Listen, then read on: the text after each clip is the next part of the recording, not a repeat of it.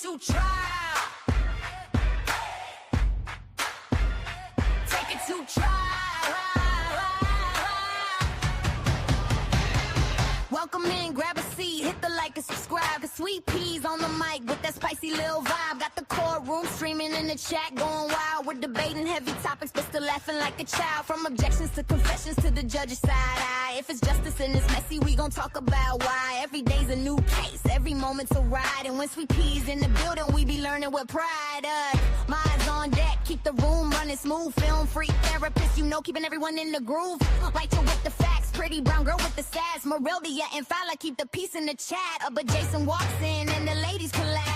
Chocolate, take it to trial, where the truth gets loud and the laughs run wild. Sweet Peas got the spice, she's the queen of the aisle. Chat fam rolling deep, we've been here a while. Lights on, mics up, we gon' do this right. Take it to trial, every day, every night. Take it to trial. Morning shows are sharp, afternoon is on fire. And we catch every moment that the court might inspire. From witnesses whispering, the lawyers trying to hard. You know Sweet Pea breaks it down like a legal tarot card. Chats cracking jokes, dropping theories on the fly. We're serious when it counts, but we still testify. Minds hold it down when the trolls try to play. If you write a line, court adjourned for the day. But when Jason logs in with that deep hello sound, the ladies in the chat, man, they all fall down. Take it, take it, take it, take it, take it, take it, take it, take it to trial, where the truth gets loud and the laughs run wild. Sweet Peas got the spice, she's the queen of the aisle. Chat fam rolling deep, we've been here a while. Lights on, mics up, we gon' do this right. Take it to trial, every day, every night. Take it to trial. When the sun goes down and the cases get deep, after dark gets spicy, no secrets to keep. Taboo topics, big laugh, slap, happy crew. Sweet Pea says behave, but we never really do. It's opinions, confessions, stories untold, but we handle it with heart like the chat made of gold. Hey! Take it to trial, from day to night and every wild mile. Sweet Peas kneeling strong with her trademark style, and the fam in the chat always makes it worthwhile. Turn it up, show some love, hit the like on sight. Take it to trial, yeah, we live tonight. Take it to trial, yeah, we live tonight. Take it to trial.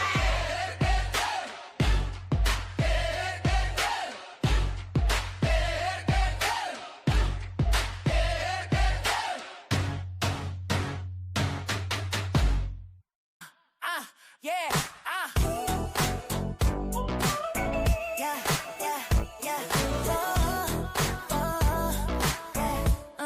yeah. Junkie on the freeway, white claw in a breeze. 2 hours there, 2 back, still typing with ease. LA lanes locked, but she don't slow down. Show up every time, yeah, she runs this town. Sitting in the traffic, but she locked in chat. If Sweet Pea goes live, yeah, she's right on that. From the 405 to wherever we at. Junkie pulling up like y'all good, I'm back. Different time zones, same front row seats. No matter where we are, we all meet in the fleet. We the California's rolling deep on 9. 4 corners, 1 crew, yeah, the vibes align. From the coast to the chat, yeah, we show up right. If you're lost downstream, we gon' guide you like Californians.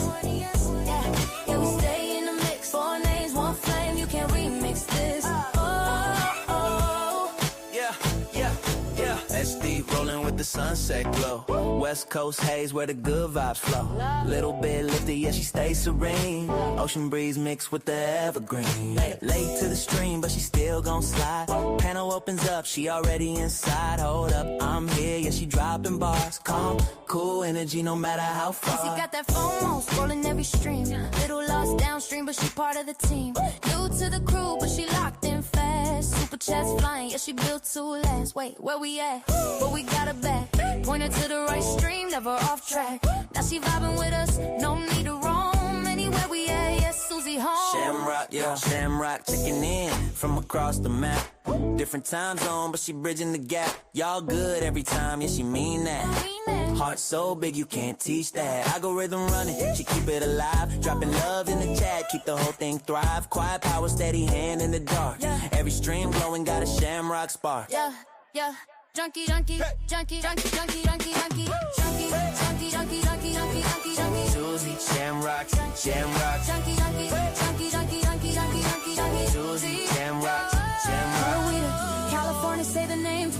Show up every stream, yeah, we never think twice. From the traffic jams to the ocean tide, from the lost links to the worldwide ride. Californians, yeah, we stay in the mix. 4 names, 1 flame, can't remix this. Yeah. Oh, Californians, Californians, yeah.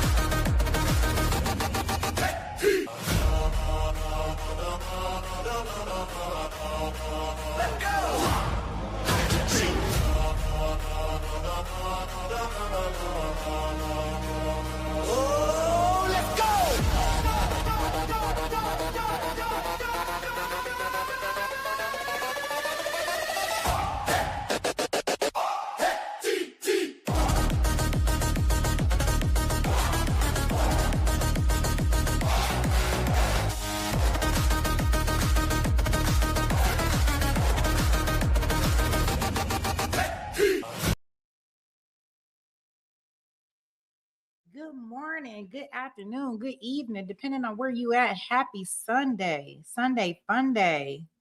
Yeah, let's go. That's right, Susie. Let's jump in here. Good morning, Ruth. Good morning, Sham. Good morning, Susie. Hey, Marilda. Hey, Michelle.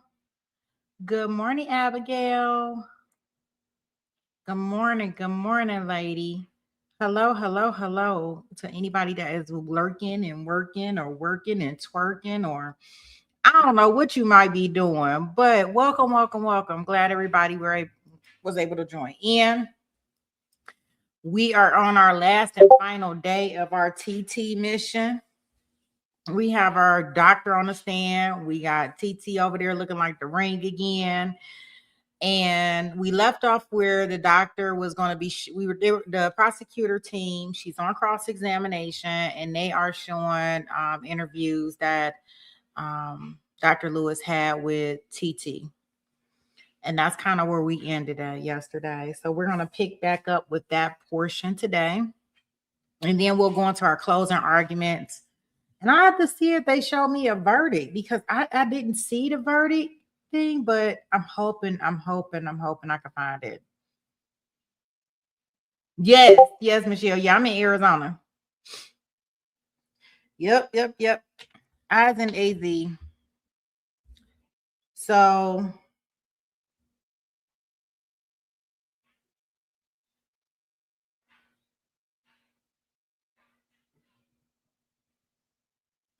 yeah, we'll see exactly what our girl TT, what she got to say in these interviews with this Dr. Lewis. You know, Dr. Lewis don't know who, what, when, where, and why. She just made a diagnosis. I don't know. She remember anything. I don't know what's going on with her. It's like a hard pill to swallow, because I don't know what she's talking about. Yeah, I don't know if she's seen her, she didn't see her. I don't know what she's doing.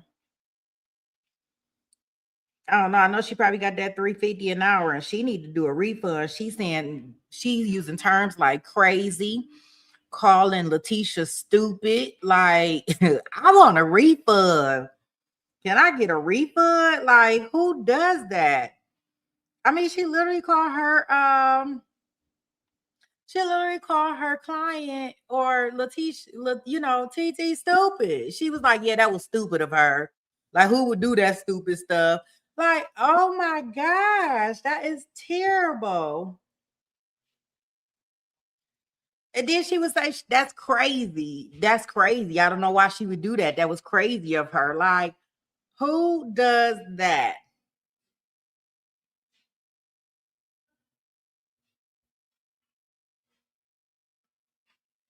So yeah, I think I think the defense should definitely be asking for a refund, not a refill, a refund, because this is wild. I wouldn't. I mean, die with therapists like her, who needs to be diagnosed. If my therapist would ever use those type of words, I would be so devastated. Like, what you mean that was crazy? What you mean that was stupid? Not to say I want you to coddle me, or make me believe something that's not, but oh my goodness, can you please use the correct words?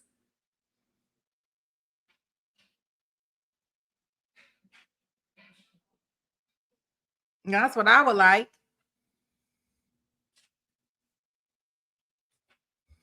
Yeah, but without further ado, I guess we go ahead and get in here and see what this interview is about. I wish they would put the judge back up here because the judge was the one that was doing it for me yesterday. Like, I wasn't thinking about none of this stuff this doctor was saying, but that doggone judge, boy, his facial expressions when he was listening to the things that's coming out this lady's mouth, he was looking like he was having all types of issues. Yeah, so I'm more interested in hearing about the judge. I want to see his face, see his reaction. It'd be written all over your face sometimes.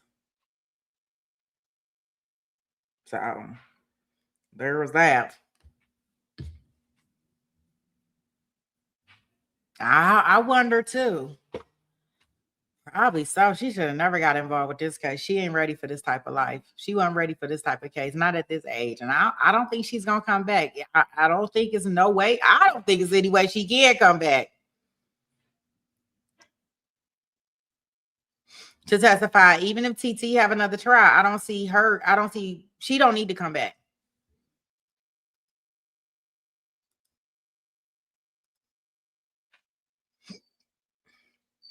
In my opinion. But let's get into it.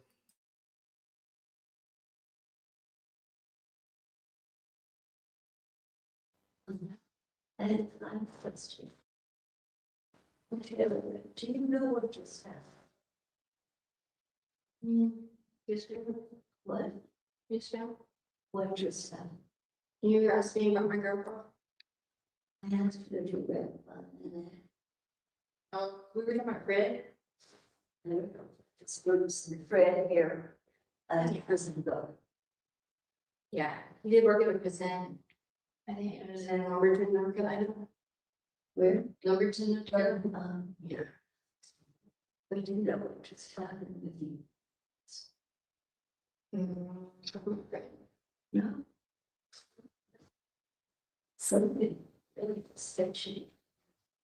Then I spoke with you with someone who said, I protect them, I always protect them, I don't know anything. Oh, sorry. Sorry. What is up? Oh, I don't know. I just think who is the protection? Oh, sorry. I don't get it. I was saying sorry, I don't know what we were talking about. We were talking about credits, all I remember. You told me that it was a kind of space. Things. Who would be the protector? Oh, my protector is Maria. Maria, I don't like very much to talk with you. If you want to talk to Maria, I don't know. Sometimes she'll talk, sometimes she won't. Whatever. I love it for you. Taylor. Yeah. Taylor. You look at such a kind of Taylor, where is your special place? You go when say Maria's in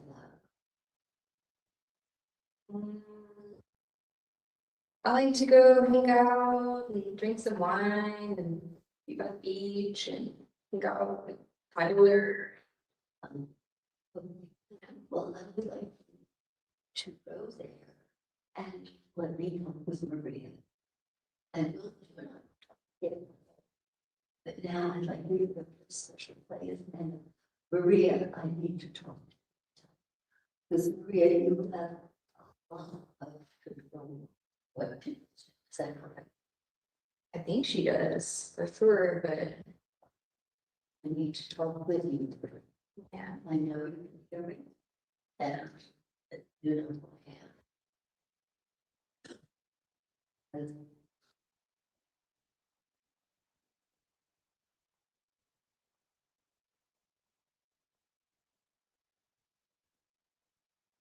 Okay, we paused it at 1 hour and 2 minutes and 37 seconds. Do you mind if I turned you around, Dr. Lewis? Okay, here we go.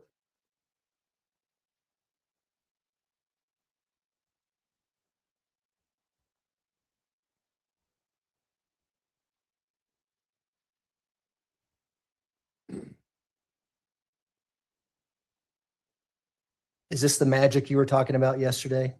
Well, that was a joke. Technique, in which we learned how to get to talk.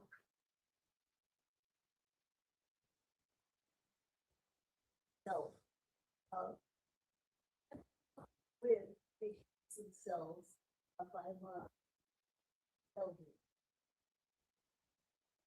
He, did, get to was told me or used hypnosis much, whether it's now associative individuals very suggestive. So you're always that's this.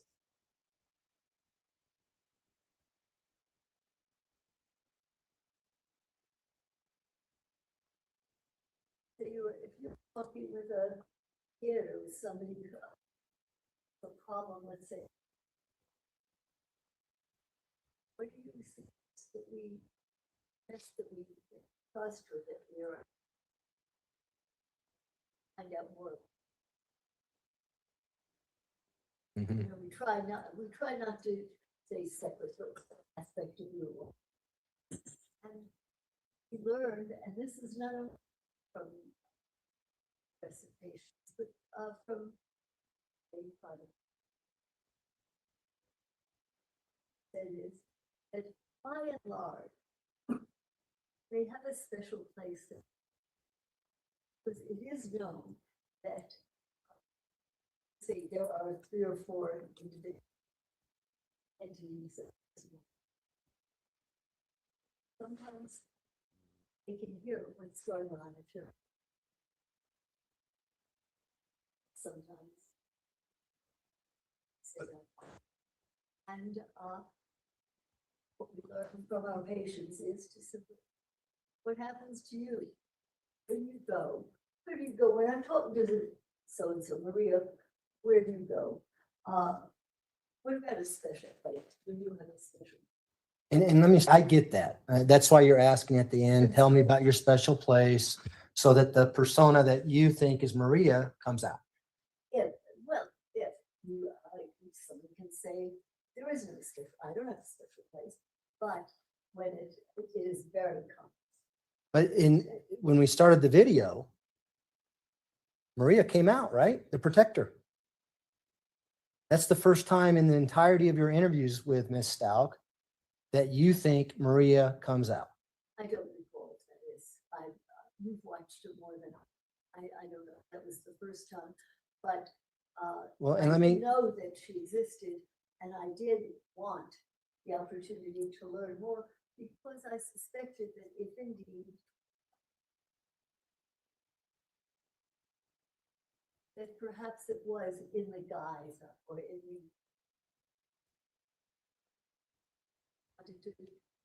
to talk to the. But you didn't do anything to have Maria come out. She just came out and started talking to you, right? Sometimes Well, that's what happened in the video, right? I watched kind of carefully, and I think I said, you know, I really would like to talk to Maria. Very commonly, but at the beginning,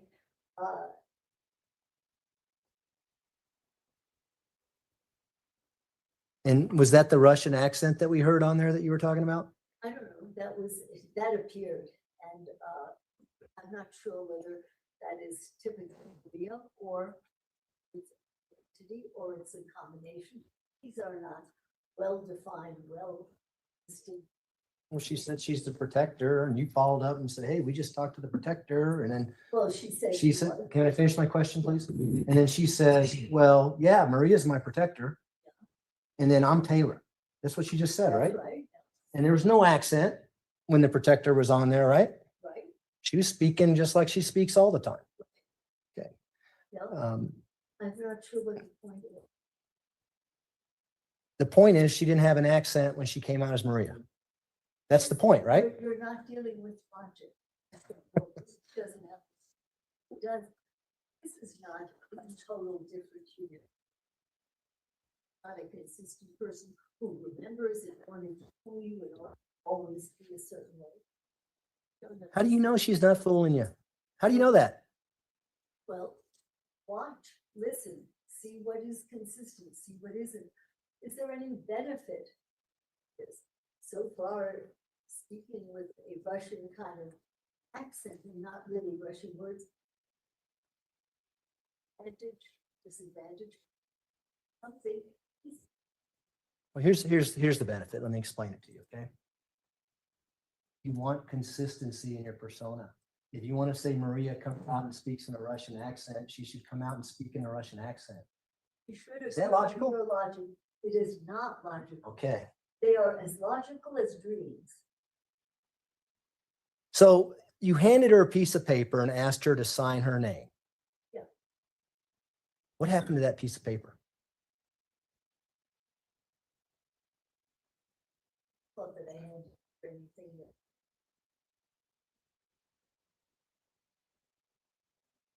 I will certainly find it for you. Well, wait a minute here. You just told the court that you don't have these documents, that you lost them. That's what you just, This is probably. Your Honor, Ladies and gentlemen, I'm going to have you step out in the hallway, back to the jury room, please. Guys, for the jury, Mr. Young. Your Honor, I hate to say I predicted this, but this is exactly what I predicted was going to happen. That somehow she pulls these documents out when confronted on them. And that's why I wanted to get on the record that she lost them.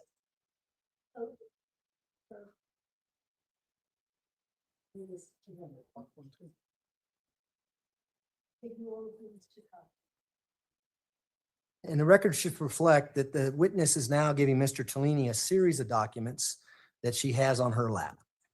And let's finish it out. What's the record? What is it that you're being handed? These are documents that were already provided. Okay, so show them to Mr. Young. And let's see if At least they are what he understands them to be.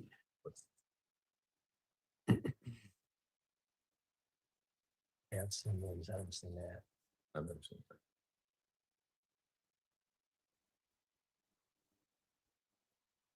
I don't know what this is.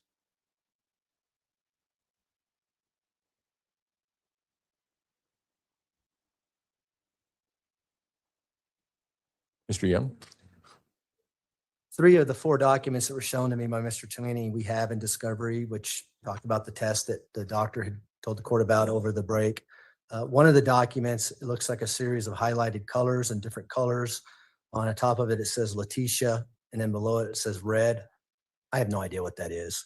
I don't know if that's the document that she has up there on the video or not, because I've never seen those documents. So what are you requesting as a remedy? If she's got these documents, I'd like to have them. And I don't want to be surprised by them when I'm asking her, when she's already told fair. the court she didn't have them. All right, well, here's the easy solution to this. We'll take about a 15-minute recess. In the state of Colorado, Dr. Lewis, in case, because I know you testify in other places, in the state of Colorado, anything that you relied on, any piece of information, document, anything that was given to you by the defense counsel, anything that was given to you by the defendant, anything that was given to you by CMHIP, anything and everything in your file, without exception, must be provided to the prosecution. In addition, in the state of Colorado, anytime somebody takes the witness stand and is starting to testify and all of a sudden is looking at some documents in their hands or something like that, counsel is entitled to see what they are. So here's what we're going to do. We're going to take about 15 minutes. You look through everything she has in her lap, then we'll see where we are. And we can go from there. There's a number of remedies from there. And we can deal with all of those remedies once I have a better idea of what it is that you think she has that has not been provided. I know that certain things were taken out. I want those taken back out. And we're going to put them in the court file to be sealed so that we have something for the appellate record, as opposed to he showed me 4 documents and I had 3 of them, but not the 4th one or whatever. I want in the court record what it is that we're referring to when we talk about that. I also will have the documents if you find any documents that you've not previously been given, take those out because A, you're entitled to see them, and B, I want those in the record as well for appellate purposes in the event that that becomes necessary. Obviously, you would also be entitled to have either Dr. Torres or Dr. Gray look at those and render opinions about that in rebuttal if you choose to do so. So let's start there so that we have at least a starting point. So court will be I at just asked recess. that Mr. Tellini join me in that, so Yep, we're looking at the same That's fine. things. So court will take a recess until 2 o'clock. All rise. Dr. Lewis, we just took a break and Mr. Tellini and I just went through all your notes that you had here in the courtroom. Is that right? Having gone through those notes, we see no documents that you were using during the course of this interview with Ms. Stauch, correct? Not yet. Because I don't know what there is. There, in terms of that interview, if you have the whole thing, you will see those documents in your. Let me just ask you a simple question. Do you have those documents that you used in the interview with Ms. Stauch? Yes or no? I gave them to you, yeah. They Okay. are there, but they haven't. At this time, I'm going to ask that the court take judicial notice that Mr. Tellini and I went through those stacks of notes, and none of the notes that she's referring to are in the stack of notes that she has in the court. Mr. Tellini, it's not a judicial notice thing. It sounds like it's a stipulation.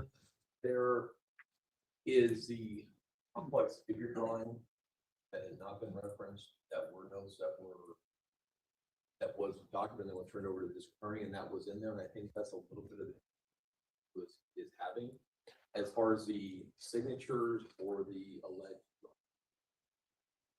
Okay. All right. I would accept that stipulation and appreciate that. Thank you. Okay, Dr. Lewis.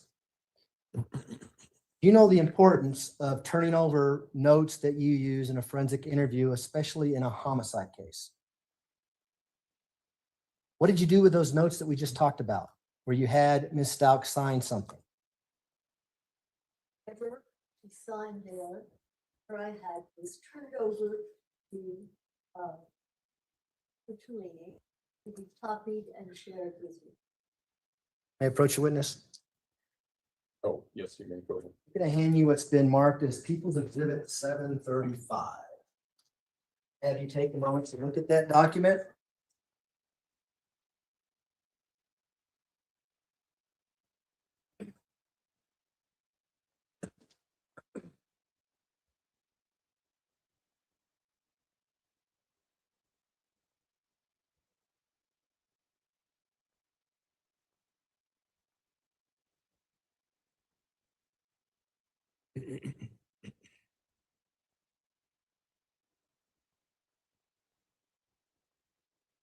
This is not.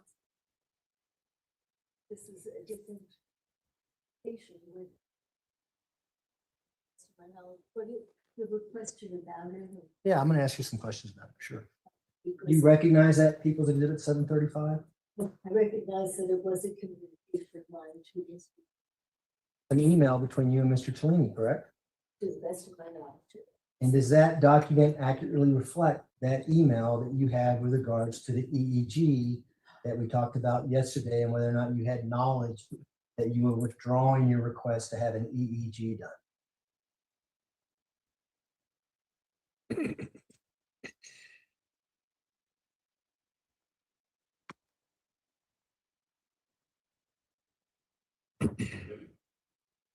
To my mind, it was not simply dropping, it was saying, this is not right. Dr. Lewis, just answer my question. I- Does the document accurately depict the email exchange between you and Mr. Cellini with regards to your knowledge of whether an EEG was withdrawn? Yes or no? Whether it was, I'm sorry, I didn't hear the. Withdrawn, your request for an EEG. It was not a permanently withdrawn thing, it was saying right now. No, I'm going to ask you to direct her to answer my Dr. Lewis, the question is simple. Is this an email that you sent to Mr. Tellini? Yes or no? Yes, it is Okay. sent to him. Mr. Young? We'd move to admit People's Exhibit 735. No objection. Exhibit 735 will be admitted. Go ahead. And did you say in that email, go ahead and withdraw the EEG? We'll address it at a later time. I said, and now, if we could address it later, this did not mean it's not important, it was just organizing in my head as opposed to what. That became less important than something else. Well, the email speaks for itself, doesn't it? You're dictating in the email why you didn't think it was important at that time. Well, I'm saying that there are other things have arisen that we should also address. So why did you yesterday blame the attorneys that you didn't know anything about the EEG being withdrawn? I did not consider this withdrawing it permanently, but simply, I did not wish to fight with the court over, are you getting this, are you not? The court refused to get it, and I say it can be addressed again. But I did not think of Okay. that thing withdrawal. Listen to my question carefully. Why did you yesterday tell this jury that you never requested to withdraw the EEG, that the attorneys did it, never told you anything about it? Because I did not request to withdraw it. I said you could kind of wait and do it, and I did not think that they had. Can I retrieve the document from you, please?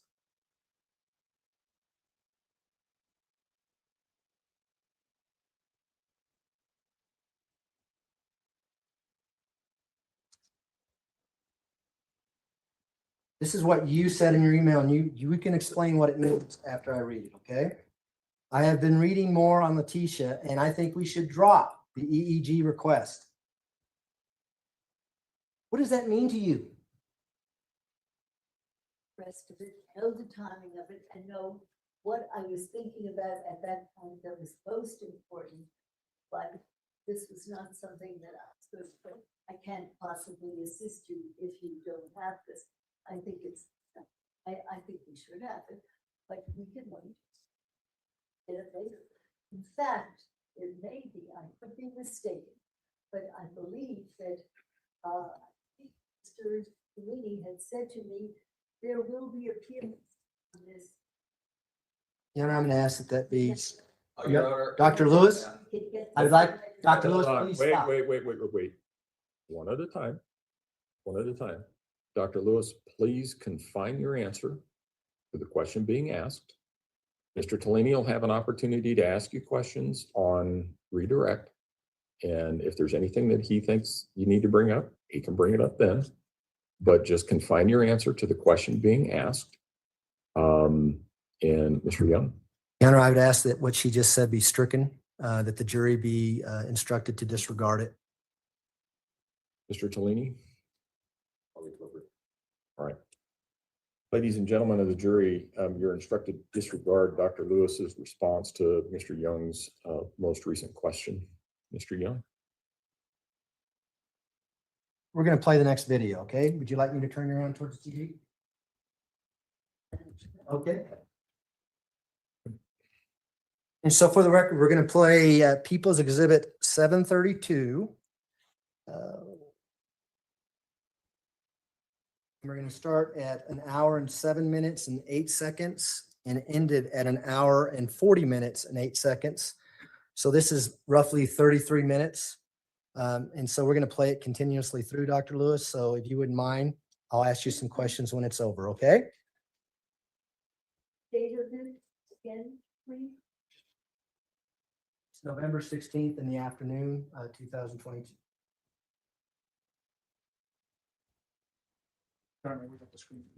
Oh, sorry, my bad.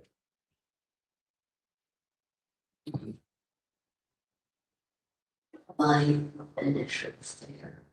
And who said that? She said that she didn't know who you were. Who was it? Okay. Because you don't know. Taylor, I didn't write out. You did not write it.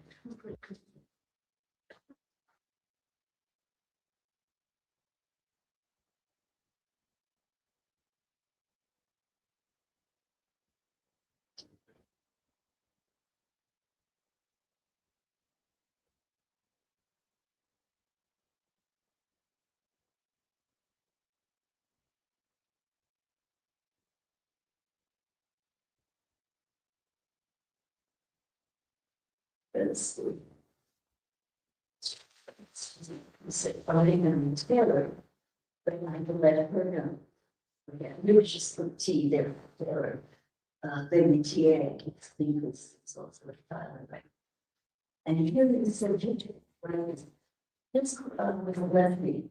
Letecia. Who is it? Letecia. That is Letecia. And so, Taylor, that's why you said, when you. What was Letecia? This, she's a lefty. Okay, you said you was not to know Letecia as well. Yeah, but, Letecia wrote that? Yeah.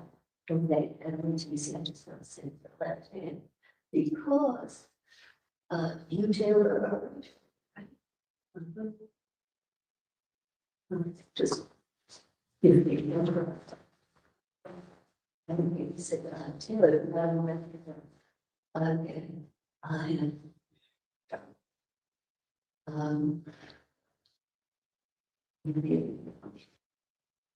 two. Oh, I don't need to play favorites. You're important.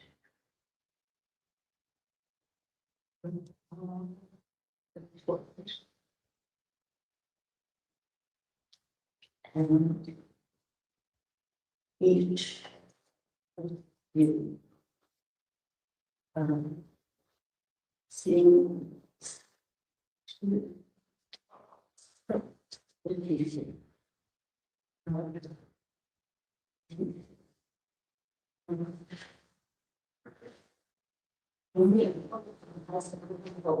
Yes. Yes.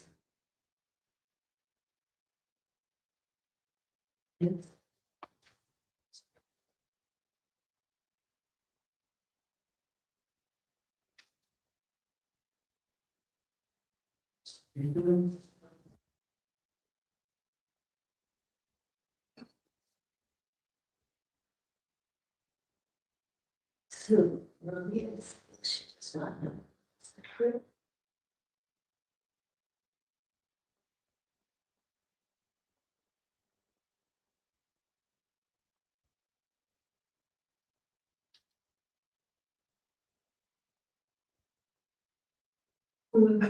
Where did they put me for that?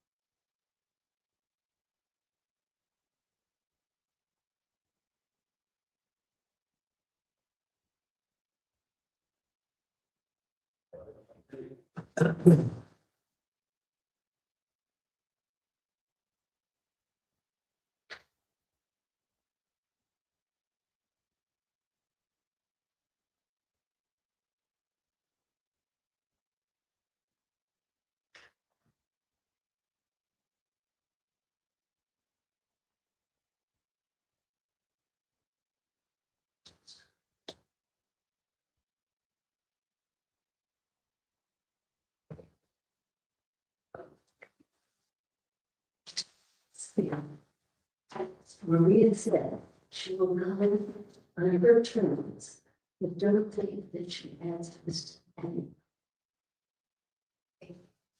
And who said that? Was that, doesn't.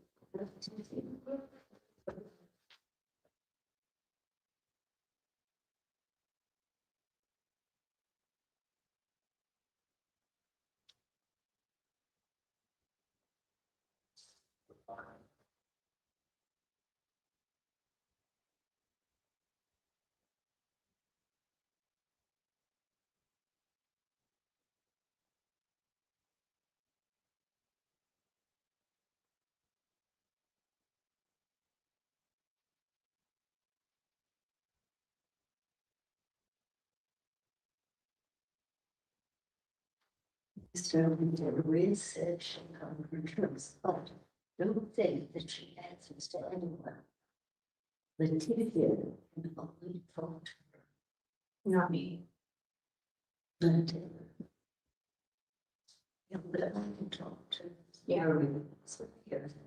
So, Yeah, but that's what I can't tell what to do.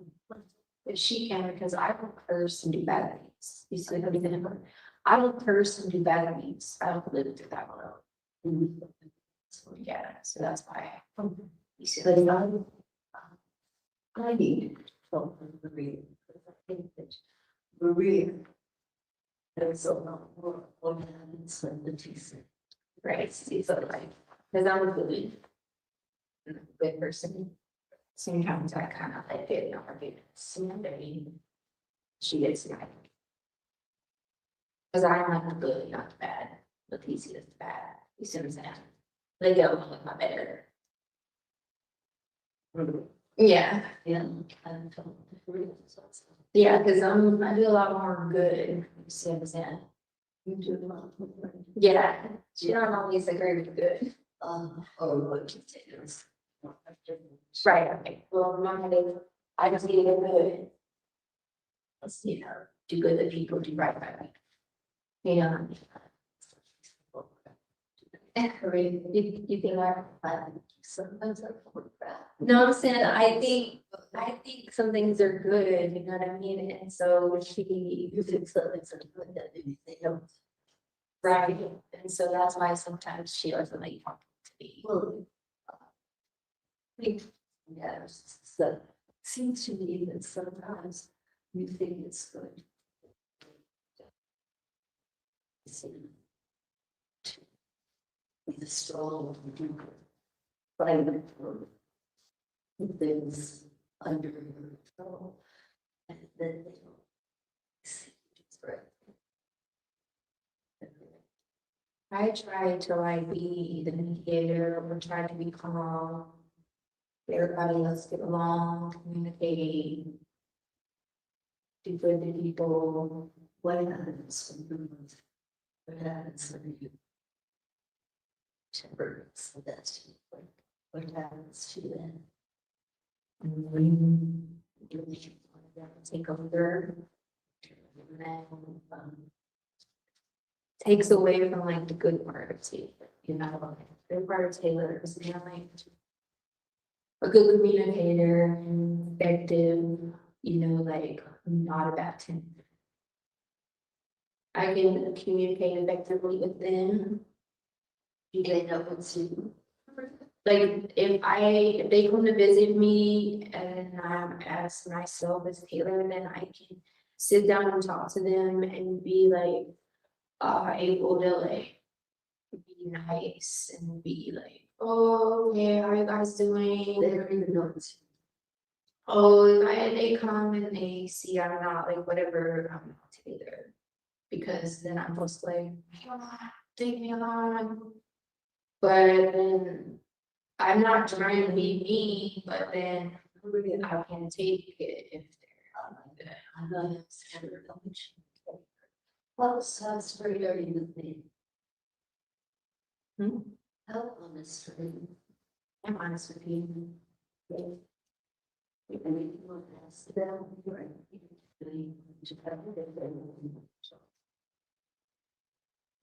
Well, We can change your mind. Maybe. What happens? Taylor. No, strong to Maria Taylor. Someone signed Taylor and Maria. But it's not there. I didn't Maria sometimes Taylor, because you see it's blaming for stuff. You kind of. Where? And it's with you. Taylor, where do you start? So what happened was, you don't tell what happened? Sure. Okay, so the night of January 27th, 2020, I had reported again missing because he was. You had none of these. I had, So it's January. So, 2000. So you reported that he's. because I was calm at first, because I didn't think anything was wrong. Thought that he was just playing like a hiding challenge and that he would be okay. And thought that he would eventually come out of his hiding spot, and he would eventually, everything would be fine. He wanted to have a bunch of followers on YouTube. So I thought that the whole practice circular, so I wasn't in a panic mode. I wasn't in any kind of like anxiety or Like, not yet. I was it's not there. Suddenly it already happened to. no, nothing had happened to him Nobody saw that. after what. And you were there. It's. Right, he was missing. He was. He was already, yeah, he was missing, but nothing had happened to him.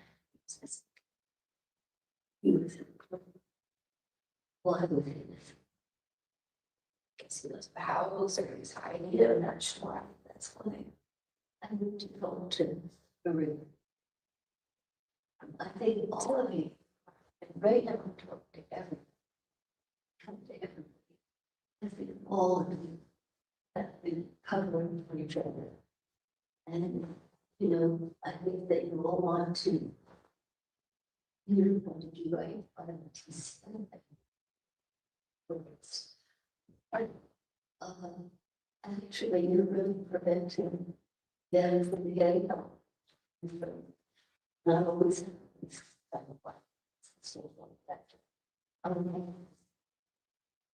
But I think you're afraid of telling what happened to them. I'm sure for reasons. Should I tell you? Do you want me to keep going? Do you want me to keep going? Or? What much told you? Really? Yes. So as we heard, I'm just keep going, but I'm just gonna keep going. So he was missing and then I called him. I really started to panic. After a couple of minutes, that's when I started to get worried. Cause I realized that it started to rain, get cold outside. And then when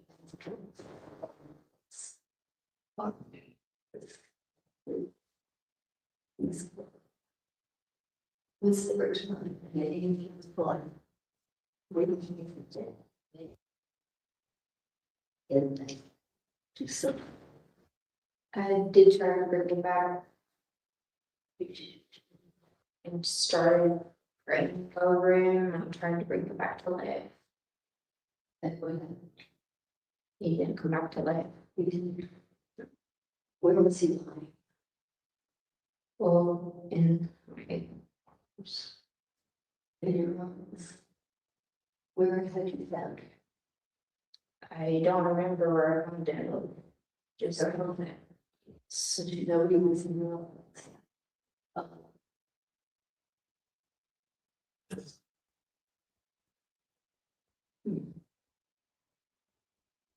If you don't understand why it was like that, it's like that, because he wasn't supposed to die.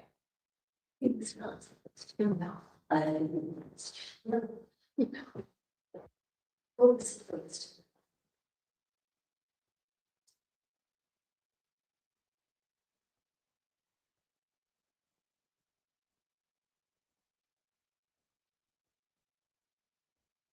Was not supposed to die, no.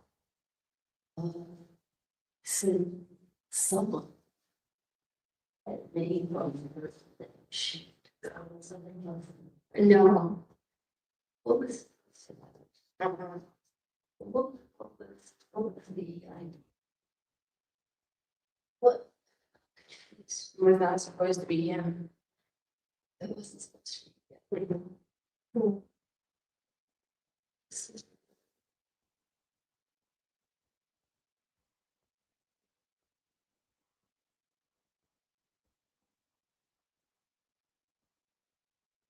It wasn't supposed to be.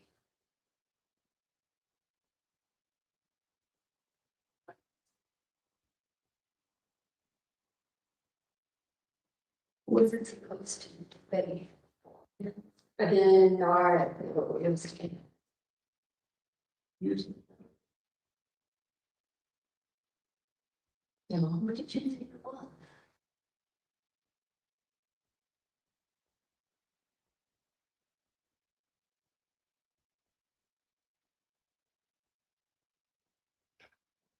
I'm not a monster. Okay. I'm not a monster. It's going to be any. I'm not a lesbian and I tired of people thinking that I'm just a mass murderer that just killed someone and I'm not on the scan. Okay. Under no circumstances, I could be just can't. Were you doing something? It's a hard. Did you do something with what was motive? Did it was to me? Did it look like someone else? Oh.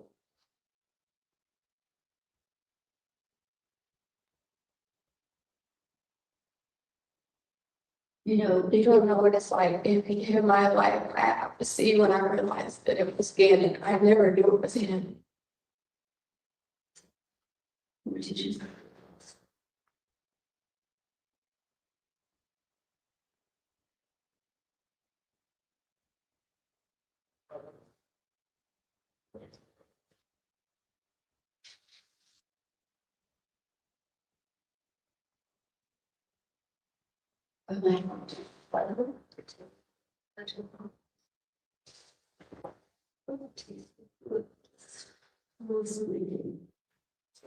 Someone was in the home, you don't understand. Someone was in the home. Okay. Yes, they're in the home. Yeah. Someone big. Okay. They're going to hurt everyone. They're going to hurt everyone. That was in the home. Someone was going to hurt someone. Everyone was going to hurt someone. There was someone in the home. They were going to hurt everyone that was in the home. What I did was grab the gun.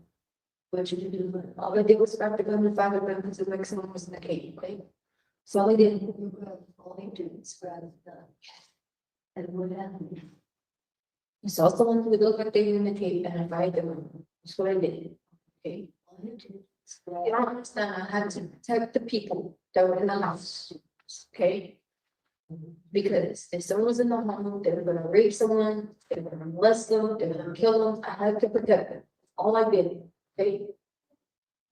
And I fired the gun. I did not know, didn't have a safety, I didn't know any of that, but that's what I do, I'm trained to do that, okay? You're trying to trained to kill, okay? I'm trained to kill. That's what I do, but trained to kill. I'm trained to kill. That's what I do. Trained to kill, okay? That's what I do, kill for a living, okay?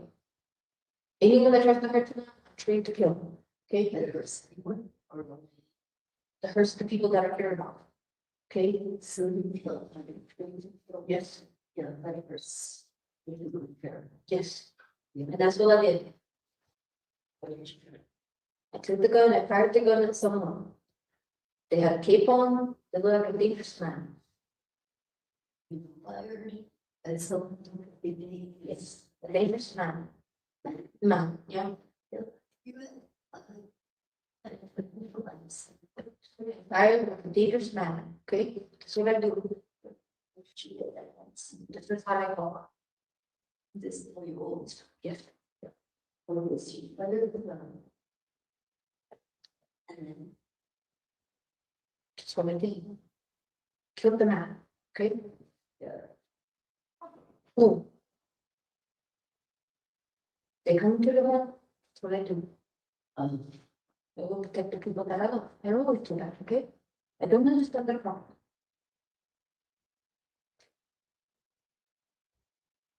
When did you realize? It was not the person. I don't realize anything. I left immediately. I left immediately after I did my job. You realize yourself. I left immediately after I did my job.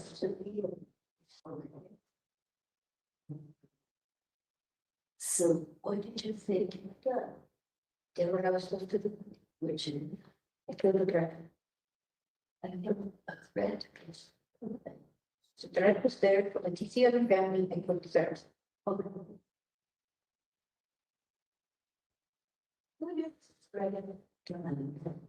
So short.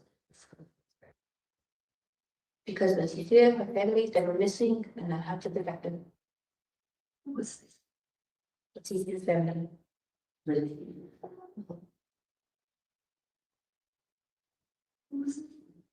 Letecia's son was missing. To protect him, which is what I do. She was upset, everyone was upset. Little baby girl was upset, everyone was crying. That's what I did. And then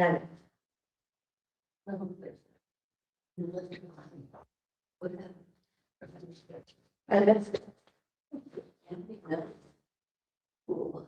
I don't know what happened at the end. Who did this? If I deserve it to the police, what? If I deserve it to the police, I have to the police. No. I'm just double up.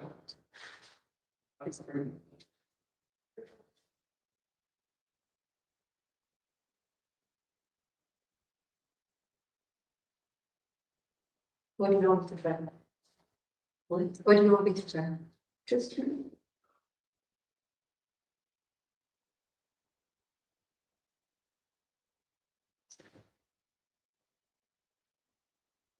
Make money.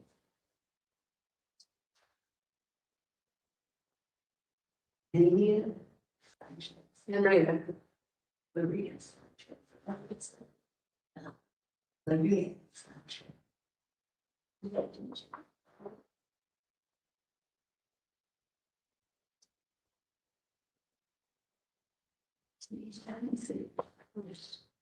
You know what I think?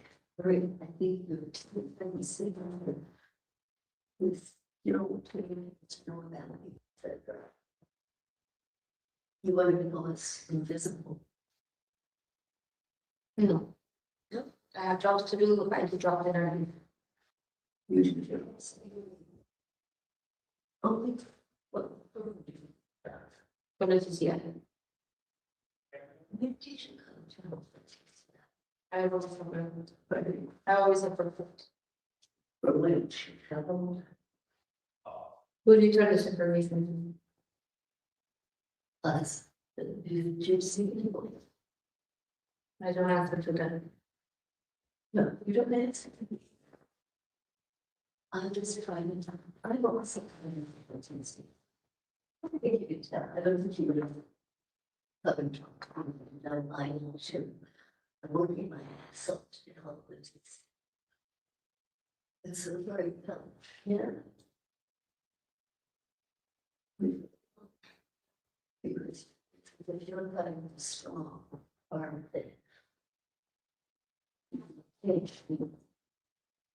so.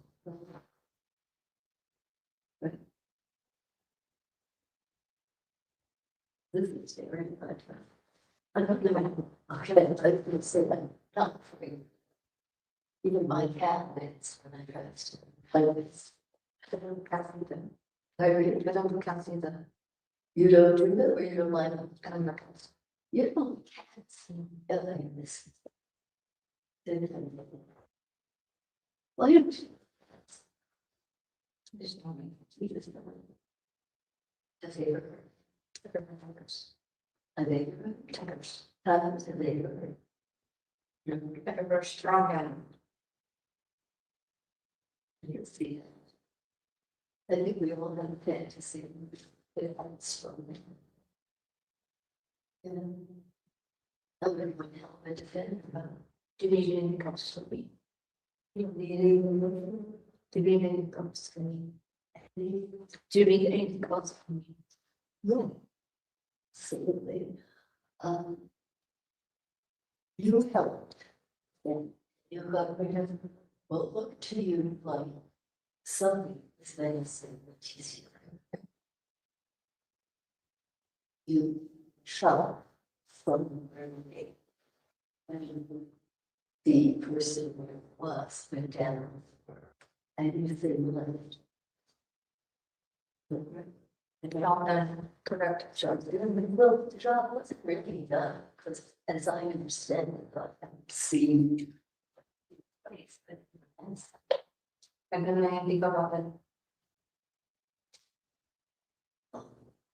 How do you do something not, never, I do it every time, but in general, multiple times. like. It's a goal. What did you do? So. Well, you had to bring it in, so, and.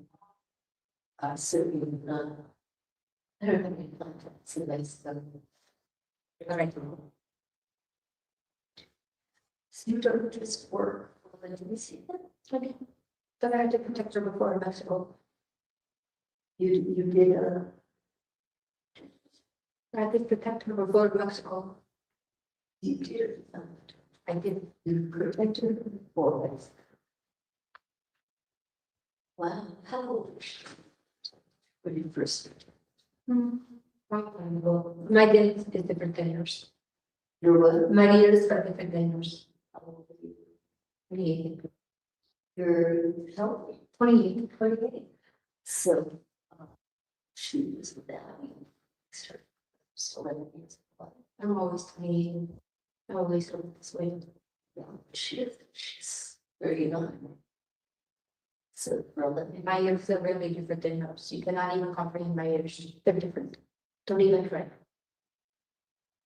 I imagine the mysticals. Yeah. Yeah. They're different. So, did you protect her from the time you arrived or what? What was happening to her when you protected? Who's going to see this information? Please, I don't see anyone else. what? I don't see anyone else.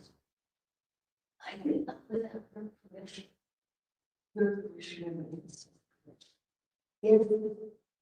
And we'll do the talk about, would you, are you guys game to talk about stuff and how you want to use the information that Maria gives? Sure.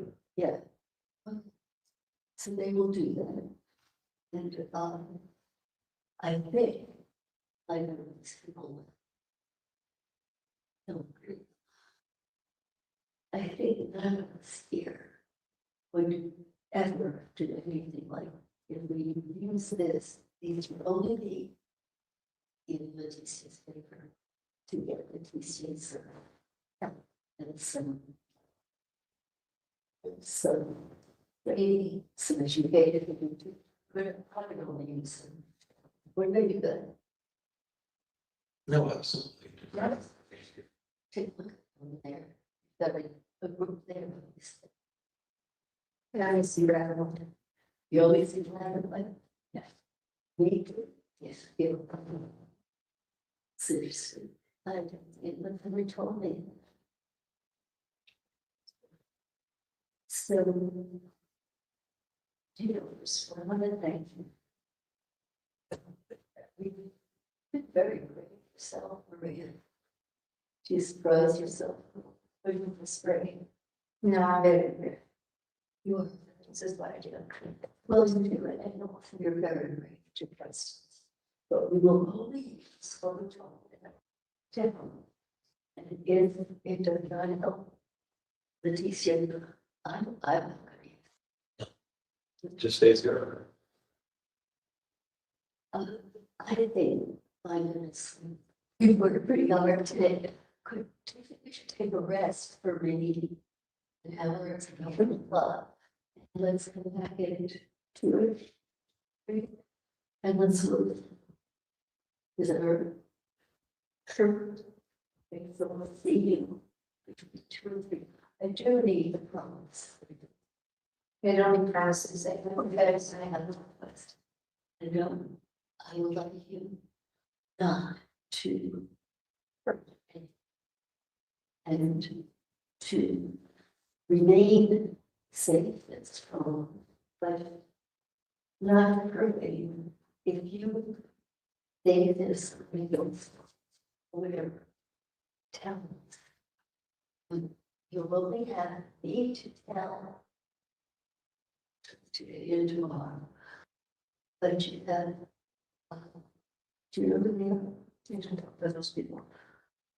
Well, maybe later on, maybe you would come forward a little bit and let Maria meet you. Yeah. And she doesn't just talk to him. I noticed only when I went with them, right when I talked with her, that she got a feeling. Being, I hope, was really, was, I don't know, maybe yes, and that, I don't know. But I would, and I would be myself. Yeah. Okay, I'm gonna take a Maria, I have something that I'm very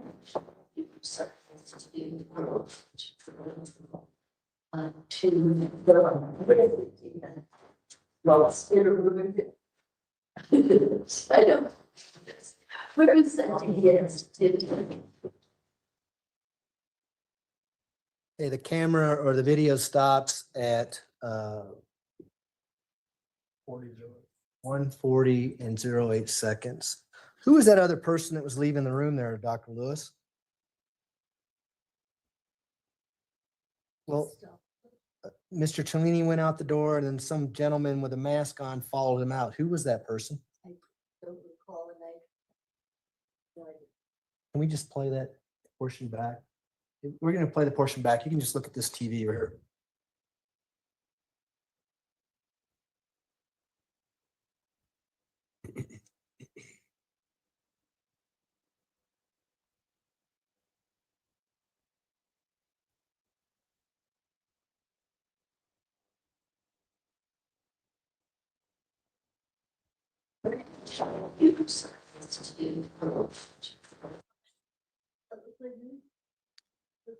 Okay, we're not talking about him, Dr. Lewis. Please keep watching.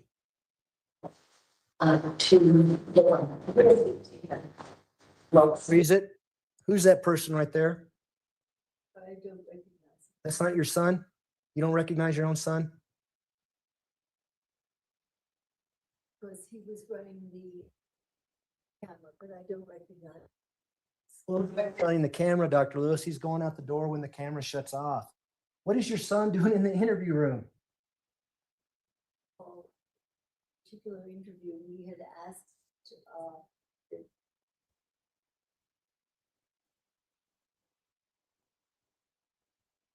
going to put it her, and, I asked her. Put it in.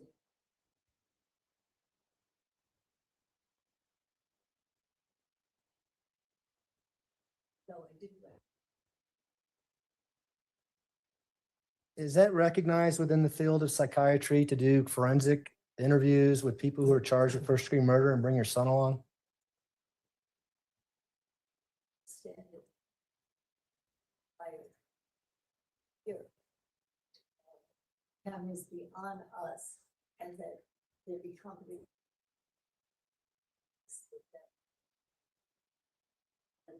I had said I like to have them on. I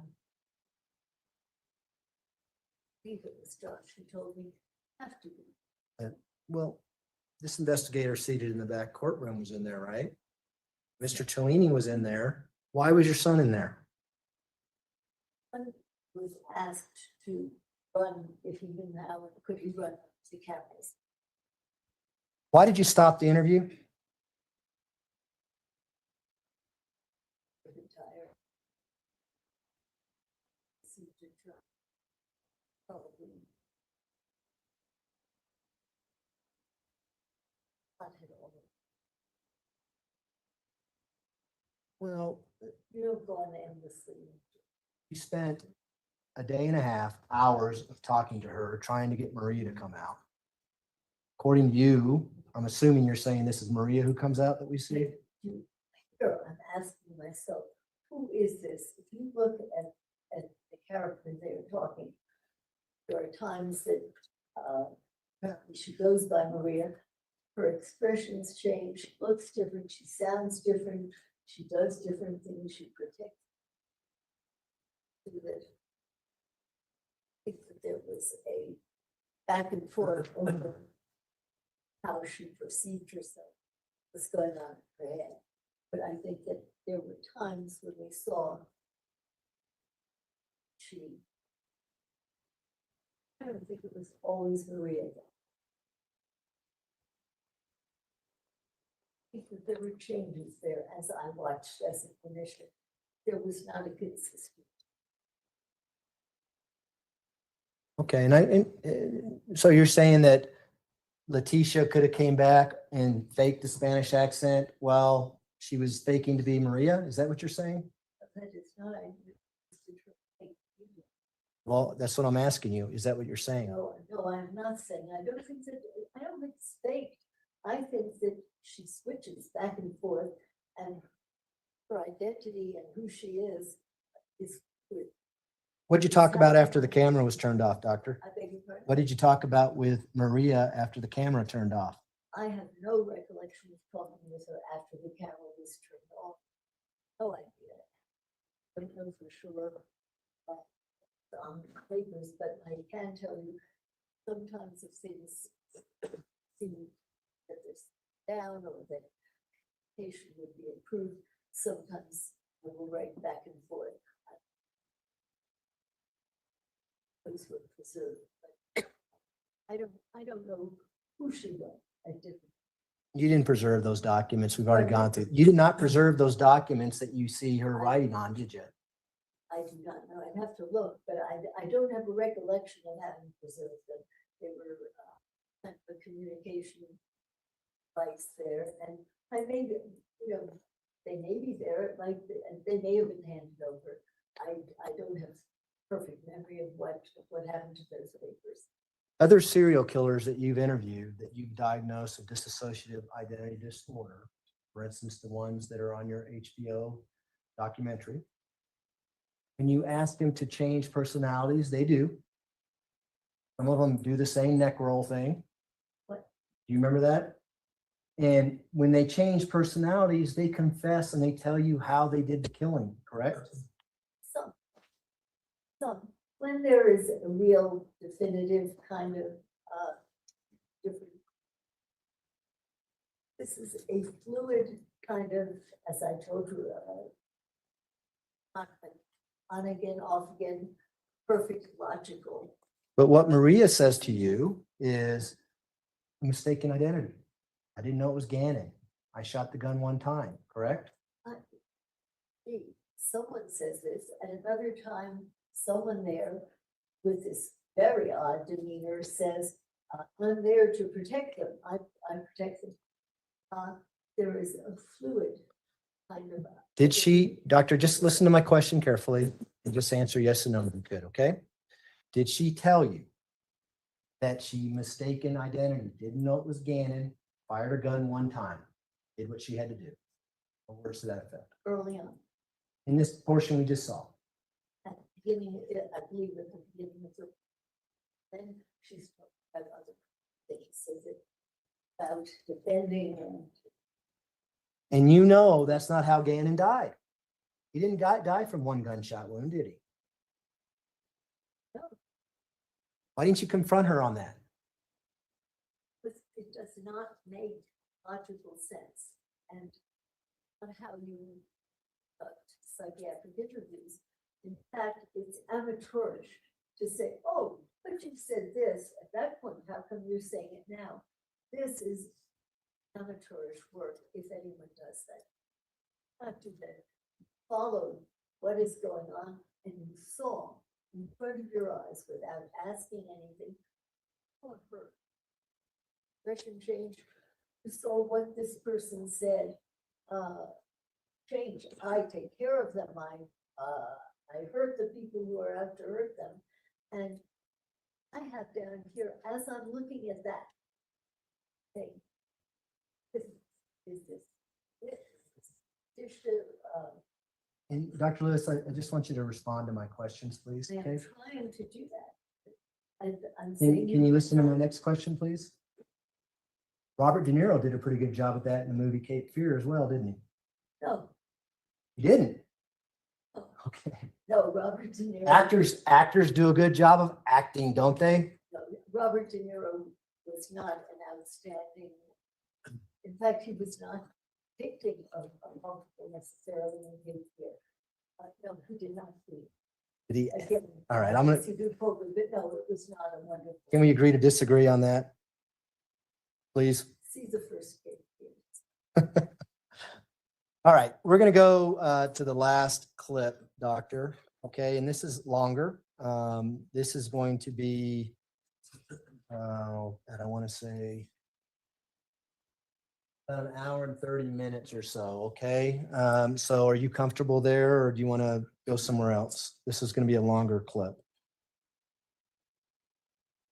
5 minutes, has water and. We can get you a drink of water, and we're probably going to take a break in about 20 minutes. So find a Okay, so good place. it will be a bit of a break. Oh, yeah, no, I'm not going to have the jury sitting there for all of this. So find a good place in about 20 minutes, and then we'll take our break there. Sounds good, Judge. Thanks. And this is People's Exhibit 734. It's the afternoon of November 17th, 2022. It starts at 8 minutes and 23 seconds, and we're going to go to the end. Find a reasonable breaking point. Sure. We just leave the TV on. Okay. So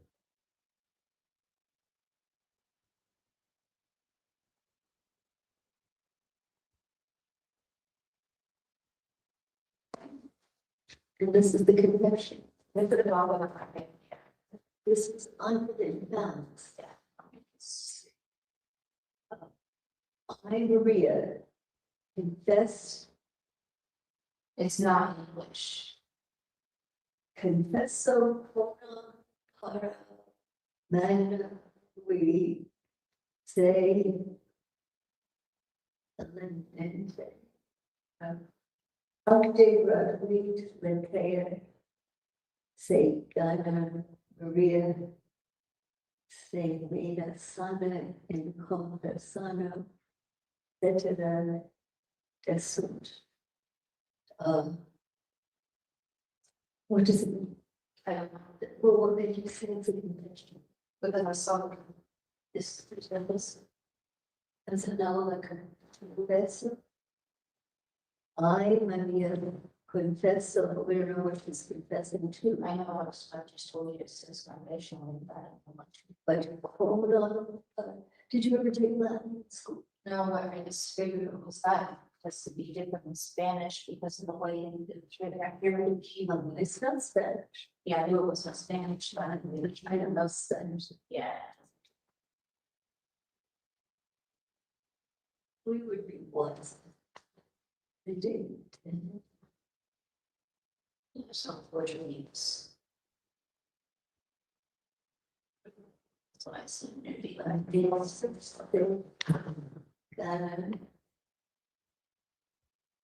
Maria, then Sana, Maria is in, that's the same mind, I think. It's not. Then Sana in for son. Resurrected son. Well, maybe have these and photocopy flash. Because it does look as if she's saying, and I'm Maria, and in the same state of mind.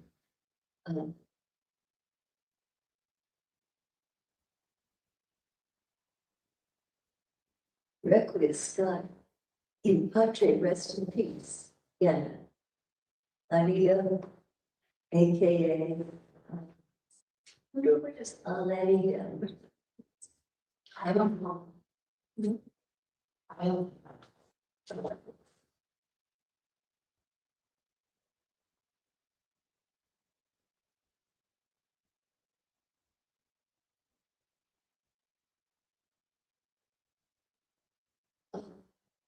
We say defending, something about defending.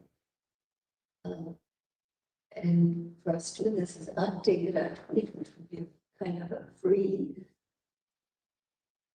You think a lot of languages. Like saying French, so okay. And we also sang the Requiem Mass and Requiem Mass, and that's not. I get by. So anybody here? No.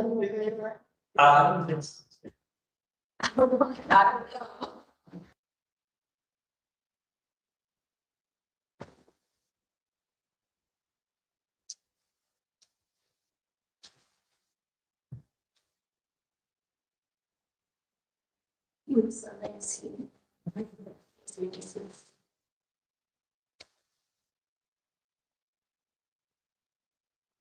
That's the lady has been here for a while. She keeps going back to her husband, and he keeps cheating on her. And why did you get that here? She gets the domestic violence.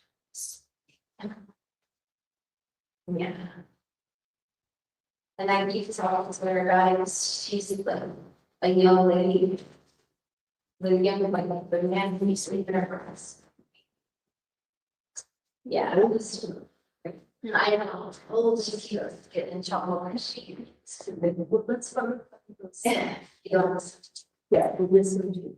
Yeah.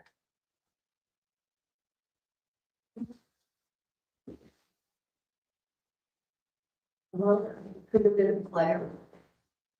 Oh, I always looking it up. That's good, right? It's kind of punchers, I think, from the mass, resting, right? That's good. But you believe that that is a confession from Maria? Well, I was the one where I thought it was the O. Yeah, and could That's the other West. sense that. Well, because that's why I say would rather, be, that's why I thought that would be different in Spanish because it wasn't. So, other than that, that's why it was Spanish. Yeah, well, it's the romance. Right. So she feels something that it's from wrong. So I was thinking it was Spanish, I figured it out something.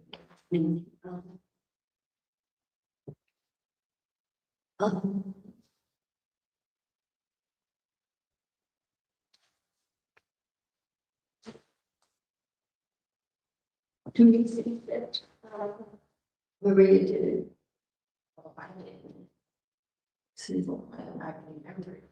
And just have little flashbacks or what I mean. What are the flashbacks? Just blood. Yeah.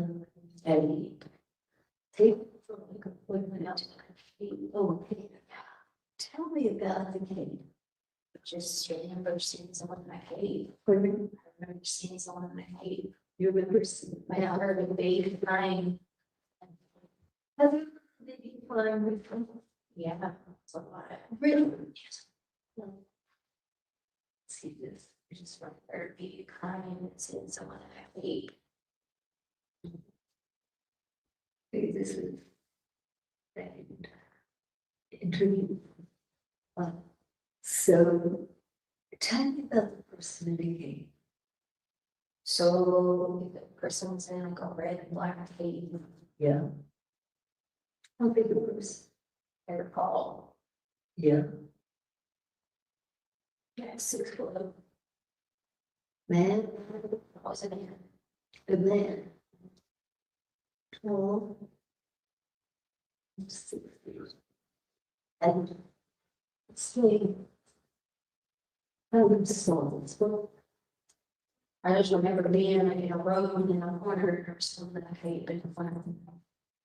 was he in the corner or women? Oh, man was the cave in the corner. The man was in the cake. And the cave was red and black. I thought yesterday, I heard you what Maria said that Janet got up and was in the cake. Is that, I don't remember the camping. people? No. No. Josh, do you recall? Yesterday, I mean, I had thought that it was a Janet in the cake. I realized even. I never known it began. Yeah, it was a man. Yeah, It was a man and a Yeah. girl who rose up. And where was Janet? I don't know.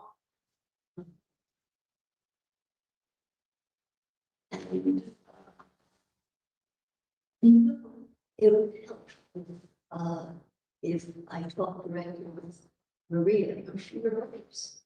And he could probably control it. She said, I thought. So that, yeah, it's been to this, if we talk, we can. She would have never found. She was there. Or it was there. Well, let's. I mean, would you want to just kind of fade into the background of the launch? And I'm going to.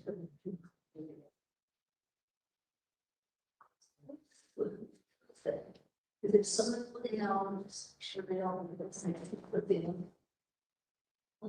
God, it's really terrible. Rather good. No, they used to always be. Oh my God. Yes. What the- It's a good spot to pause it. We pause it at 17:30.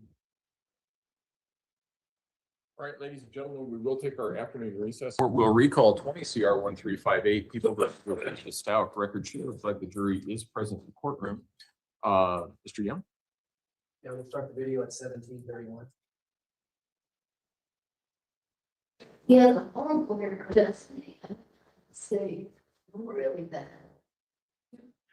And he let the sideburns on it. Or he let the sideburns on it. And he had that, see, I don't know that. But. And So. Marie? Marie?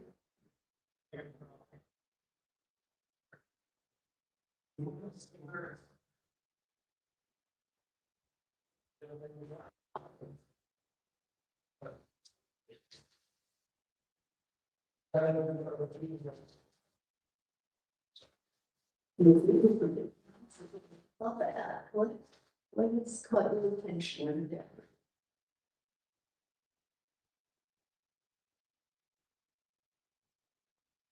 What do you see?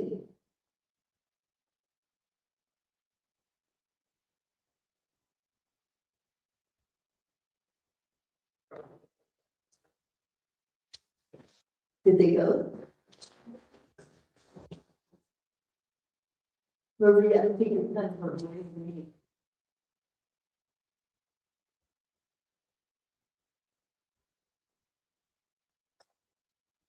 Which story is letter? Yeah. I got. Yeah. Maria. Tell me that.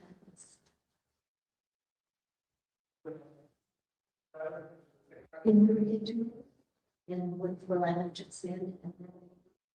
And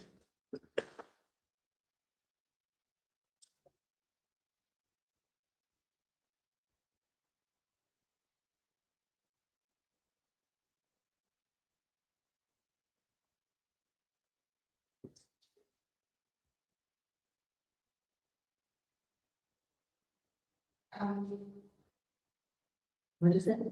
How many? Okay.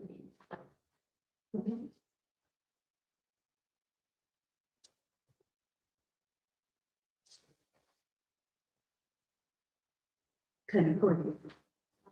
It's really. It's. We just.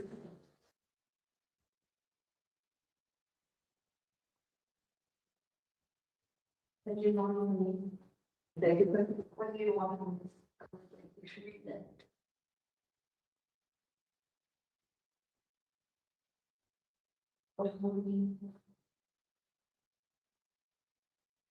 No, just the.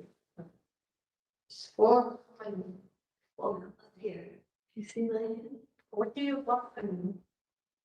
I want you to tell me what it says. Can you translate it? Of course I can. Okay. Can you translate? Would be the best way to do it.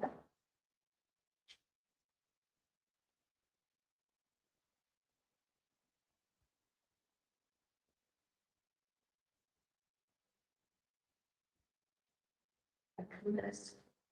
Governors.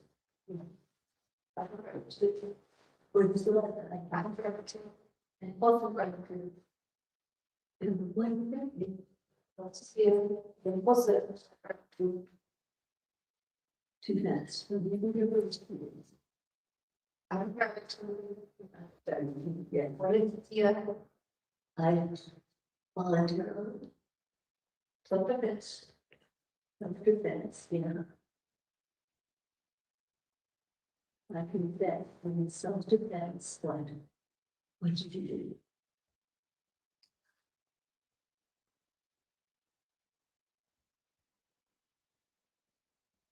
You know,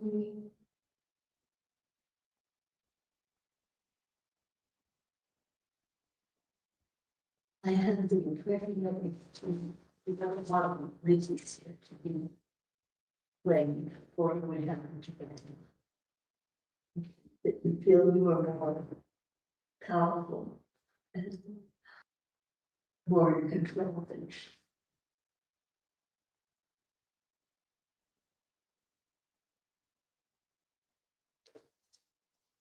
It was fun.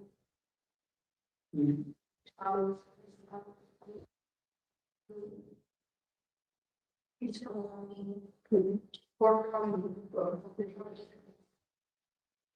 who is her name? Or what is her?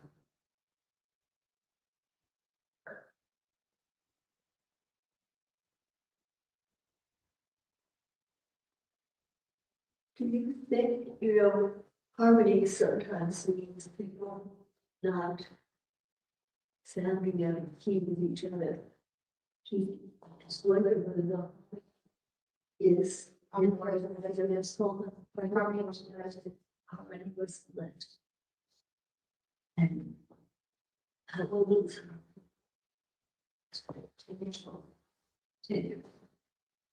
And who will listen?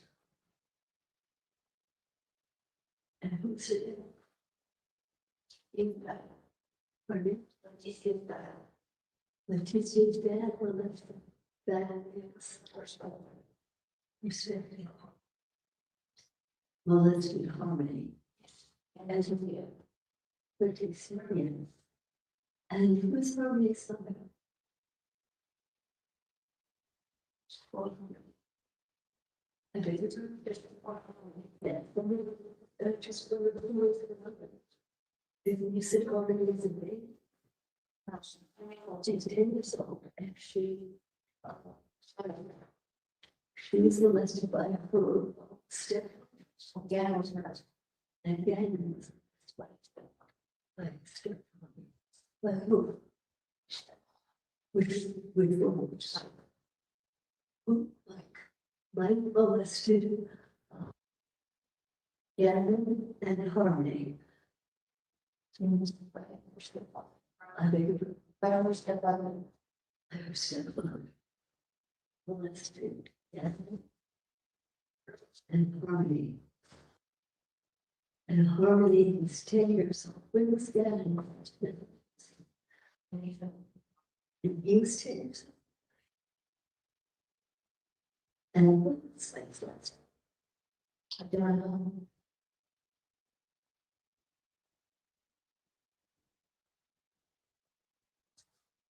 How do you know about this? Maria, how do you know? You know, Letecia Stauch.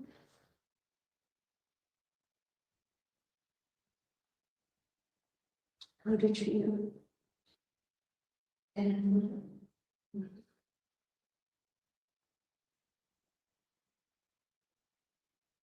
She wasn't going to hell. She was going to heaven with herself. Letecia, yes. She's demanding, so.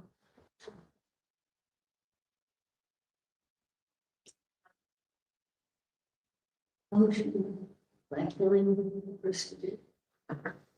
It's all about, well, like, just kind of putting two and two together. To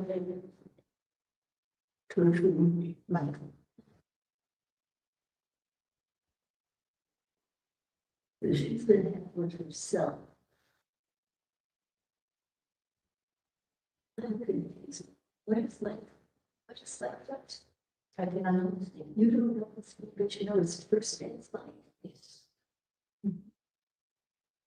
And who bothered again? How did you? Did I bother her? I thought you said that you left him wrong. No. Harmony spelled that into the face. I thought mine was the same one. No. Who was the wrong extended? James. Oh, my James. The one who molested. Letecia. Letecia.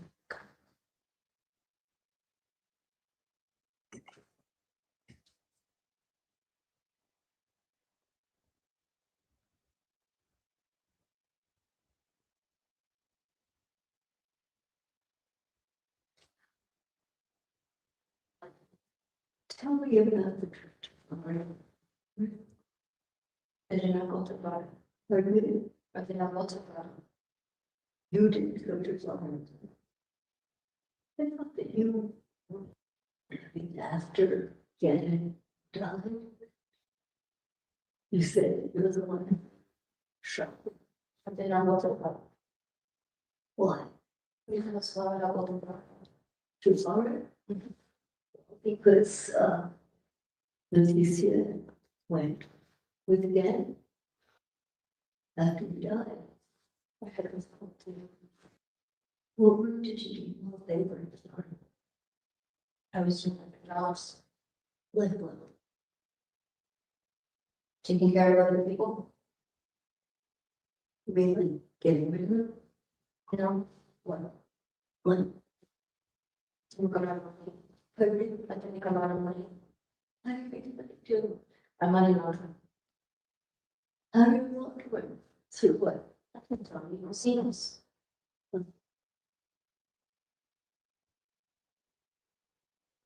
Have you ever killed anyone? In Mexico, Yeah. I snapped on his neck. Who? Someone who was going to Letecia. Who is the Someone who was going to Letecia. holding? Her. Who? What is it? Who? John was going to help him out, and John was going So you've really been her defender for a long time. Yeah. Nothing, of course, about it. Not too many do that. to the dog. Do you have family? I don't need them. Do you? They all die. Really? You should know this. What? You think I would go around with 50 people voting in without having a facility? What's that, sir?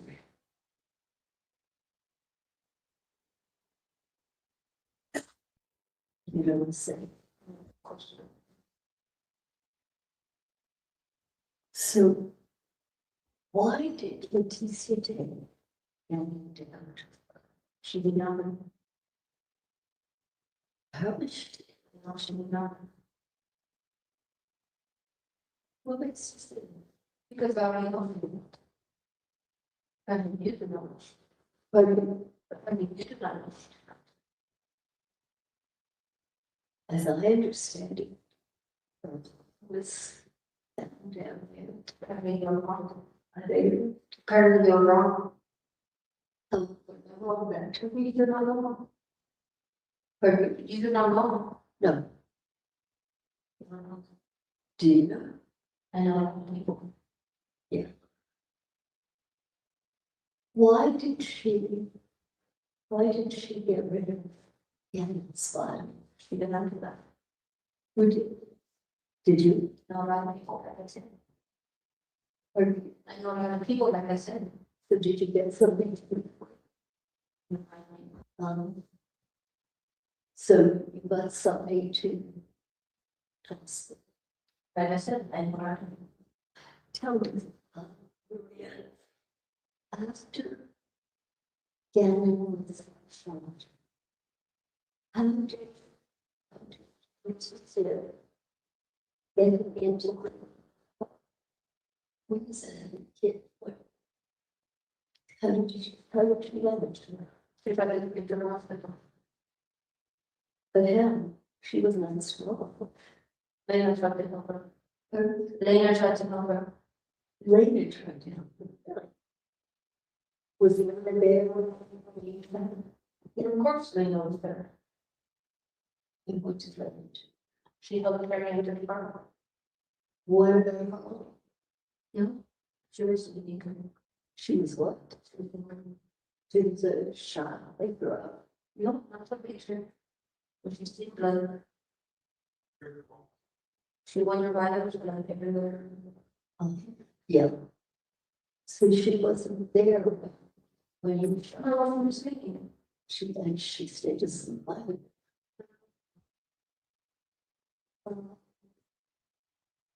It's my understanding.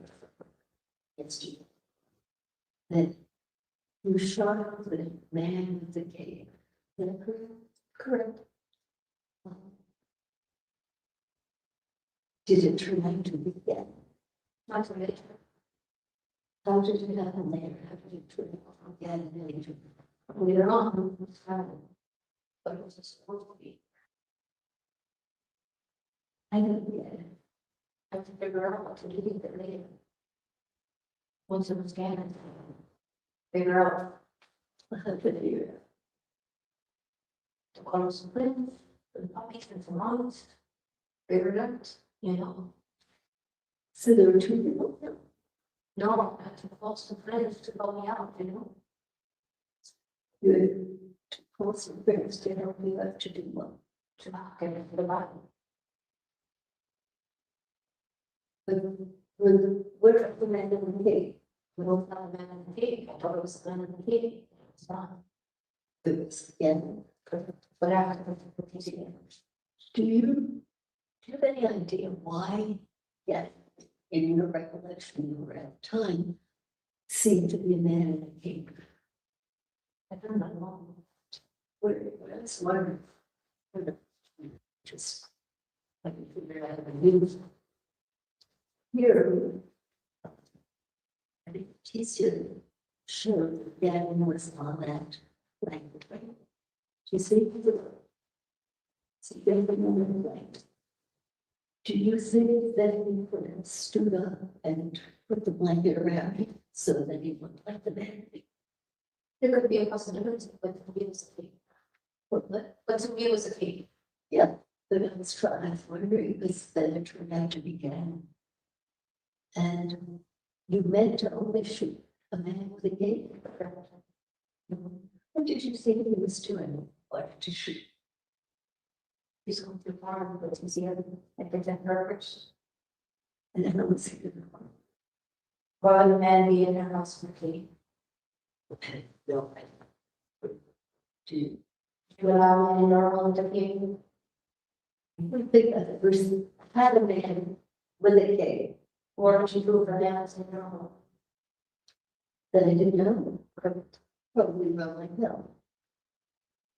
When did you try to do different things? I need them. Even he was shooting. Correct.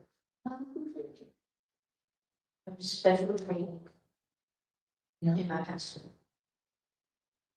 Who were you in your past life? Hard to tell, but I can't tell you about my family. And that would tell me if you told me about your past.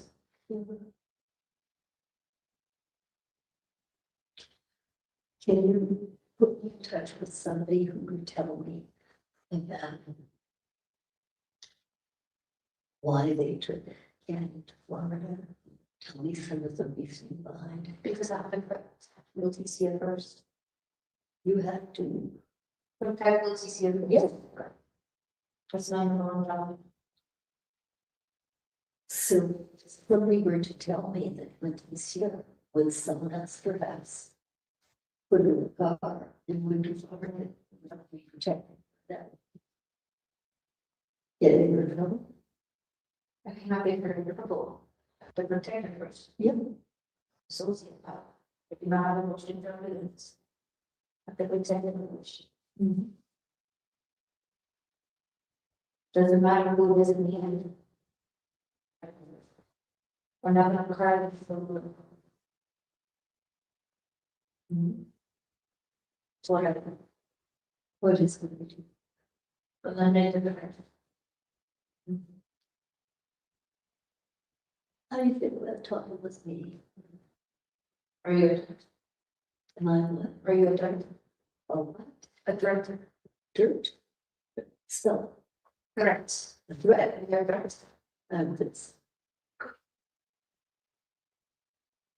Yeah. I do my best to help. Letecia. So, and then, but if I had emotions, Yeah, I can cry. you can. If I cry, You lose your power. so if bad is myself to you, get rid of the body, it's easy to.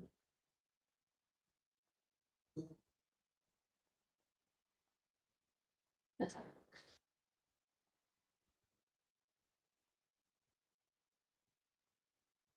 Can Letecia grow? Sometimes.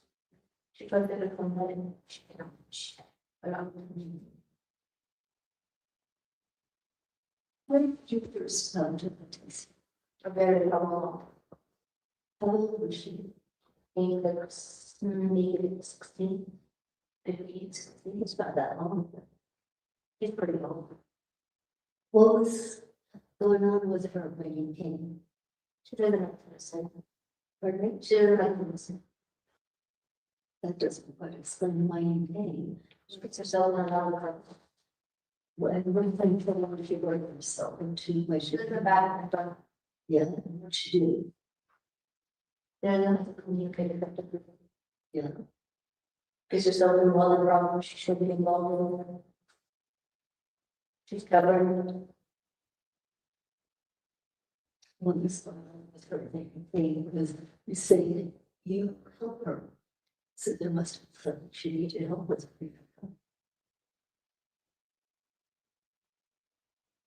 What's that?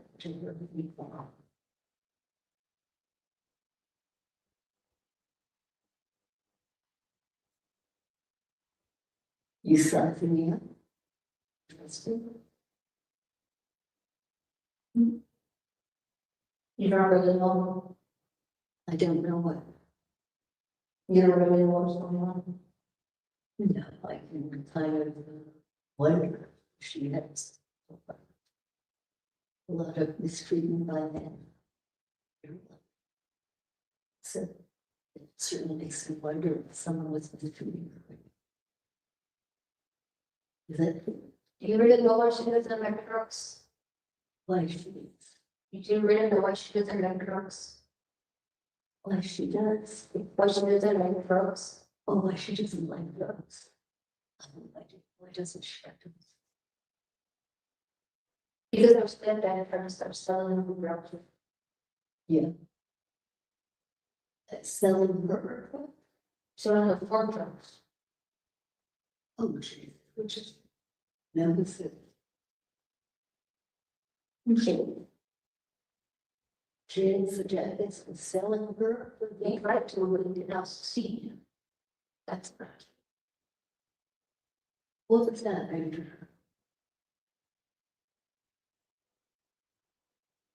He was making her drive around the car and getting drugs.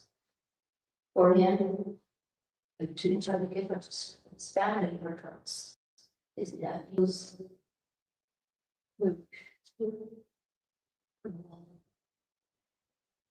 did she not do, did she? No, she did not.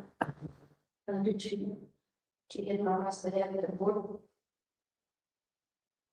She hit him with a board. Who? James.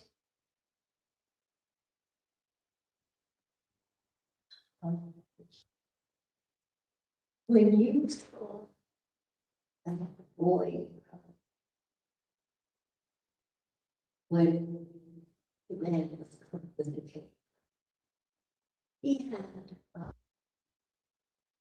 hole tucked with him. What I was wondering is, if you were anything, I mean, mistaken or see, hit him on the head with a board or with something. No. He hit his head on the road. He hit his head on what? On the road. On the floor? I don't think you've seen that. Picture of that day. He hit his head on the road. There was a baseball in the floor in the wood. You have to jump up something. It was on the floor. There was baseboard sticking out on the road. Doesn't mean it is him. Just trying to tell you this happened. That's what happened. He hit his head on the baseboard on the road. Doesn't fit. Okay, this is what happened. Let's get the picture. He hit his head. On top of this down. And then that's all that is. That's all the means. So James is trying to sell Letecia. What was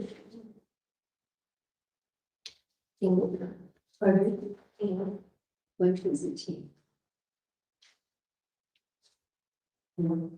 What would you do? He laid down cocaine. Yeah, And she was driving around with the cocaine. he didn't go out either. There's kids in the family. Who would do it? Yeah. There's babies in the back. What are you begging? Well, that's, She has siblings. so, She has siblings. do them, Then she has siblings in the back. she siblings, and she didn't who were. Julie.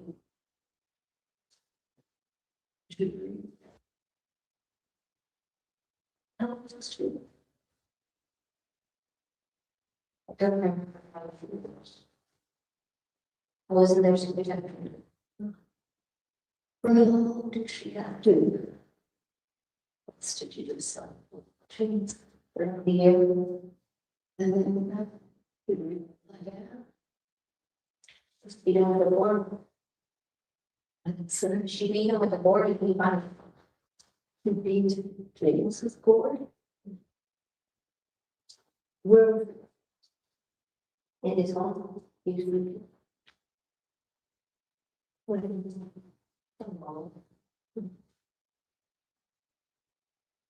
did you do? No, James was 70. But he did not know anymore. Was it really you? Yeah. What makes you what? Because it didn't do it anymore. So you had to do that very time.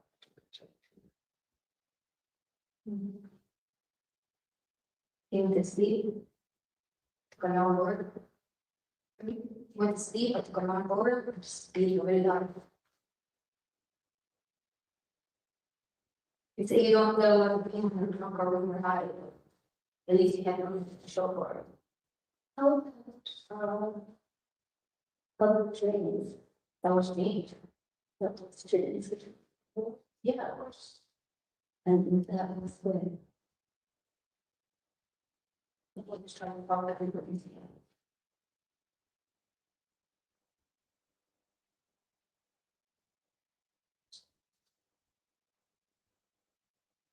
Something took real. Very exciting around that time.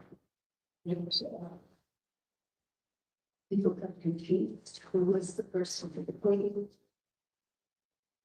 You know, say Letecia. James Warner case. James Warner case. James were a lot of things. You didn't drive with this girl.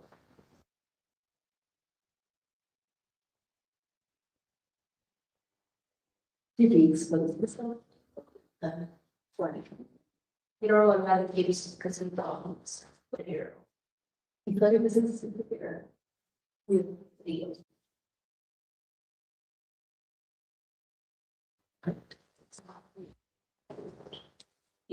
from the office.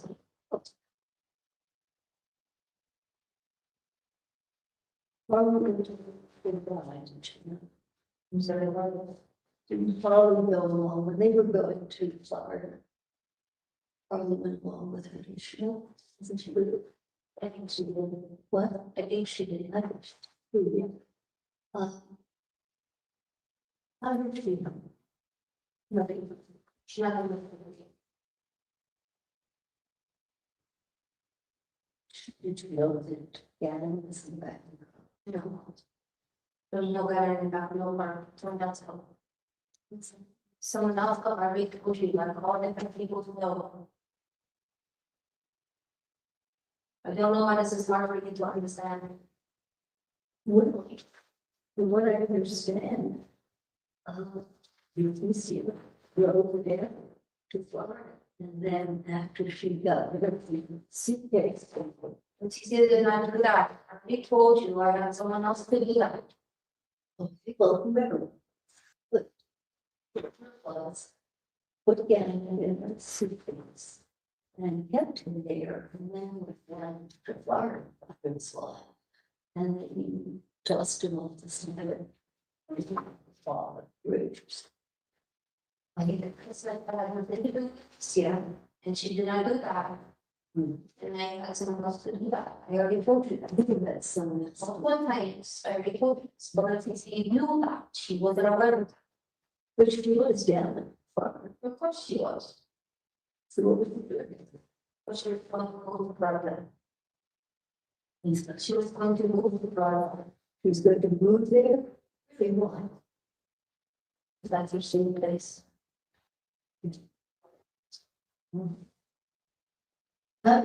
Same place.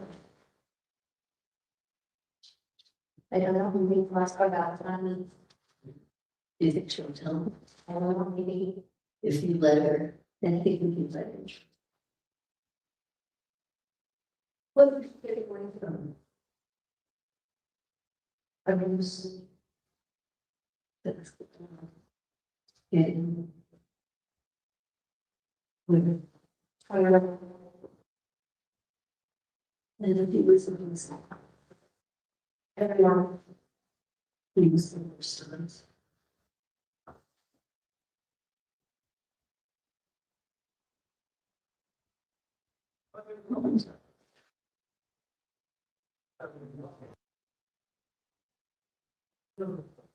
Since she's in the Florida.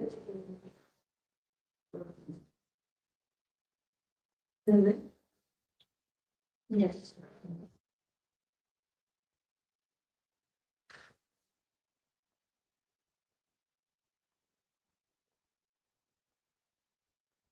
You know, you think you don't have any works.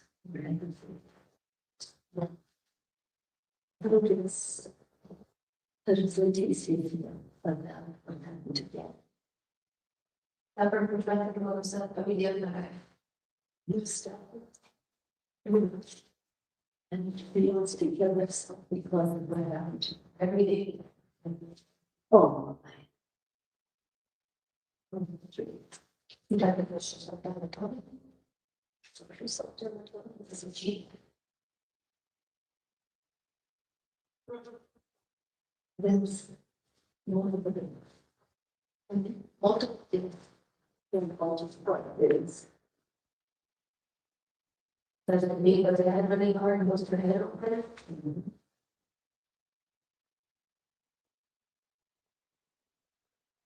If she does to fill us in. Would you make a deal with me? And you percent the non. Or it was about everything. Is a whole bunch. How old is she? Started with saving the food. I feel We tried to put Visine rising for food. in. The boys ever said. Here, And what happens? I'm gonna put it. Did they find it? No, but then the email. Pardon? Another can be found. Another related, they tell. No, they did not switch. It's probably.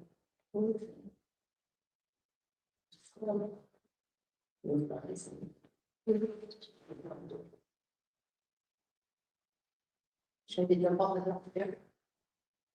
To jump all the time too. Yes. And what happened? I think. And what you jump.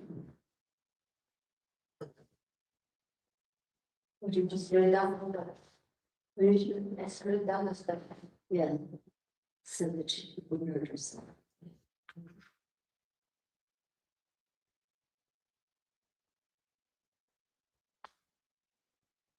Why did she hurt herself?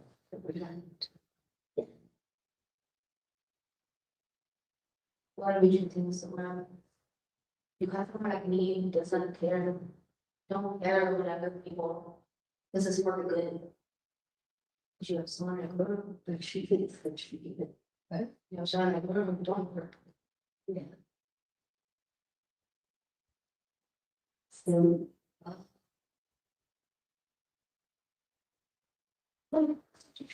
Yeah. Maybe he had, here, coming in. How do you do it?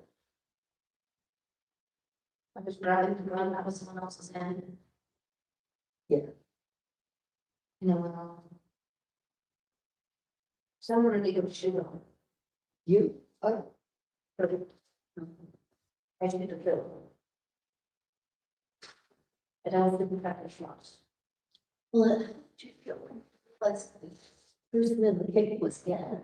It's not, but. When it, My first thought was to get rid of the bottom. and then My first thought is to get rid of the bottom. the should was still correct. So, And then coordinating. it's a they. I don't need my social life. I don't tell you my socials, I cinch on my socials.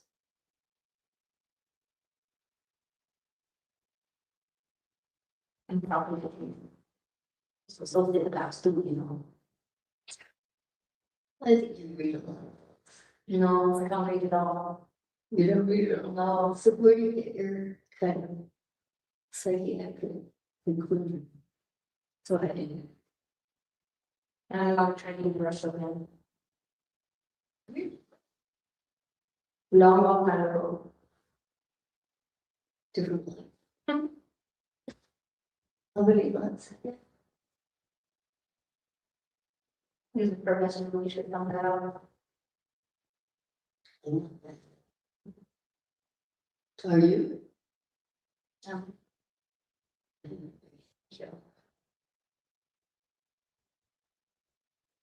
You know, it seems to me that sometimes when you want to do right, something like we seem to hear about Letecia, that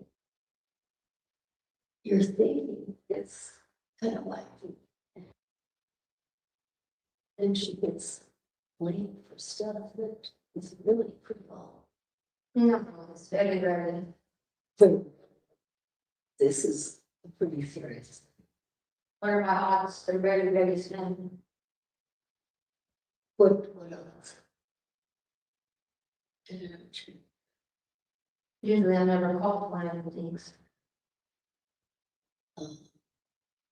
Well, in this case, she takes the blame. That's perhaps why we don't get caught, because someone takes the blame. But I always take over her. You take the times that I take over her and I rescue her versus the time that I make a mistake. They outweigh. You take over her. And the good outweighs the bad one. What if you tell me the good parts, you take it over her? From the very beginning, I'm gonna save her life multiple times. The good outweighs the bad. If I had not done those things, she would not even be here today. So why does it matter? If I make a mistake, why does that matter? I may have special powers, but I'm not perfect. Was the out there? Oh, I mean, this is a. Right? Do you think I have a making a mistake? I think Do you think I have a making a mistake? you. Do you think I have a when I make a mistake? No. I can't understand the word. Do you think I have a when I make a mistake? Yes. Do I have a living when I make a Who'd mistake? like everything to you? No. So what do you do to yourself? Try harder this time. But you say that the good you've done for yourself. Correct. When she was in, what did you? I didn't start helping her until she's a while. And I didn't start helping her until she was a while. how old was she? Still holding A teenager. And what did you do for her? I took her from James.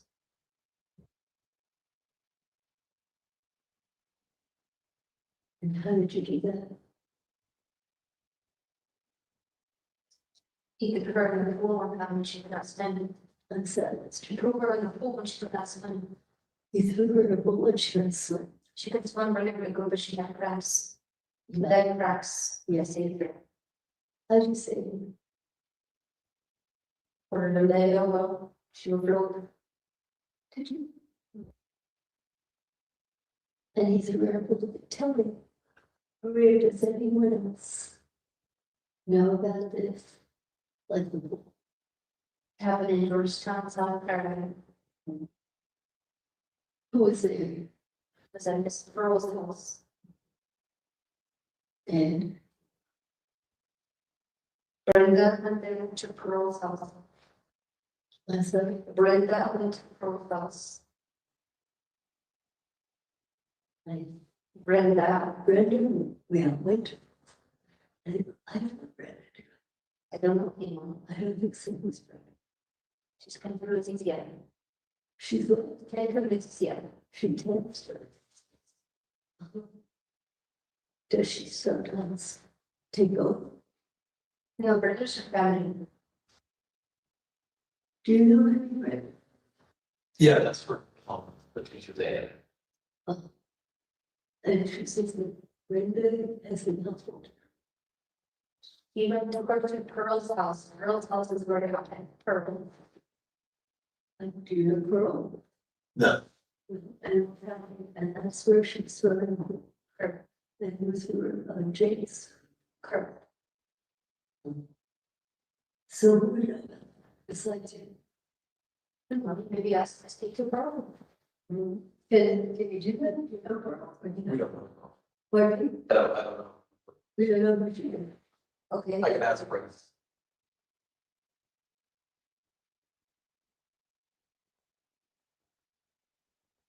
And She lives in Georgetown. so they have a house where he go. Stay there. They do. He laughed and thought it was funny. Then he's crazy. He's dead, right? So he was great. Of course.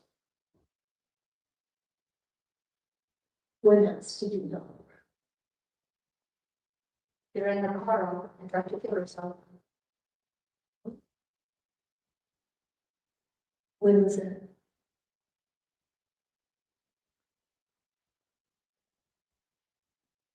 Was that?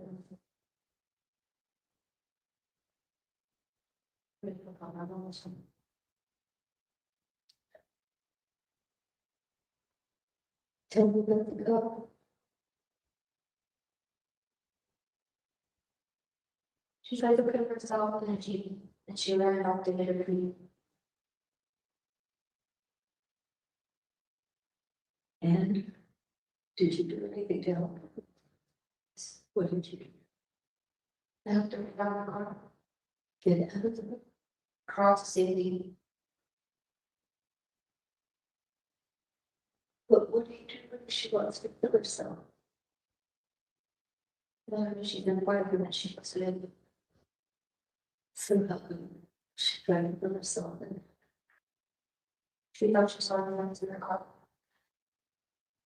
she thought She saw her ex-husband in the car. was he the gun?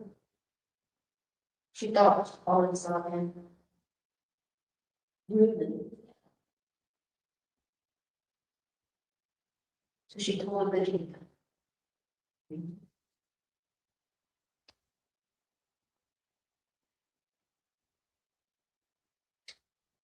Who knows her? About her? She's very little before you. Who knows about her? Does anyone know her?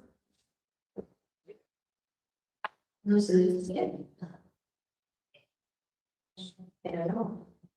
She had friends. Could I have some friends when she was in. Why did you say Because she did not have any. She did not have everything. She did not have a weapon. Maybe no one know everyone. But you had other info. yeah? And you? I didn't think that way. Of what? I think I But it's really other now tell me. did you kill him? No. But not like Ashton. Standard from. So you have lots of secrets. It's kind of understanding. You know, this time it looks as if Letecia's going to get the blame for stuff that you were involved in. I was so predictable. How will you protect her? Something else to her, I was so predictable. And so, What's next? I was work, I was so protective. and how will you protect her from taking the blame for all of this? That can't hurt her. It doesn't cause her physical pain. Is that the only kind of pain you protect her from? Yes. What about mental pain? I can control that. It's interesting. And you two have limits. Can we do anything for you? Or no? Think about it. It's a pretty good offer. May I ask these people here if they have any questions? I'm gonna answer to them. Let me see the last one. Do you have anything you'd like me to ask? To who are the people that helped begin in Florida, That helped. that, how did Gabby get to Florida? What's that? Special right. What is the question? And I need to fire. I called him from that, he told you. I called him right there, he told you. Well, I remember they asked her. And then she went up to Seth Rollins. Who did she? TC.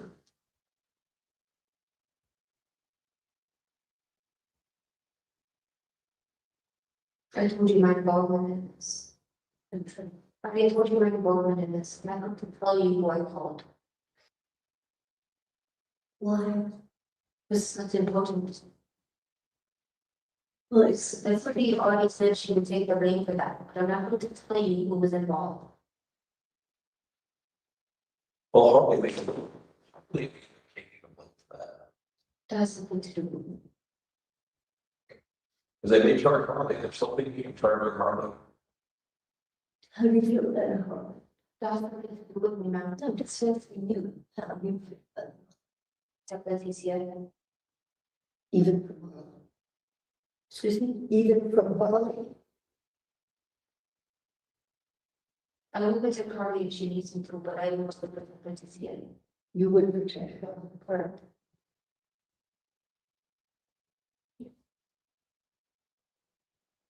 You did someone toss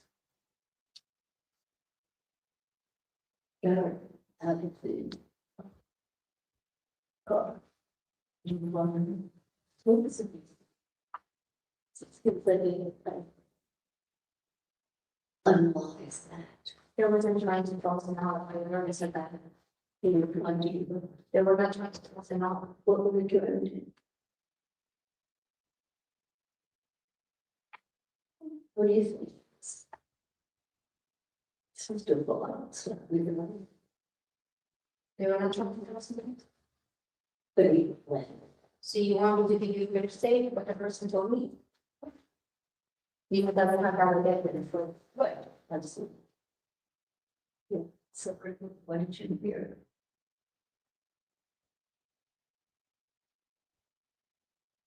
Person was saying because they did not get the money.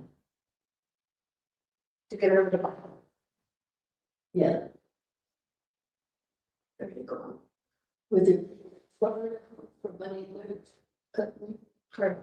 It would have been disposed of on the one with So what did they miss about there? the money didn't come out house. So, Like I said, I'm not giving you names, so the money did not come out. so, as far as you know, she went to Florida to have other people. She was not in the right mind. She did not do what she was supposed to do to get the money. She was not in her right mind. What kind of mistake with you? I don't know how to control the things. Well, you said she wasn't in her right mind. Because I told her to do something that she did not know. Would you tell her? She was supposed to meet the guy to get the money. Yeah. And she did not do that. What did you do instead? She was crazy, driving wrong routes. Was not the correct route she was supposed to drive. No, the correct, she was supposed to be in the right place. She did not need at the right place. Okay, it's the wrong route. Correct. Yeah. So she, it was, no, the bill was on. Correct. But But then I made it. you made the deal and where couldn't get some. But still, apparently she did get rid of the bottle. You told It was bullshit. She did not need the people. The people were here giving back their money. I know, but somebody tossed the body out of the car. Correct. And they didn't have their money. There was no money. Did they toss the body? Yes, she never had the bottom. Maybe she did. She did not take the body to brought down. Who took the body? Or, You just asked me this question. Yeah. They're not accepting the truth. well, I'm confused. They're not accepting the truth. She never had the bottom. So she tried to stupid. Were there There is no thing, there is no evidence of her having the bodies there. wasn't there evidence? The suitcase was it had been. That's not evidence of her having the body for her missing time. No, Suitcase with the body according to Harlan was in the van. no, that's the thing that, That's what Harlan says. or don't know what this is. And then the suitcase was found a mile away from the hotel that she was staying in. She did not dig it from time to time. There was no bill. The people did not meet. And again, you know, like that's fine. There was no fire. No, they cuts. There was no bill. There were cuts. I don't know anything about it. She asked me years. That's not. I mean, it's something that doesn't really know. I don't know anything about it. I don't know what it is. That's a cut. So there's stuff that even you don't know. I don't know this. I did not cut anyone. I don't. I don't know.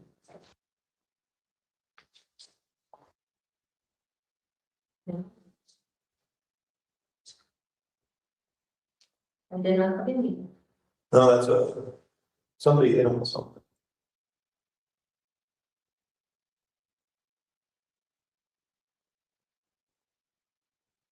That's a cut.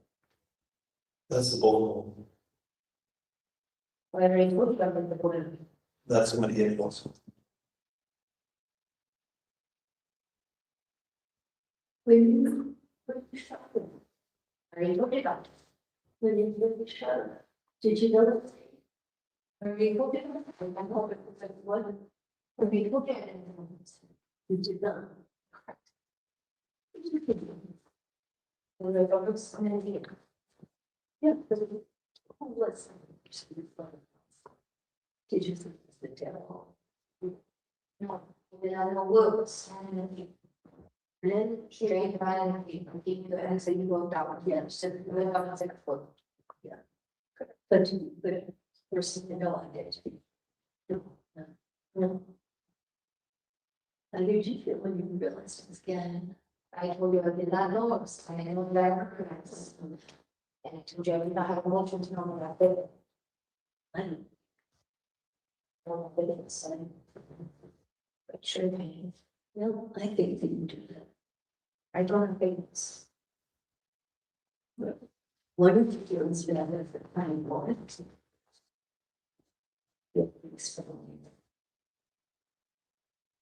I don't have feelings about that.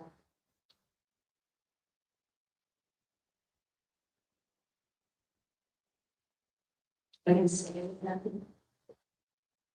I'm sorry that it happened for Letecia. What? Because of the hair done. And if she's upset, I'm upset.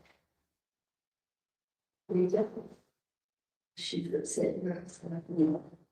We suggested. Underneath that, trying to believe it's not. You do. You acted with it. And you're so good at staring at puppets. Everyone. But, I think that if you feel bad for the bad things happen to Letecia.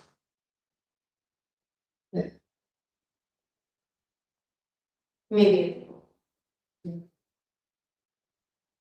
It's good stuff, you know? It's good stuff. Do you know anyone who knows, why they didn't have a father and who helped carry them? Do you know anyone who could help you? No, I didn't have brother. I told you I didn't. This I told you I didn't. because of these people, but I mean, do you know who, like, who helped carry them?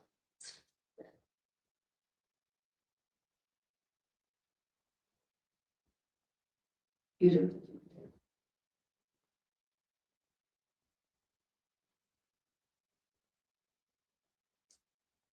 She already told you that she will take the child of that. She already told you.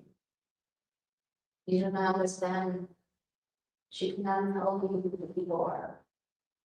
You don't understand how serious that is. You think this is a joke? Don't look at this thing. It's not a joke.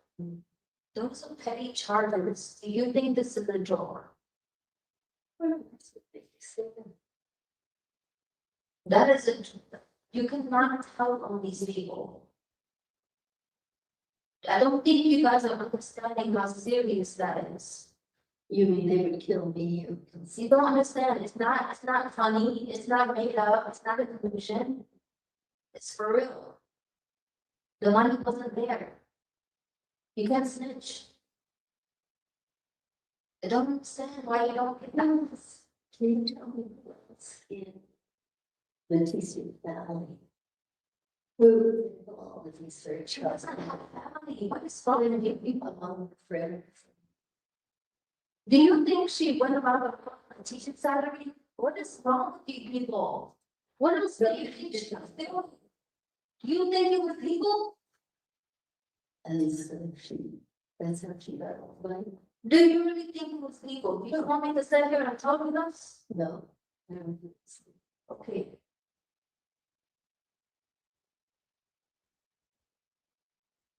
Okay. She didn't do bad things to bad people, to good people, bad people, none of those. I know. She's definitely not the world excited. Yeah. She's not gonna definitely tell you that. Most other people die. They're not. That's a part of the piece that you cannot ever know. Because someday happen. Do you get a judge for the situation? No. Because I think I'll say that You guys live in a perfect world, and it's kind of big time. you live in a perfect world, it's not a game, I don't do games, games are stupid. But you're saying that there are very powerful people behind. Absolutely. When it comes to that part. Absolutely. If you answer to what you want to cover. But I would never give you answers.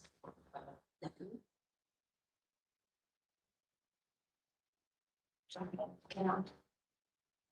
Well, we don't want to know. A lot of we just want to know how. How. Yeah. Got into these things. Yeah. Who was 60? So I was struggling to do all that. So,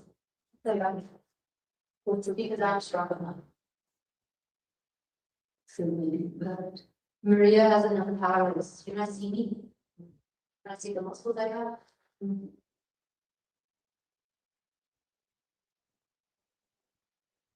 so you're saying that you could. I could do anything. Do you have any other questions you want to ask? Do you know anybody who could tell us about getting that?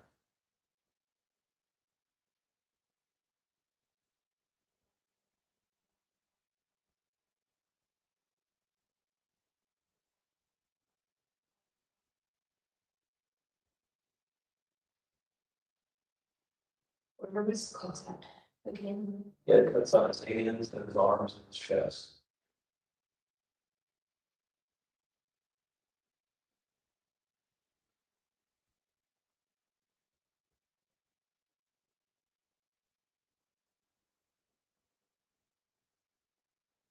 And he's back.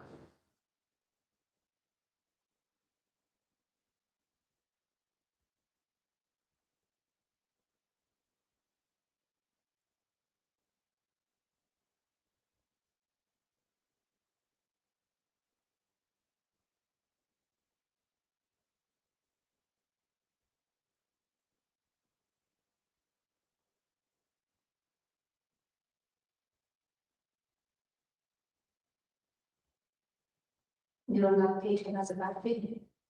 No. You promise. Absolutely.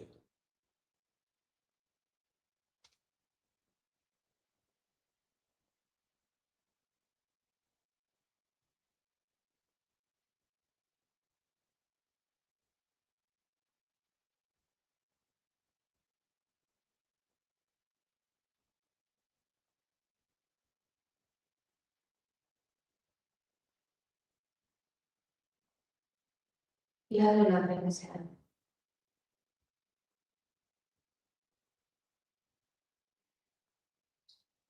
Then I didn't know it was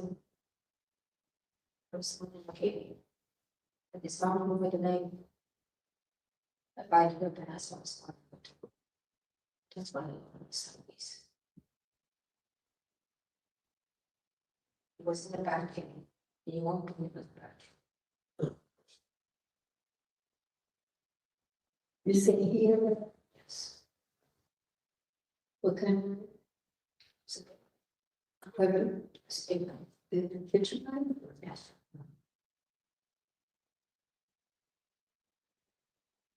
How do you get it? I don't know, but I didn't know here inside. Mm. It's her name, it's her person and I was down to started stuff doing this. Going to gun service. You pulled it with the gun and then what? Totally at the gun service. Service. She's on killer. You pulled it with the gun. You dropped it out and it was in the bag. I don't know, but that Do you know? Was it bag? was probably a picture. They weren't necessarily looking for that, because they didn't know that he had the cuts on him, he was on a month and a half. Had they noticed when we would, but I hope that they noticed from blood on the thing. Probably. Yeah. Yes. Who could have worked that?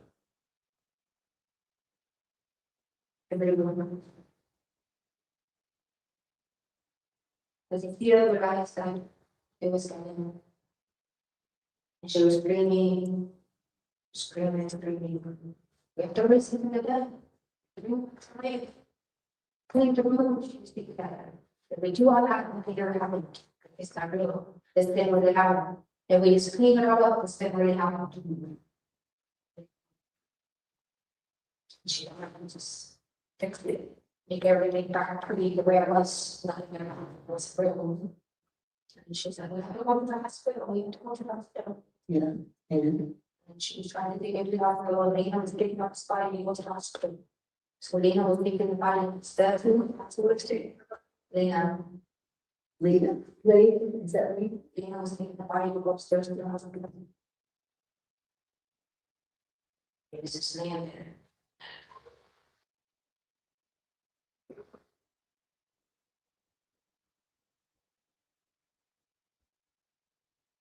Was making that sound. God was making me something. Trying to breathe.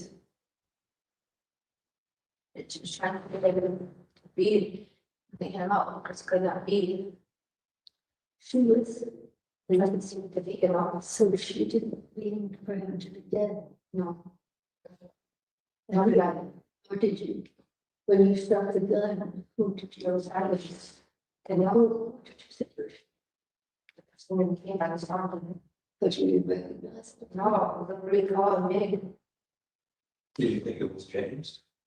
Thought it was someone in the cave. You could have been a monster. Anyone. Who was the one who kept, case? James. James, yeah, but I think it was James. The big harmony. pardon? Big harmony.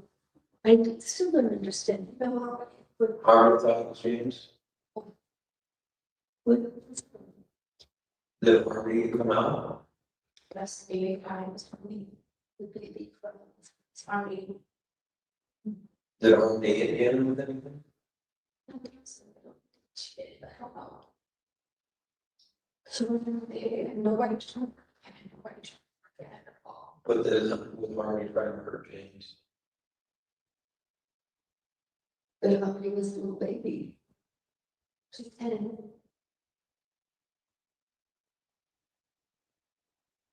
Nobody was trying.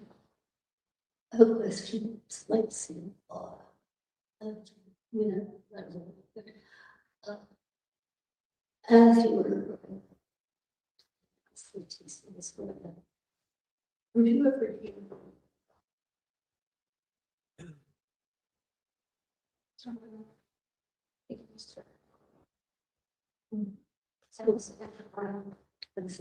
Wasn't that? Wasn't that with her? Yeah. The reason I'm asking is, it is very, very, very common for someone who extends from all things, Letecia. So, because they usually start. Much of their lives, they hear sometimes they'll, I think you saw, you know, if he was a virgin baby, but if he was always brought in baby and like very early on toward river time here. And it's interesting. And I've never heard the name Harmony. What do Can we talk about it? what Can we talk about it? You have to ask Letecia. people, or you go back to New City, when you, There's going to be some random. where did There's going to be some random. you? No, she'll be so much. Why would you that you know what I'm saying? Not want me to tell you that he hasn't had she didn't want me to tell you because she doesn't want you to be paid. That's bad. You must have felt the need of it. And indeed, he Why did he have the knife?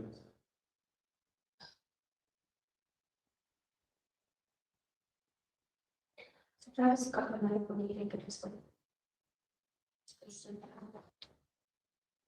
Do you reckon she's some words? Would it ever like he was gonna hurt me? No, he was saying something from my mom. He was something from my word. Even though it's the guy who was for that. for the And then this is a lot of other boys. Try to get him up for it. So she's working last week.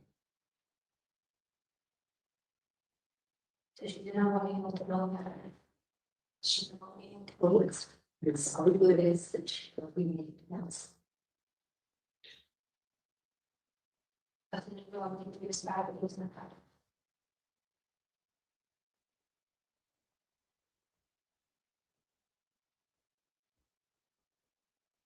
I feel like he would happen.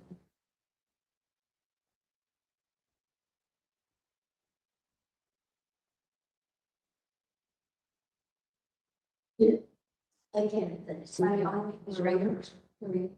Spanish part was just to grab a weapon and some. So.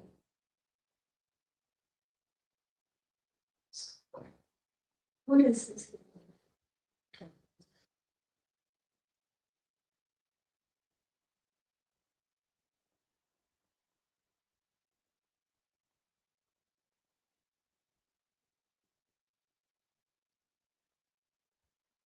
She did not put the mark on him. She never marked him.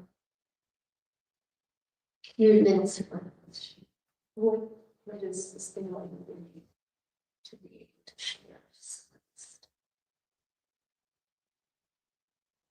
Stop the tape. It's the time, Okay.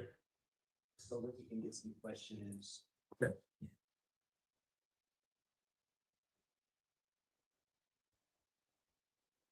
Dr. Lewis, how are you doing? Yeah, you want me to help you? I got it. Okay.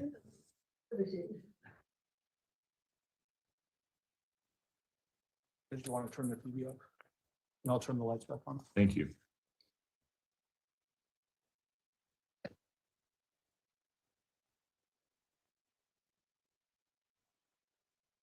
Hey, Dr. Lewis, I want you to do the best you can just to answer my questions so we can get through this quickly, okay? Is that fair? This Latin confession that you talked about in the beginning, you lost that, right? And don't know where it is. Even though you asked to have copies done, you never found that confession again. Correct? Well, I was unaware of it.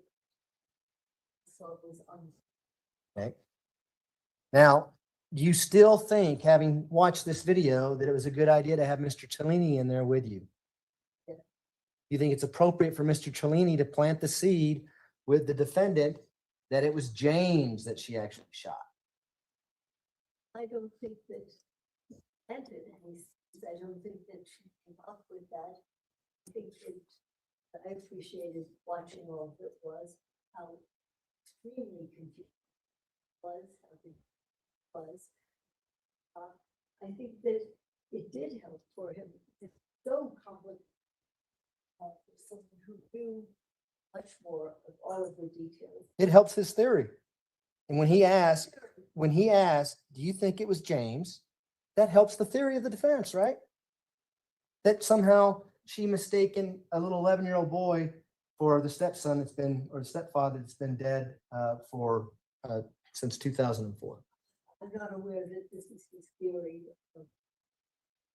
Can you explain why at one point the defendant did not see or hear Mr. Cellini? We had to repeat a question that Mr. Cellini asked. And then when Mr. Cellini asked about Harley, she answered it no problem. How does that happen? Did that not go as according to script? I don't know what the script is or what you're referring to. I don't know why it's, what meaning that has. But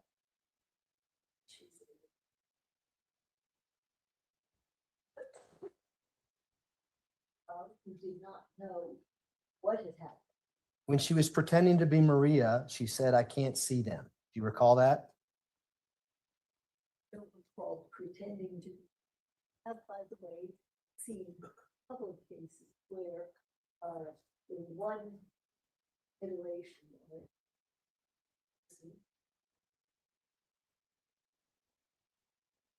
it, and either blind or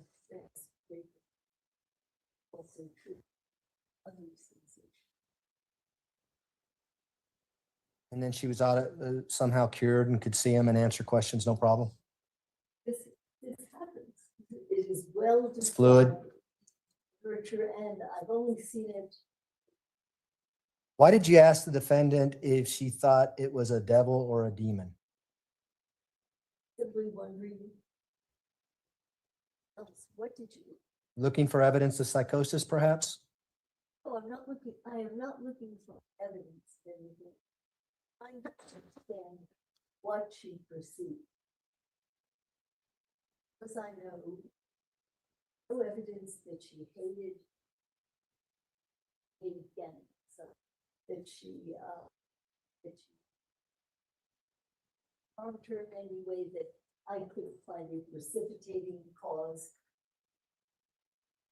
I wondered, since it is fairly common for people kind of dangerous or frightening thing,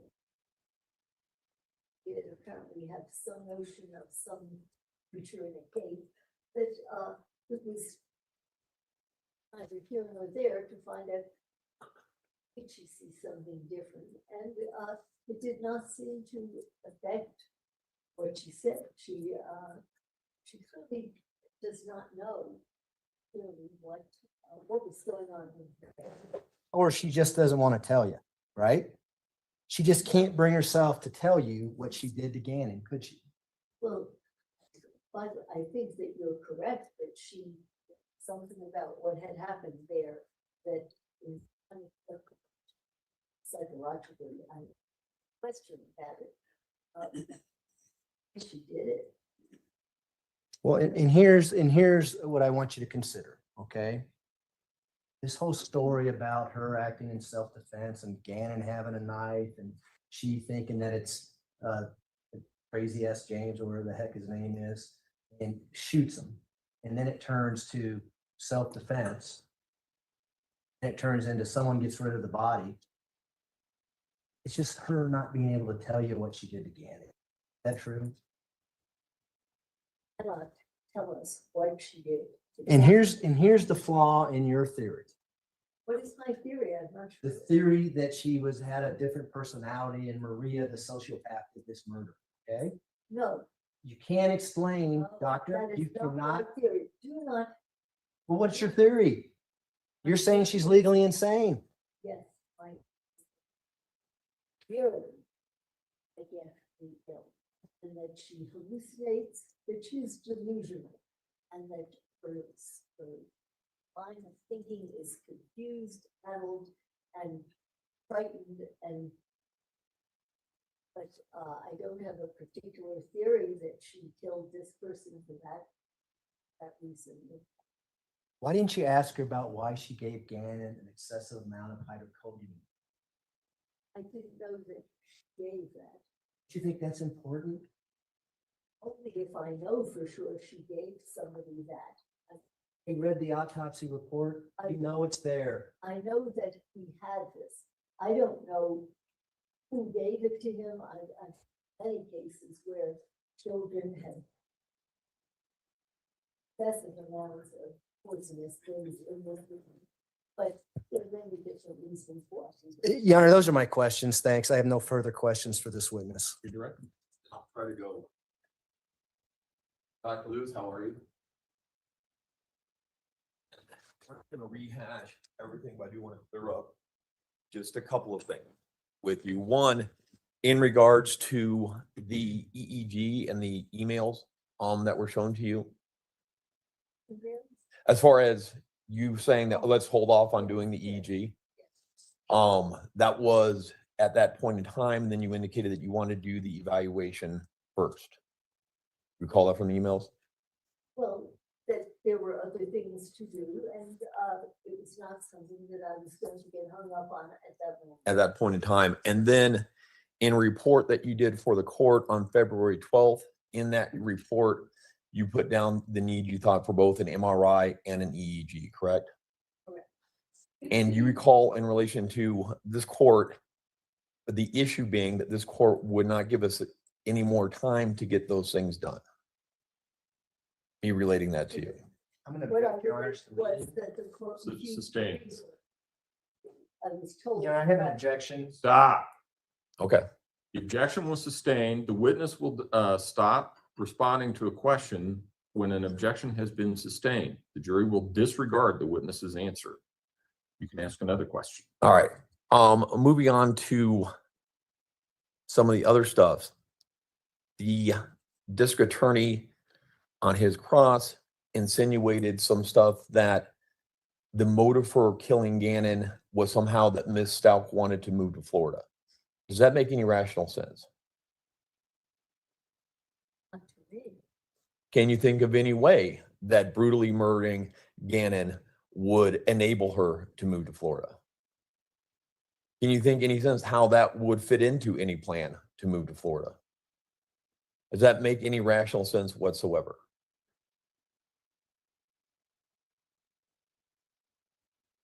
If the definition of insanity in Colorado is that a person is incapable of distinguishing right from wrong with respect to an act, would that change your opinion on Ms. Stauch being legally insane at the time of Gannon's death? That last part that we were there, the interview, that was the last kind of part of a long 3 days of interviewing Ms. Stauch. Correct? Had I expressed my frustration that she wouldn't account for taking Gannon to Florida, or she wouldn't account for the stab wounds?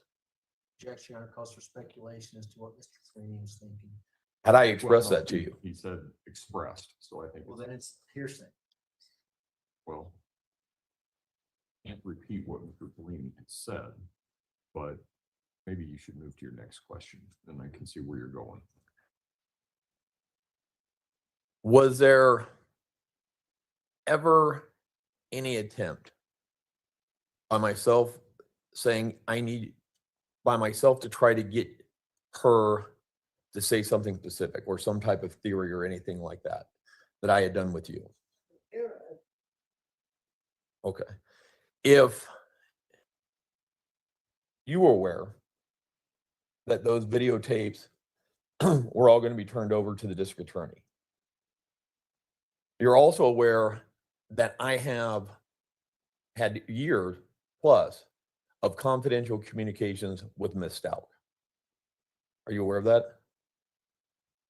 I assume that some And if I was going to do something unethical, as they seem to be implying, wouldn't it make, I would have just been able to do that confidentially instead of on an open video. I'm gonna object to that form of question. Stay.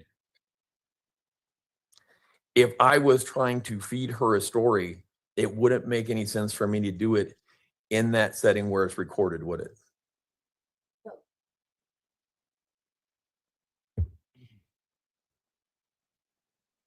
In any of the materials or anything else that you have looked at, is there any other rational explanation as to why Ms. Stauch did this other than the psychotic episode?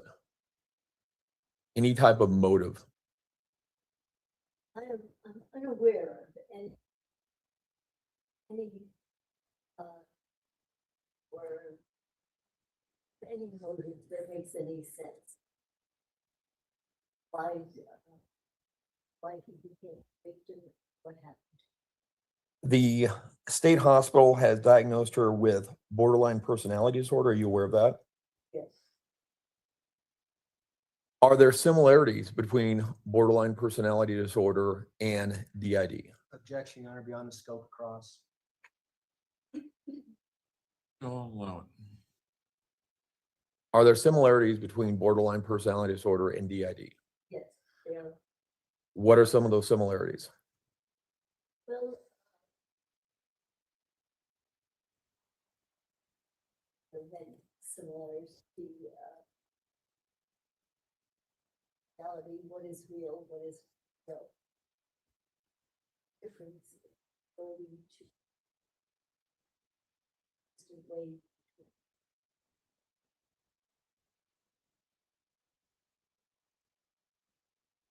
or you.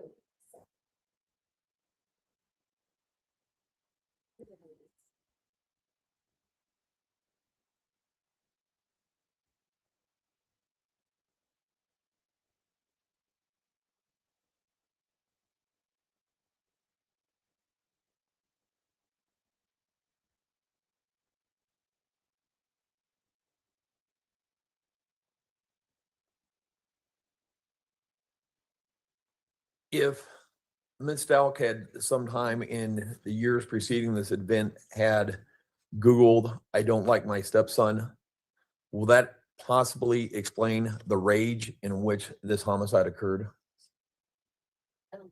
Yes. Are you still firm in your opinion, your expert opinion, based upon almost well over 50, 60 years of practice, that in your expert opinion, Ms. Stauch was insane at the time of the death? Objection, asked and answered. Sustained.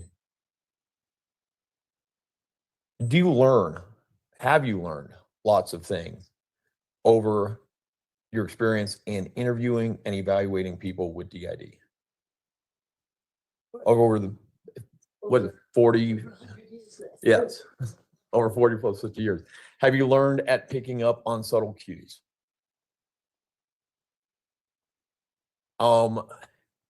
Have you learned, or on your experience, that is it unusual for alters to have almost fantasy type lives? I would say it's a definition of the. It is a fantasy. Are, in your experience, are the alters perceiving reality as a rational person would?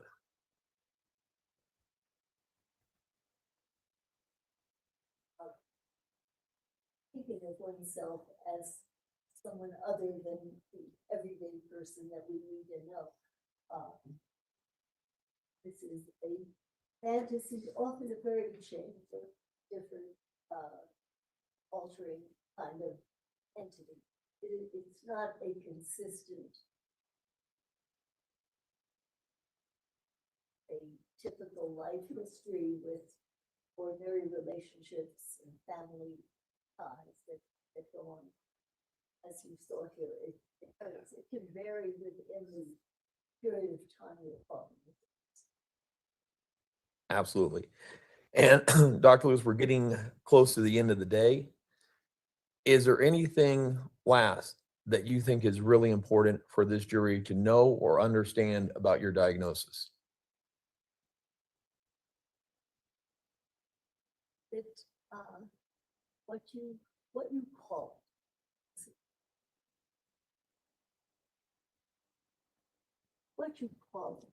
is so much less important than what you understand about it. What you understand about it is that, oh, this individual has been living a psychotic life unrelated to reality, related to the way you or I or the rest of us experience reality, that it changes. It has been often diagnosed as schizophrenia when people to whether association has many of the signs, symptoms, behaviors as what we call schizophrenia. Visual, they're very odd relationships, inability to sustain going.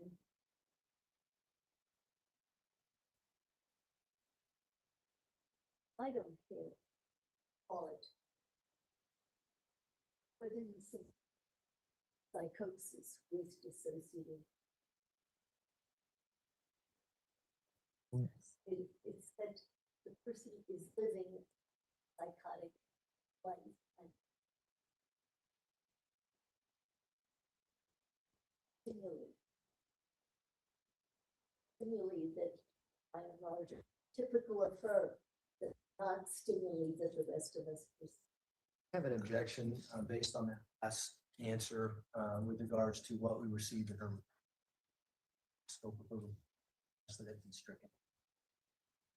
Mr. Tellini? I mean, I think that was in her report and she was expounding on what she had seen in the video and what was going on. Well, I'm going to allow it. I'm also going to end this answer. Okay. And then lastly, Dr. Lewis, just one other question that I had. Would it then, if somebody was suffering that type of mental illness, would it be possible for a daughter who has been with them most of her life not to be aware of it? That's a tough question because to be aware of it would respond a whole. I can answer. Not to be aware of it.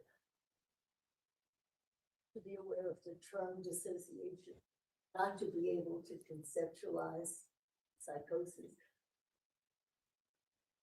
That, of course, is possible. But just to say not to be aware of it.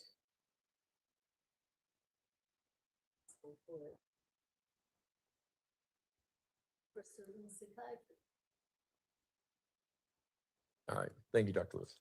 All right. Do any of the jurors have any questions for Dr. Lewis? Looks like we have passed all of them forward and retrieve those in council approach, please.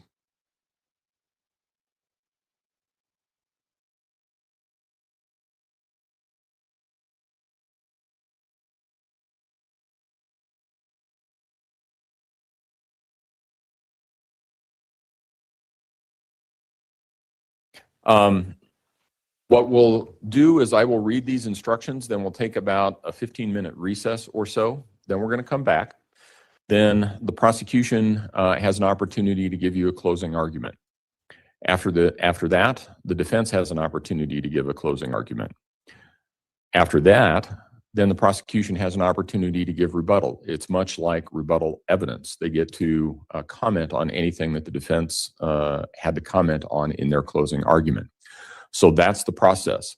I want to tell you, we work almost always on a closing argument, from my perspective, a little bit on the fly because I've not placed time limitations on the attorneys.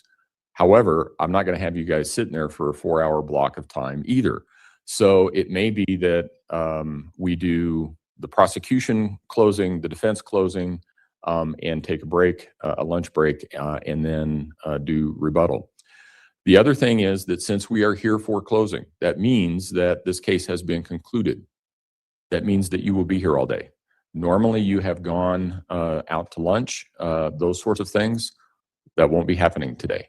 We're going to order lunch in for you. When we take our break, we're going to have somebody come down and they'll tell you about the lunch process and stuff like that. But we're going to have you here today. And once we discharge you, or once we send you back for deliberations, you'll need to stay together for the deliberation period.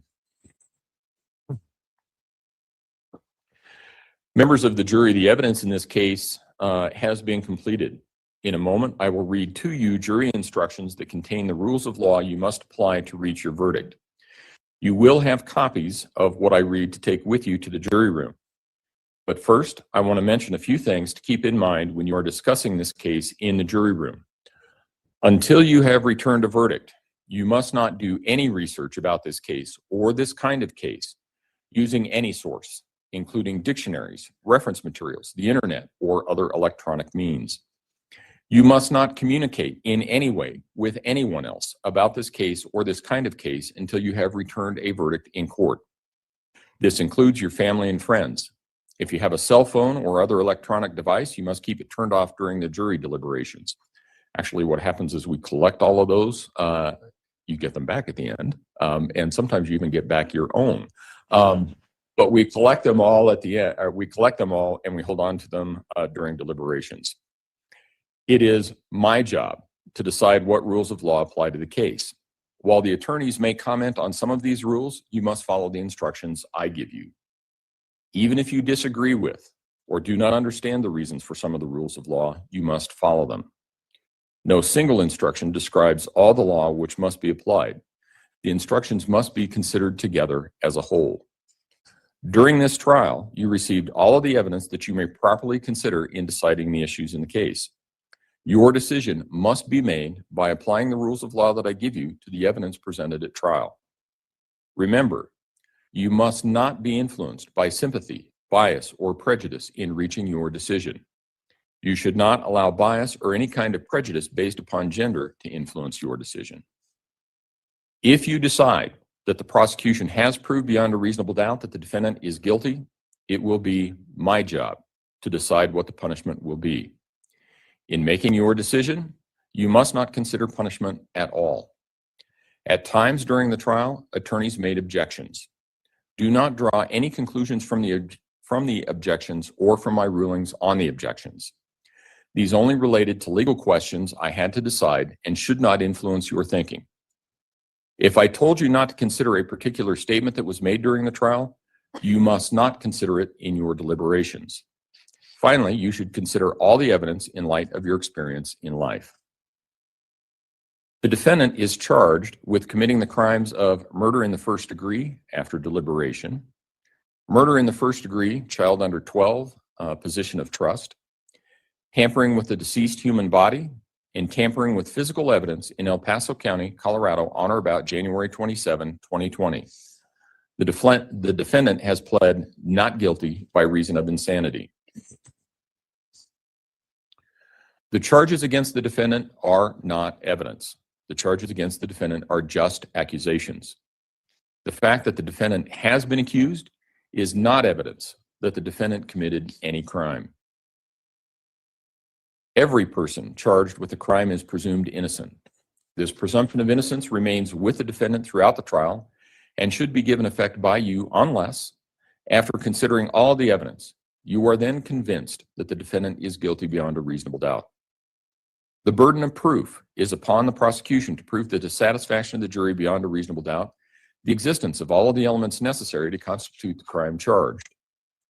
Reasonable doubt means a doubt based upon reason and common sense, which arises from a fair and rational consideration of all of the evidence or lack of evidence in the case. It is a doubt which is not a vague, speculative, or imaginary doubt, but such a doubt as would cause reasonable people to hesitate to act in matters of importance to themselves. If you find from the evidence that each and every element of a crime has been proven beyond a reasonable doubt, you should find the defendant guilty of that crime. If you find from the evidence that the prosecution has failed to prove any one or more of the elements of a crime beyond a reasonable doubt, you should find the defendant not guilty of that crime. The number of witnesses testifying for or against a certain fact does not, by itself, prove or disprove that fact. You are the sole judges of the credibility of each witness and the weight to be given the witness's testimony. You should carefully consider all of the testimony given and the circumstances under which each witness has testified.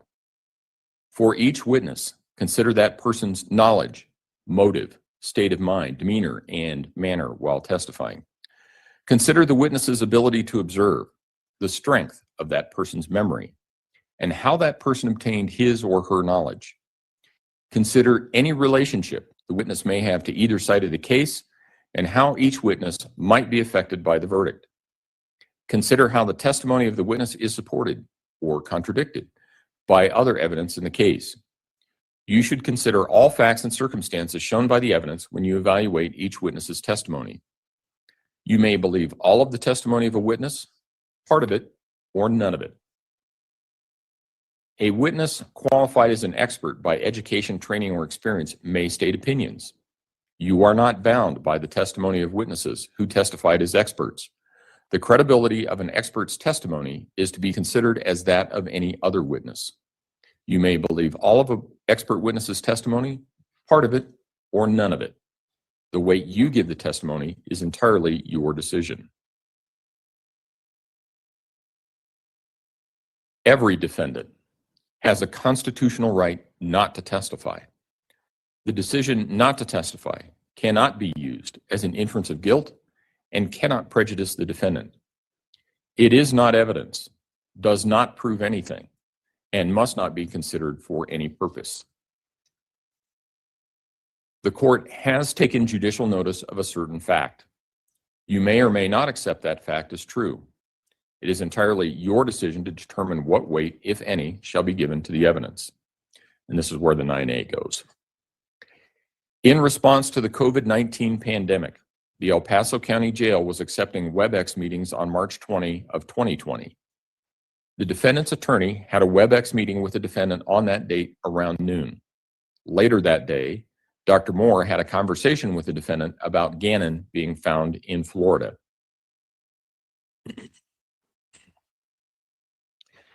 A fact may be proven by either direct or circumstantial evidence. Under the law, both are acceptable ways to prove something. Neither is necessarily more reliable than the other. Direct evidence is based on firsthand observation of the fact in question. For example, a witness's testimony that she looked out a window and saw snow falling might be offered as direct evidence that it had snowed. Circumstantial evidence is indirect. It is based on observations of related facts that may lead you to reach a conclusion about the fact in question. For example, a witness's testimony that she looked out a window and saw snow covering the ground might be offered as circumstantial evidence that it had snowed. Members of the jury, you may discuss this case only when you are all present, and you may only deliberate in the jury room. No juror should attempt to discuss this case with other jurors or anyone else at any other time except when all jurors are in the jury room. Once you begin your deliberations, if you have a question, your foreperson should write it on a piece of paper, sign it, and give it to the bailiff, who will bring it to me. The court will then determine the appropriate way to answer the question. However, there may be some questions that, under the law, the court is not permitted to answer. Please do not speculate about what the answer to your question might have been or why the court is not able to answer a particular question. Finally, please be sure to keep the original question and response. Do not destroy them, as they are part of the official record in this case and must be returned to me when you return the instructions and verdict forms at the end of the case. One other caveat to this instruction is that takes time because I have to reconvene the court, have to bring the lawyers in, we have to discuss the question, what the possible response is. So it's not as quick as the questions that we have when you're asking witnesses. During this trial, you were permitted to submit written questions to witnesses.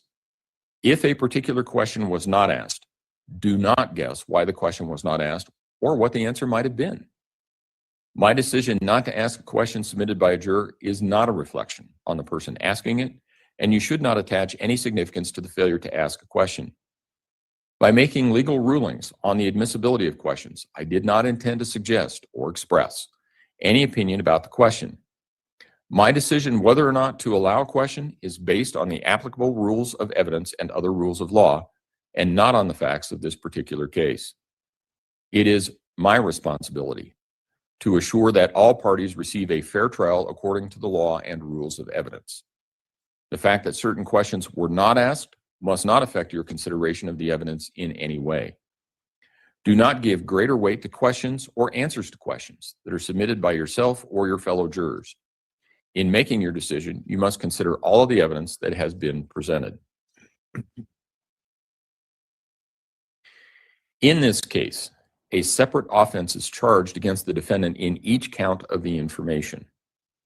Each count charges a separate and distinct offense, and the evidence in the law applicable to each count should be considered separately, uninfluenced by your decision as to any other count. The fact that you may find the defendant guilty or not guilty of one of the offenses charged should not control your verdict as to any other offense charged against the defendant. The defendant may be found guilty or not guilty of any one or all of the offenses charged. A crime is committed when the defendant has committed a voluntary act prohibited by law together with a culpable state of mind. A voluntary act means an act performed consciously as a result of effort or determination. Proof of the voluntary act alone is insufficient to prove that the defendant has the required state of mind. The culpable state of mind is as much an element of the crime as the act itself and must be proven beyond a reasonable doubt, either by direct or circumstantial evidence. In this case, the applicable states of mind are explained below. The term after deliberation means not only intentionally, but also that the decision to commit the act has been made after the exercise of reflection and judgment concerning the act. An act committed after deliberation is never one which has been committed in a hasty or impulsive manner. A person acts intentionally or with intent when her conscious objective is to cause the specific result prescribed by the statute defining the offense. It is immaterial whether or not the result actually occurred. A person acts knowingly or willfully with respect to conduct or to a circumstance described by statute defining an offense when she is aware that her conduct is of such nature or that such a circumstance exists. A person acts knowingly or willfully with respect to a result of her conduct when she is aware that her conduct is practically certain to cause the result.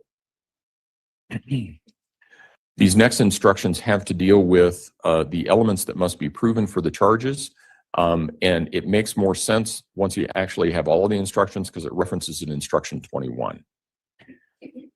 The elements of the crime of murder in the first degree after deliberation are that the defendant in the state of Colorado, at or about the date and place charged, after deliberation and with intent to cause the death of a person other than herself, caused the death of that person or of another person, and that the defendant's conduct was not legally authorized by the affirmative defense in instruction 21. After considering all the evidence, if you decide the prosecution has proven each of the elements beyond a reasonable doubt, you should find the defendant guilty of murder in the first degree after deliberation. After considering all of the evidence, if you decide the prosecution has failed to prove any one or more of the elements beyond a reasonable doubt, you should find the defendant not guilty of murder in the first degree after deliberation. The elements of the crime of murder in the first degree, child under 12, position of trust, are that the defendant in the state of Colorado, at or about the date and place charged, knowingly caused the death of a child who had not yet attained 12 years of age, and the defendant was in a position of trust with respect to the child, and that the defendant's conduct was not legally authorized by the affirmative defense in instruction 21. After considering all the evidence, if you decide the prosecution has proven each of the elements beyond a reasonable doubt, you should find the defendant guilty of murder in the first degree, child under 12, position of trust. After considering all of the evidence, if you decide the prosecution has failed to prove any one or more of the elements beyond a reasonable doubt, you should find the defendant not guilty of murder in the first degree, child under 12, position of trust.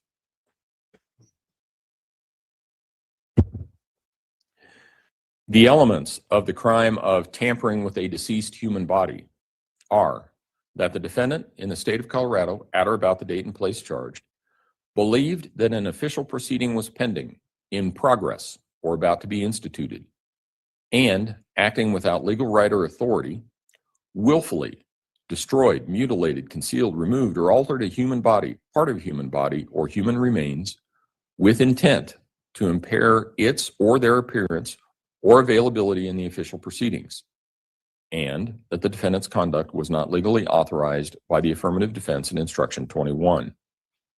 After considering all the evidence, if you decide the prosecution has proven each of the elements beyond a reasonable doubt, you should find the defendant guilty of tampering with a deceased human body.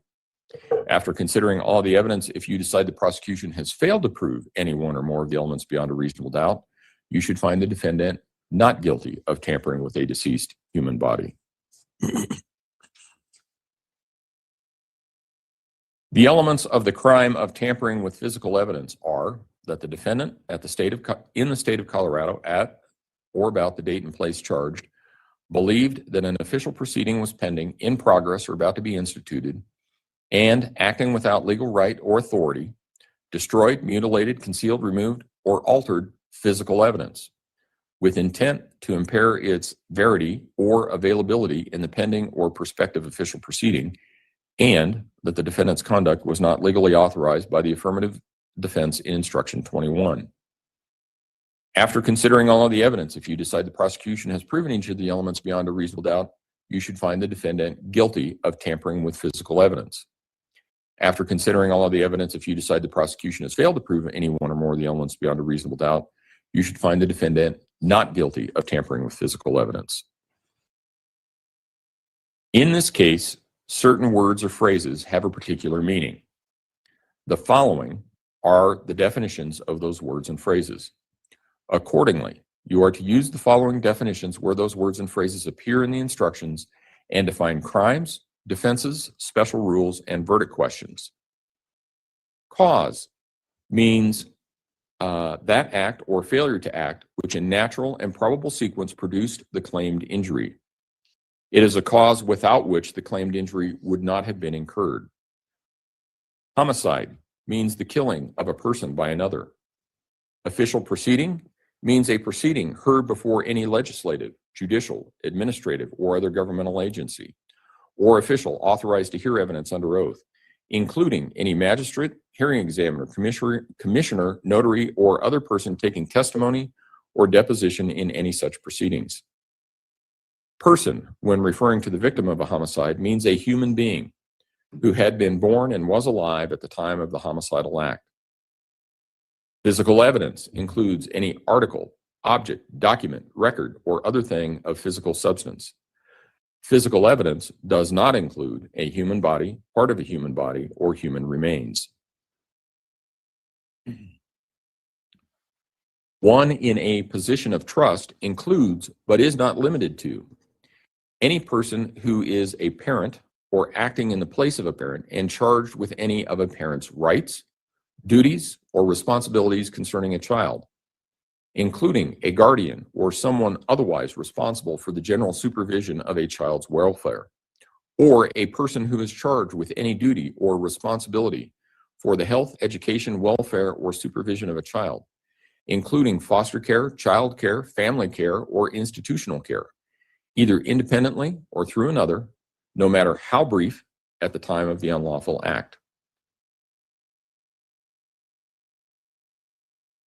The evidence in this case has raised the defense of insanity as a defense to the crimes of murder in the first degree after deliberation, murder in the first degree, child under 12, position of trust, tampering with the deceased human body, and tampering with physical evidence. The defendant was insane at the time of the commission of the acts if she was so diseased or defective in mind at the time of the commission of the act as to be incapable of distinguishing right from wrong with respect to that act, or she suffered from a condition of mind caused by a mental disease or defect that prevented her from forming a culpable mental state that is an essential element of a crime charged. But care should be taken not to confuse mental disease or defect with moral obliquity, mental depravity, or passion growing out of anger, revenge, hatred, or other motives and kindred evil conditions, because when an act is induced by any of these causes, the person is accountable to the law. In addition, diseased or defective in mind does not refer to an abnormality manifested only by repeated criminal or otherwise antisocial conduct. Similarly, mental disease or defect means only those severely abnormal mental conditions that grossly and demonstrably impair a person's perception or understanding of reality, and that are not attributable to the voluntary ingestion of alcohol or any other psychoactive substance. Mental disease or defect does not include an abnormality manifested only by repeated criminal or otherwise antisocial conduct.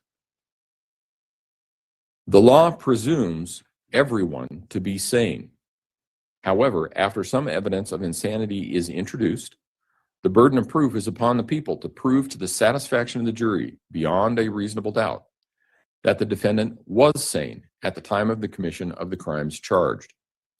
In order to meet this burden of proof, the prosecution must disprove, beyond a reasonable doubt, both of the above numbered conditions. After considering all the evidence, if you decide that the prosecution has failed to meet this burden of proof, then the prosecution has failed to prove that the defendant was sane at the time of the commission of the acts, which is an essential element of murder in the first degree after deliberation, murder in the first degree, child under 12, position of trust, tampering with a deceased human body, and tampering with physical evidence. In that event, you must find the defendant not guilty and have the foreperson sign the designated section of Part A of the verdict form to indicate your verdicts. After considering all the evidence, if you decide the prosecution has met this burden of proof, then the prosecution has proved the defendant was not insane at the time of the commission of the acts. In that event, your verdicts concerning the charges of murder in the first degree after deliberation, murder in the first degree, child under 12, position of trust, tampering with a deceased human body, and tampering with physical evidence must depend upon your determination whether the prosecution has met its burden of proof with respect to the remaining elements of this offense. Instruction 22. Concerning the affirmative defense of insanity, certain words or phrases have a particular meaning. Diseased or defective mind does not refer to an abnormality manifested only by repeated criminal or otherwise antisocial conduct. Mental disease or defect means only those severely abnormal mental conditions which grossly and demonstrably impair a person's perception or understanding of reality, and which are not attributable to the voluntary ingestion of alcohol or any other psychopathic substance, except that it does not include an abnormality manifested only by repeated criminal or otherwise antisocial conduct. Moral obliquity refers to an act committed by a person who is capable of distinguishing moral right from moral wrong, but nevertheless acts out a perverse and culpable rejection of prevailing moral standards. Moral obliquity does not include an act committed by a person in a state of mental illness that renders the person incapable of distinguishing right from wrong with respect to the act. Incapable of distinguishing right from wrong refers to cognitive inability due to a mental disease or defect to distinguish right from wrong as measured by a societal standard or morality, even though the person may be aware that the conduct in question is criminal. The phrase incapable of distinguishing right from wrong does not refer to a purely personal and subjective standard of morality. If you find that the defendant, and this question will make more sense once you see the verdict forms. If you find the defendant guilty of one or more of the following charges of murder in the first degree after deliberation, murder in the first degree, child under 12, position of trust, tampering with a deceased human body, and tampering with physical evidence, you should disregard the remainder of this instruction and sign Section A of the verdict form for that charge to indicate your verdict of guilty. If, however,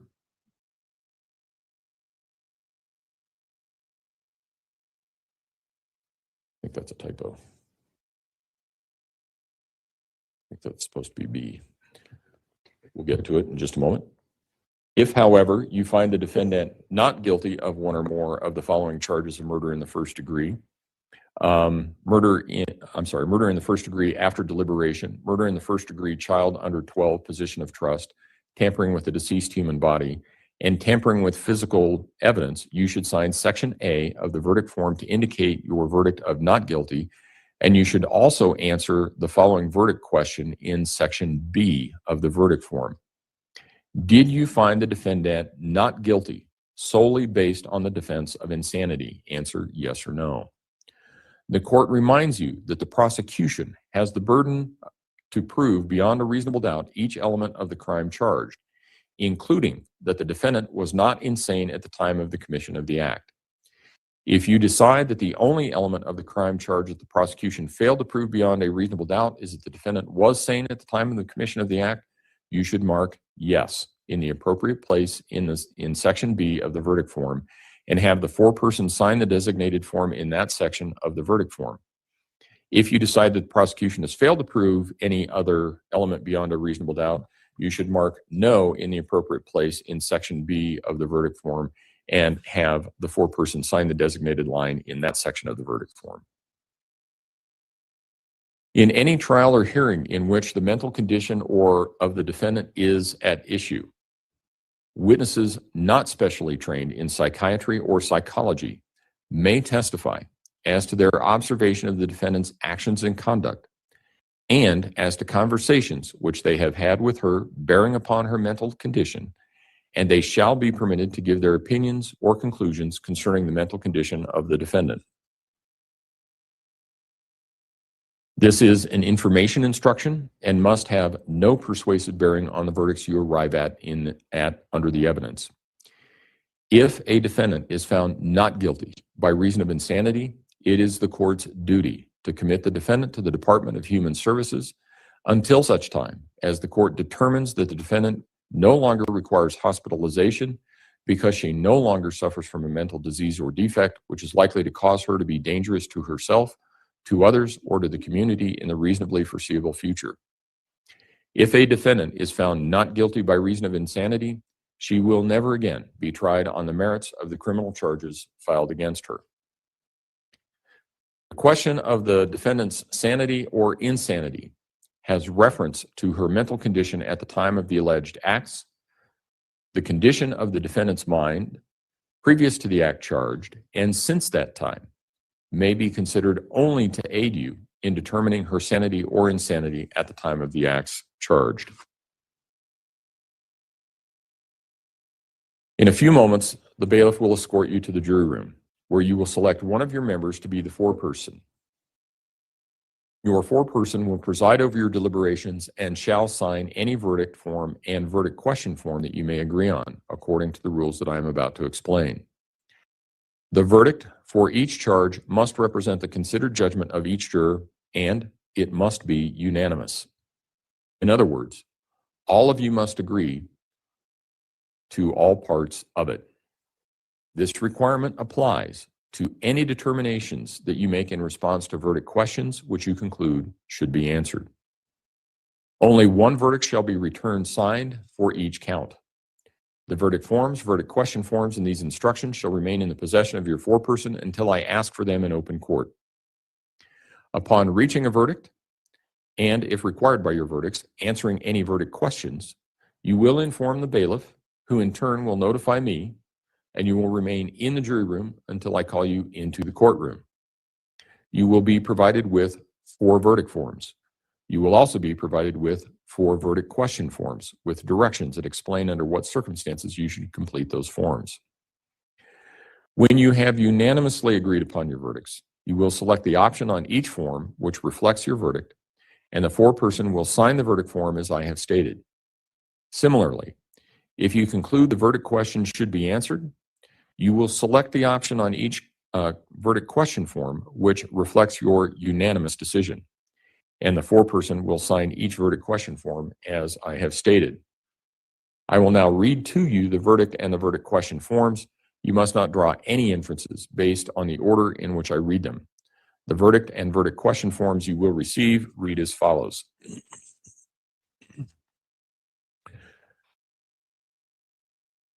Jury verdict count number 1, charge of murder in the first degree after deliberation. Part A, section Roman numeral 1. We, the jury, find the defendant, Letecia Stauch, not guilty of count number 1, murder in the first degree after deliberation. Part A, section Roman numeral 2. We, the jury, find the defendant, Letecia Stauch, guilty of count number 1, murder in the first degree after deliberation. If you fill out Part A, Roman numeral 1, you are finding the defendant not guilty, and you are finding the issues in favor of the defendant. If you do that, you need to fill out Part B, which asks you the question, if you find the defendant not guilty of murder in the first degree, you should answer the following question. However, if you find the defendant guilty of murder in the first degree, you should leave this section blank. As to the charge of murder in the first degree after deliberation, did you find the defendant not guilty solely based on the defense of insanity? So with respect to each verdict form, you have 3 options. It can be a straight not guilty, it can be guilty, it can be not guilty by reason of insanity. So if you were to find the defendant just straight not guilty, the prosecution had not presented enough evidence to establish beyond a reasonable doubt that charge against the defendant, you would fill it not guilty and be done. If you were to find the defendant or that the prosecution had presented sufficient evidence to prove beyond a reasonable doubt that she was guilty, you could fill it out as guilty. If you find her to be not guilty because she was insane at the time, you need to answer not guilty and answer this question on the back. Verdict form number 2. Charge of murder in the first degree, child under 12, position of trust. Section Roman numeral 1. We, the jury, find the defendant, Letecia Stauch, not guilty of count number 2, murder in the first degree, child under 12, position of trust. Section Roman numeral 2. We, the jury, find the defendant, Letecia Stauch, guilty of count number 2, murder in the first degree, child under 12, position of trust. Again, only if you find her not guilty should you consider the question on Part B. As to the charge of murder in the first degree, child under 12, position of trust, did you find the defendant not guilty solely based on the defense of insanity? Verdict form or count number 3.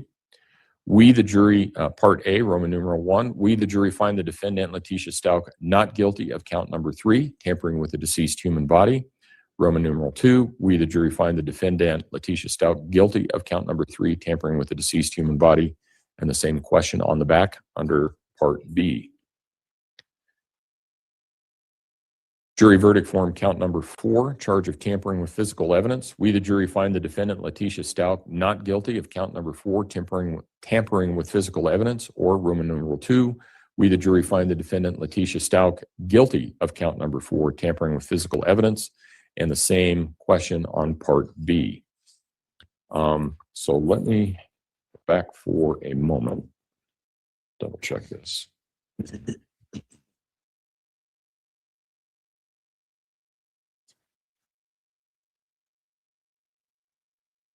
Section A. All right, let me call your attention back because I may have introduced some confusion. If you look back at instruction 23, and I said I thought this might be a typographical error, it is not. That is an accurate statement. If you find the defendant guilty of one or more of the following charges of murder in the first degree after deliberation, murder in the first degree, child under 12, position of trust, tampering with a deceased human body, and tampering with physical evidence, you should disregard the remainder of this instruction and sign Section A of the verdict form that for that charge to indicate your verdict of guilty.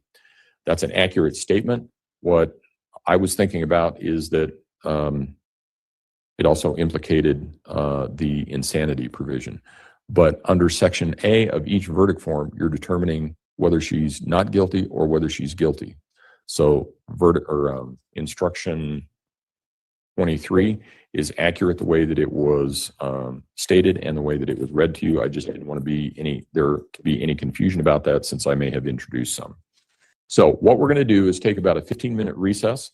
So if I can have everyone back in the jury room at, say, 5 after 10, we should be able to start on time. Again, even though you've gotten the instructions, still can't start deliberating yet. You have to wait. So don't talk to each other about it. Don't talk to anyone else about it. Don't do your own independent research about any aspect of the case. We'll see you at 10 after 5 when we come back. My hope is that we will probably go until noon. We might go a little bit longer.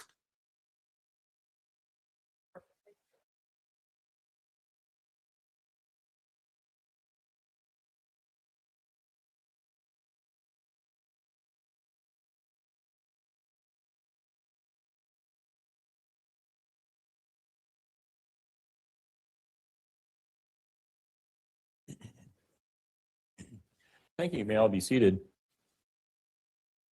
Court will recall 20 CR 1358, People versus Letecia Stauch. Record should reflect the jury has returned to the courtroom. At this point in time, we will start with the prosecution's closing argument. Prosecution? Thanks, Judge.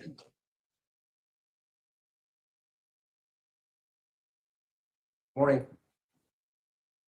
Been on trial. You guys have sat through a lot of evidence, and you're going to have to sift through that evidence and sift through the instructions, kind of what we talked about when we're selecting you, and apply the facts of this case to the law that you now have been given. Before I start my closing, I want to just say thank you for that. You guys have been very attentive. I can see that every day. You've asked some very good questions that I'm actually going to use in my closing argument as I go forward here. One of the things about a homicide case that is true and to form in pretty much every homicide case I've done in my career is the case kind of evolves to talk about the defendant. We spend a lot of time talking about the defendant. And then when you add that the defense is insanity, you even spend more time talking about the defendant. I want to come back to Gannon in a little bit. Gannon's been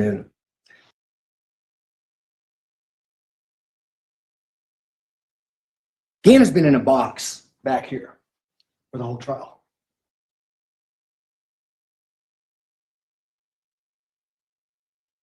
This is what the trial should be about. And I'm not doing this to get sympathy from you. I'm doing this to tell you that what Gannon had to tell you in this trial through the autopsy, all you need to know, that when the defendant did what she did to him, saying at the time she did it,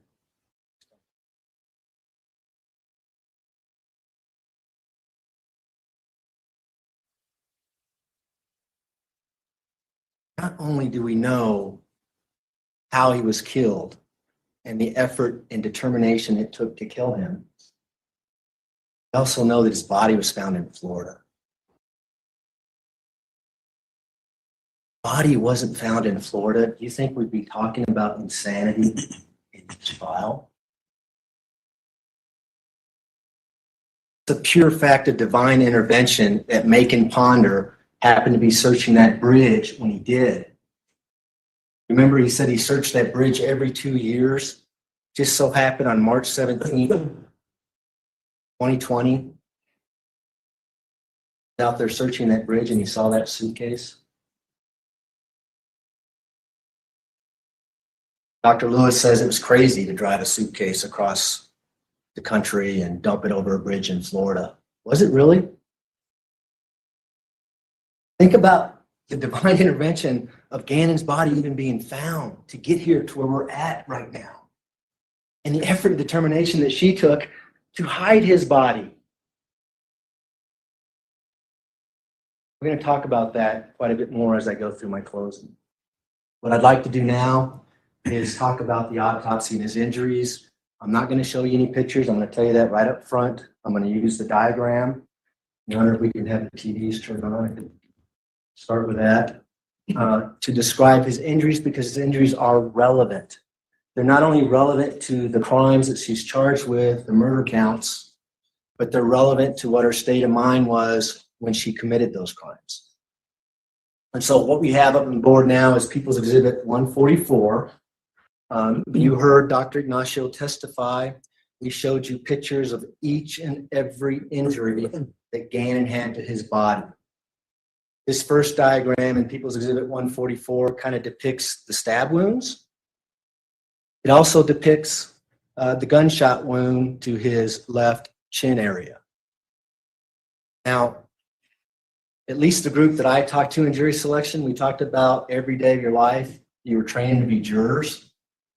That means you're using your common sense to make decisions, just like you're going to have to today when you go back to the deliberation room. Just by looking at these injuries, what does your common sense tell you? Without Dr. Ignacio's testimony, Gannon was defending himself. He was fighting off. Despite having hydrocodone in his system, made him lethargic. He somehow was able to fight her off. The injuries to his fingers, the injuries to his arms. 18 times. 18 times she took a knife. The locations of the stab wounds. What does that tell you? Use your common sense. It's not psychotic. It's strategic. The stab wounds are to the chest. As Gannon's fighting, the stab wounds are to his back. But it's not just stab wounds. You know that. He has to use judgment and reflection to get another weapon. What that weapon was, who knows? But she got a weapon and hit him in the skull 4 separate times. Go to the next diagram. I forgot to mention the strategic stab wound to his neck just underneath his ear, which we see in People's Exhibit 145. The diagram doesn't do justice to the skull fracture that she caused in him. And I'm not going to show you pictures, but I think, remember those pictures? Completely obliterated the skull. The amount of force it takes to do that, judgment, reflection. The next exhibit shows the injuries that he had to the top of his head. 4 separate strikes to his head. Wasn't good enough. Wasn't good enough for her. So, judgment, reflection, she goes and gets a handgun. She fires that handgun 3 times. I don't know how those bullets stayed in the pillow. We can rack our brain for ages. I don't know how those bullets stayed in that pillow. I don't know that we'll ever know how those bullets stayed in that pillow. What matters is the bullet that went into Gannon. That bullet matched the gun really she used that was still in the house. He attributed to Quincy Brown using, or Eduardo using, or whatever story of the day it was. Judgment, reflection, location of gunshot wound.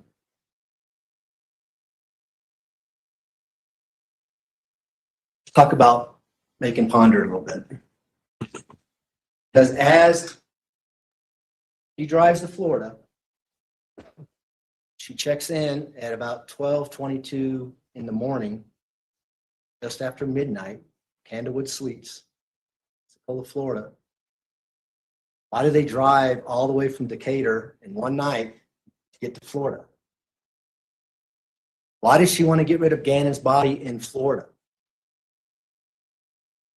Gulf of Mexico. You drive this bridge at night, as Macon Ponder testified to, there's no lights on it. We know that sometime between, well, probably between 4 in the morning to 5 in the morning, she's out there. Look at the location where the body was found with the red arrow on People's Exhibit 63. More importantly, look at the space that she has to park this vehicle. I don't know where the pointer is, but you can Right behind see. you. It's right there on the window. Okay, thanks. You can see the shoulder here, and there's plenty of room. Why does she park there? Because she can. 4 in the morning, there's no traffic out there.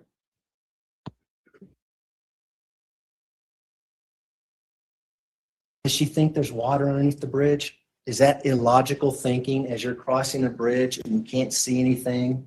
You cross a main waterway, the Scambia River, and you continue going until you find a place to stop. She probably had to wait that there was no traffic.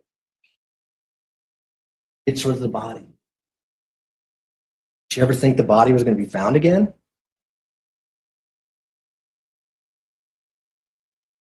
Go to the next slide. You see the suitcase underneath the bridge. And as Macon Ponder testified, it was where he and his coworker found it. It was clearly someone who dropped it directly over the bridge. There's an imprint that you remember seeing pictures of, and they ended up dragging it under the bridge, not knowing what the contents were. More importantly, not smelling anything. Why is that important? Harley didn't smell anything. The body had been out here since February 4th.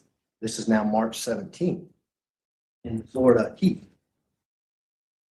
They didn't smell anything until the suitcase was open. That lends some credibility to Harley when she says she never smelled or never knew the suitcase was back in the back of the van. Anyway, they dump it out and they see that probably the most horrific thing anybody can ever see in their lives, scan his body in a fetal position, decomposed, wearing the same clothes that he was wearing January 7th, 2020. She killed him. Pants in a white stripe. Watch the video when they leave. See him wearing sweatpants with a white stripe. Talk about that more later. Let's talk about the law, okay? And as I go through the law, I'm going to later kind of go through the timeline of events. And I would like you to think about the mental states and sanity as I talk about those. So I want to talk about the law first. The first instruction I have up here is the elements of the crime of murder in the first degree after deliberation. You will see that most of these elements are not in dispute. That the defendant, not in dispute. In the state of Colorado, at or about the date and place charged, not in dispute. After deliberation and with intent, those are highlighted because those are the culpable mental states that are attached to that crime. Those are the culpable mental states in the insanity definition that we're talking about. So I want to highlight those in a second. To cause the death of a person other than herself, cause the death of a person again. Those are not in dispute either. And number 7 is the issue in the case. That's the insanity defense. I'm going to talk about in a minute. We can go to the next elements. After deliberation, not only intentionally, but also that the decision to commit the act has been made after the exercise of reflection and judgment concerning the act. An act committed after deliberation is never one which has been committed in a hasty or impulsive manner. Now, some of you, before you came into court, if you've never seen this definition, you're probably thinking about premeditation, where people are planning something out and it takes days to plan out the murder and then they finally do the murder. That's not what that definition says. It's just enough time to have judgment and reflection, to make decisions, to go from grabbing a knife, to go to grabbing some blunt force object, to go to grabbing. Is she exercising judgment and reflection? And it doesn't have to be good judgment. It doesn't have to be bad judgment. It just has to be judgment. Is she making a decision? A person acts intentionally or with intent when her conscious objective is to cause a specific result prescribed by the statute defining the offense. It is immaterial whether or not the result actually occurred. I don't want to bet money on it, but I bet you a lawyer wrote that definition. It just means with intent. What was their intent? Did she intend to kill Gannon when she did what she did to Gannon? I would suggest that that's not in dispute either. We can now go to the next crime, which is murder in the first degree, a child under the age of 12, and the defendant was in a position of trust. Now, the reason why there's 2 counts of murder, there's only 1 victim, is because this is just another theory of first-degree murder. There's several theories of first-degree murder in the law. These are the 2 that are in front of you now, okay? And as you can see, the mental state is what's different, and the age of the victim. And then the defendant has to be in a possession of trust. That's not in dispute. She's stepmom. She's obviously acting as Gannon's parent at the time that she. But let's talk about what knowingly is, because that's the culpable mental state with this crime. Person acts knowingly or willfully with respect to conduct or to circumstance described by statute defining an offense when she is aware that her conduct is of such a nature or that such a circumstance exists. A person acts knowingly or willfully with respect to a result of her conduct when she is aware that her conduct is practically certain to cause the result. Stab someone 18 times, hit him over the head 4 times.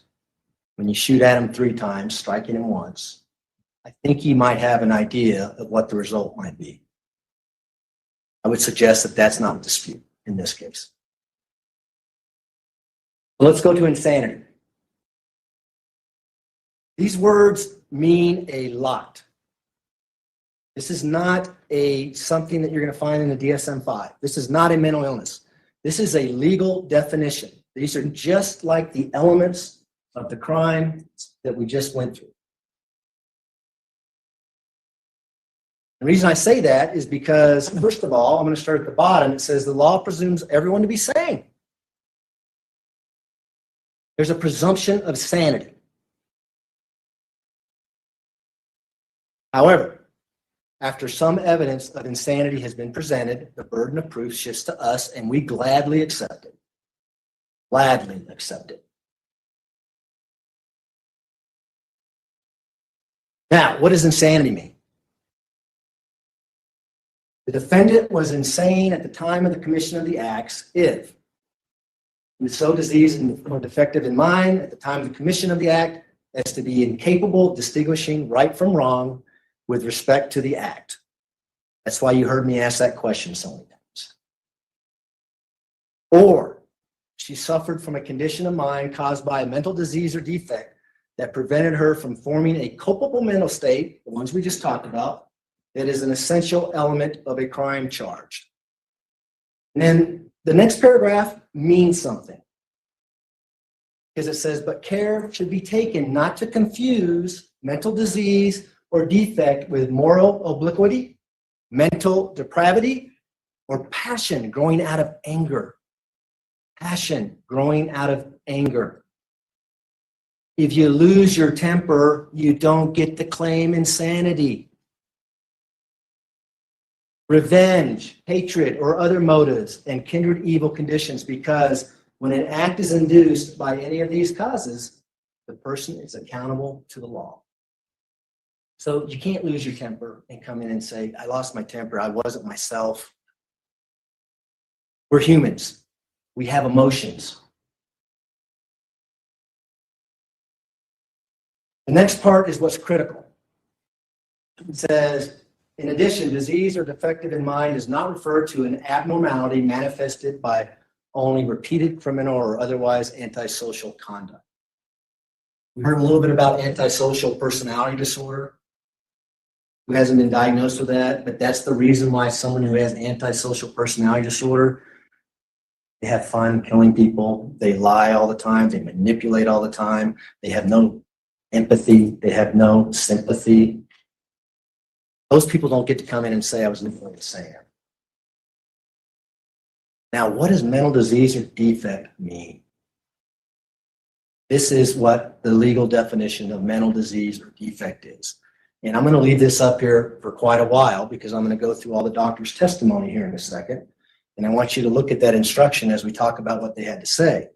But first of all, it has to be a severe word means something. It has to be a severely abnormal mental condition that grossly and demonstrably impairs a person's perception of understanding of reality and that are not attributable to the voluntary ingestion of alcohol or drugs. Mental disease or defect does not include an abnormality manifested only by repeated criminal or other antisocial behavior. So let's talk about that. The word grossly and demonstrably. You think Harley might notice if she had a grossly and demonstrably mental condition? You think she might have shared that with you? You think Al Stauch might have noticed when it says it has to be grossly and demonstrably? You've got to demonstrate it, right? It's not something you snap your fingers and then all of a sudden go into a different personality. What about her brother? Howard. Think he might have noticed it? Let's talk about the doctors. I'm actually going to talk about Dr. Niederhauser first. Dr. Niederhauser was really the first doctor and all the doctors you heard from to see her. If you recall, she saw her on December 5th, December 13th, 30 minutes each time. Came in and remember the difference between a clinical evaluation and a forensic evaluation? Clinical evaluation. I rely on what the patient says. I rely just like if they came in and said, I've got a fever, I'm going to take that at their word and I'm going to treat them for what they're telling me. She comes in and says, I've got anxiety. Treats her for anxiety. She diagnoses her with general anxiety. And she told you on the stand that she had general anxiety at the time she's testimony. A lot of people did that came in and testified. That's not a severe and abnormal mental condition that grossly and demonstrably impairs a person's perception or understanding of reality. We all experience that. In fact, you got to experience her experiencing it on video. In January 29th, 2020, when she's being interviewed, remember at the end of the interview, she had to call the paramedics and she said she was suffering from panic attacks. The paramedics came in and said, your vital signs are not only good, they're exceptionally good. You're breathing fine. Your heart rate's fine. I don't know what the problem is. I think she might have been faking that to get out of the setting.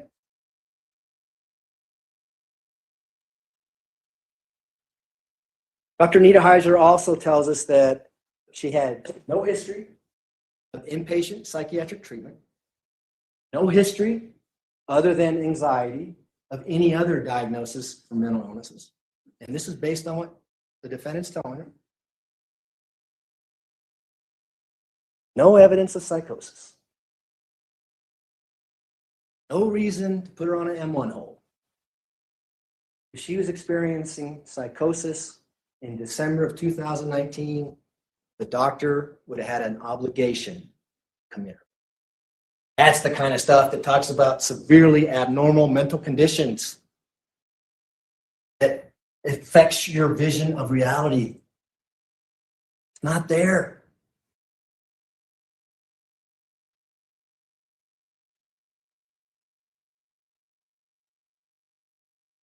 The other thing about that visit, the timing of that visit, December of 2019. Remember, the whole purpose of that visit is so that she can get a letter to go to her employment because she didn't want to work anymore. The ironic part about it is at the second interview, the defendant tells her, I don't want to work there anymore. But I got a contract, so I need a letter to get out of it. But what else happens right before Gannon is murdered? Goes on a cruise. Goes on a cruise in January. You think that might have something to do with not wanting to go to work based on what you know about her and the statements she's made?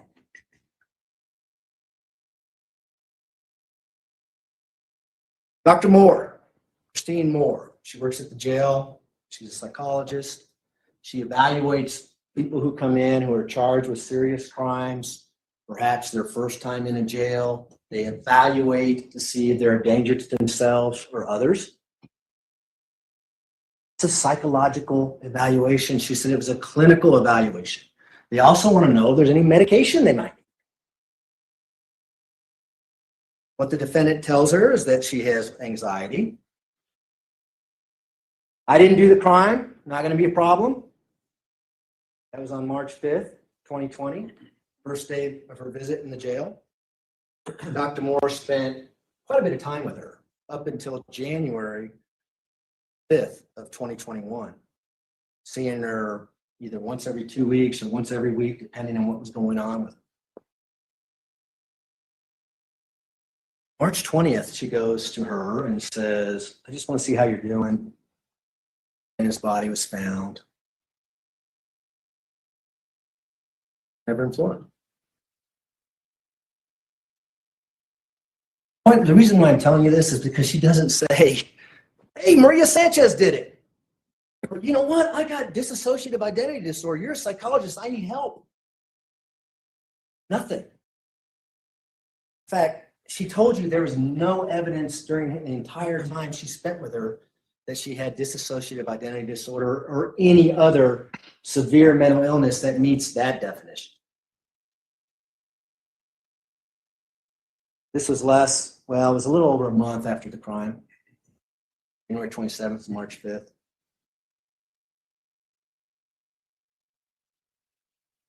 And then what happens on June 5th, 2020 in the jail?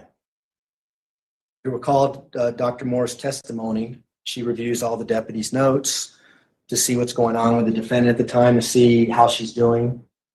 And she reviews notes from deputies that say, I'm going to start acting crazy. That's what the defendant says. And then on that very day, June 5th, 2020, she enters a competency issue into the court.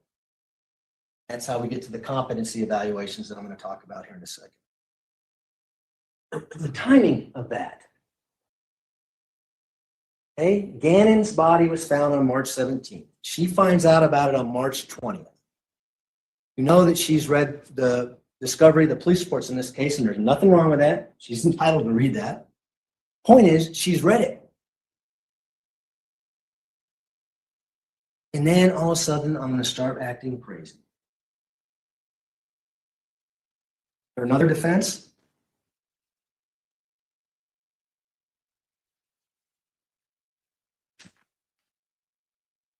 No dissociative identity disorder, certainly no Maria Sanchez during her entire time or entire visits with Dr. Moore for that year period of time. The first competency evaluation was done down at the state hospital. We don't pick where she goes. The prosecution, when I say we don't pick what doctors do the evaluation. Court orders it, goes to the state hospital. Doctors are chosen, they do an evaluation. What's relevant about this first competency evaluation that takes place on July 20th, 2020 is when she goes to the state hospital, is that they have a 2-week observation period for nurses. Employees are watching her. He actually goes to a nurse and says, can you tell when someone's faking it?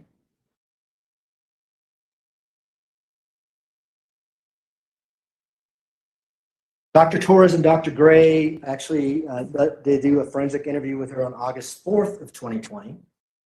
Again, now we're in a forensic mode. Now we're not just going to listen to what she has to say.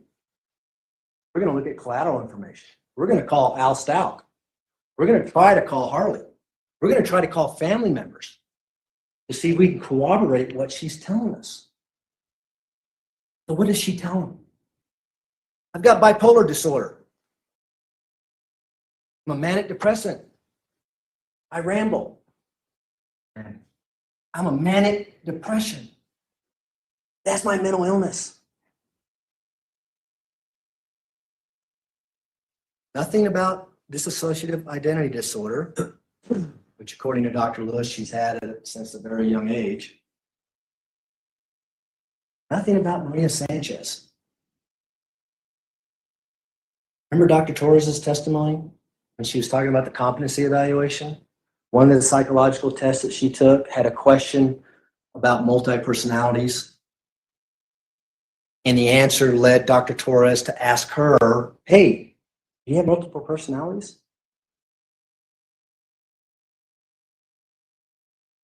This is August 4th, 2020. Dr. Gray and Dr. Torres diagnosed her with specified personality disorder with borderline and narcissistic features. Talked about that a little bit. Now,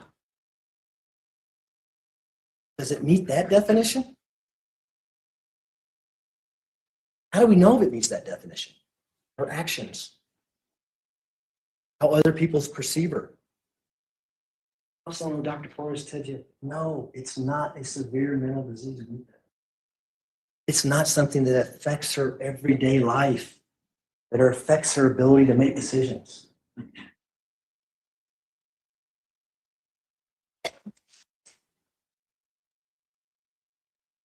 No evidence of psychosis during that evaluation either.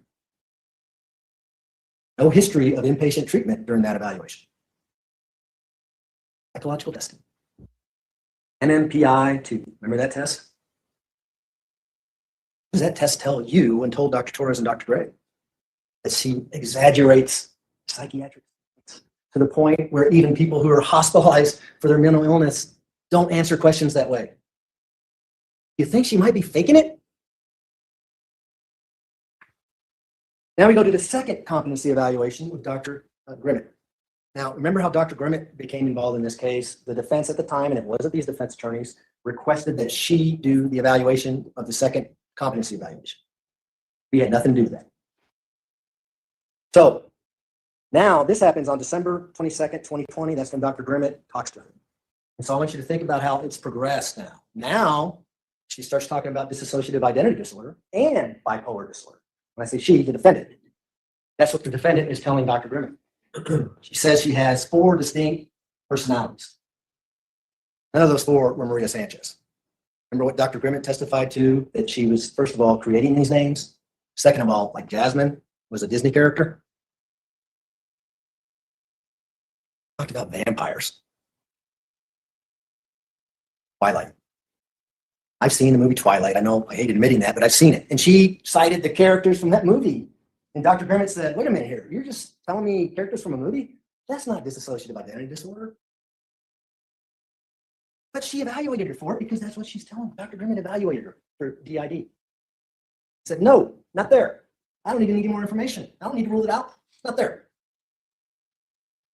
She also diagnosed the defendant with other specified personality disorder with borderline and narcissistic features. She also told you that it doesn't fit that definition.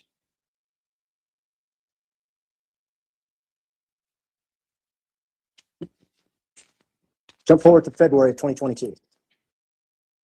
I don't know when the conversation took place, but at some point before the defendant pled not guilty by reason of insanity on February 11th, 2022, they had a conversation, the counsel had a conversation with Dr. Lewis. Remember Dr. Lewis testified that I recommended you change your plea to not guilty by reason of insanity. Why is that important? Why did I ask her about that? I think that put a little pressure on her. And she says, I recommend you plead not guilty by reason of insanity, and I'll do the evaluation. Why didn't she do the evaluation right away? Why'd she wait till November? Come out and talk to the defendant. Needless to say, when she pled not guilty by reason of insanity in February, the same process happened as happened when she raised competency. Sent down to the state hospital. The state hospital chooses who's going to do the evaluation. They make a decision of who already knows the case. Dr. Torres and Dr. Gray already read all the discovery in this case. They knew the facts of the case. They knew the defendant, but they're doing a different evaluation. As you remember, competency goes to her state of mind at the time they're doing the evaluation. What's her understanding, what's happening in the courtroom, whether or not she can get along with her attorneys, that kind of thing. Insanity is completely different. Insanity, you got to go back, just like the law says, at the time of the crime, what was her mental state? So that's a much broader evaluation. You got to look at everything. So Dr. Torres and Dr. Gray, they also reached out again, call out. They attempt to talk to Harley, family members, to see what's going on with her. But what is the defendant saying now? Gone off of bipolar now. And now she's created more personalities as part of this dissociative identity disorder. Is it just a coincidence that she's consulted with Dr. Lewis prior to all this? Now Maria Sanchez comes into play during this evaluation.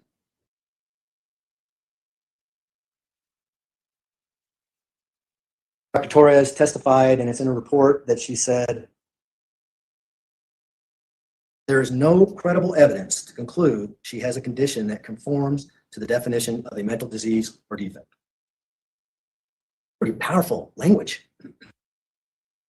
That's powerful language. No credible evidence. What's also interesting about this evaluation compared to Dr. Lewis's evaluation is they do 2 interviews, if you remember. One was in March, one was in June. The March interview, I think I couldn't count how many questions, but it wasn't a lot of questions asked. It was the defendant talking. They just let her go. In June, they asked more questions. One of the questions that Dr. Torres asked is, can we talk to Maria? Can we talk to Maria Sanchez? She said, no, Maria just doesn't come out. There's got to be some kind of stressor. There's got to be a triggering event, which coincidentally is exactly what the DSM-5 says. I can't just summon Maria. You saw on Wednesday how that happened. It was magic, according to the Dr. Lewis.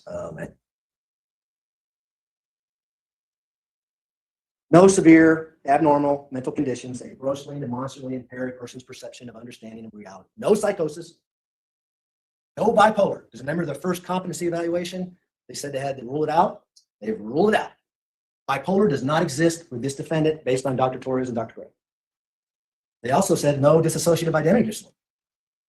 Didn't have to rule that out. They had enough to say there's no credible evidence. That's not there. They continued on with the diagnosis of other specified personality disorder with borderline and narcissistic features. Dr. Torres and Dr. Gray came to the conclusion that the defendant was not legally insane at the time of the crime.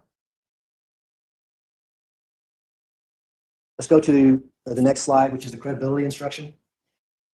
This instruction applies to experts as well. You may believe all the testimony of the witness, part of it, or none of it. This instruction applies to every witness who testifies, including Dr. Lewis. I got highlighted certain words there. Motive. Didn't see motive in the elements of first-degree murder, but you see it here. Money is a strong motivator. Having shows on HBO, strong motivator. Having your son videotape evaluations on a first-degree murder case that's gotten quite a bit of publicity, or perhaps another documentary, is motive. You're gonna do a documentary, she says, she's sane, sorry, did what I could. Acting. Not as good as, well, not as bad as Robert De Niro, I guess she would say, but she's acting. You also have to look at her demeanor and manner while testifying. She wouldn't answer any of my questions. She wouldn't answer my questions because she didn't want you to know the answers. She wanted you to know what she wanted to say. She shows up to court late. Talk about narcissistic tendencies. Manner while testifying. I think it speaks for itself, how she testified. Especially when you compare Dr. Torres. Obviously she would disagree with my questions. Remember how many times she says it depends to me? She's not our expert.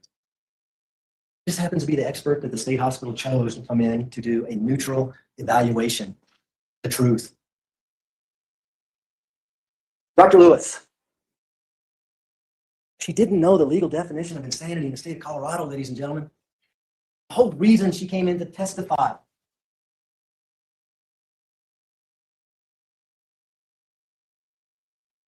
I'm not even sure what her opinion is anymore, based on your questions at the end.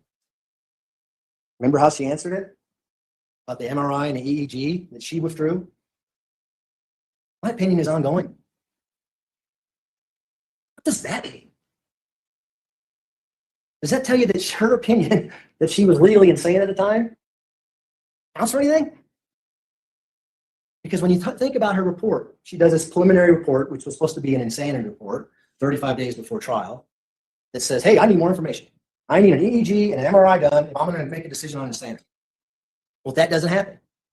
MRIs, you take someone to the hospital for 2 hours, you do an MRI, you come back. Never happened. But yet, a few days before trial, she hands over a report saying, I find her legally insane, and that's literally all she says. Don't know what standard of insanity she's using. What I do know is she didn't get the information that she needed. But you know what information she had?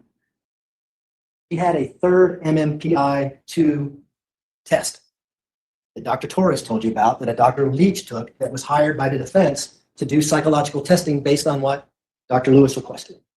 Guess what the results of that showed?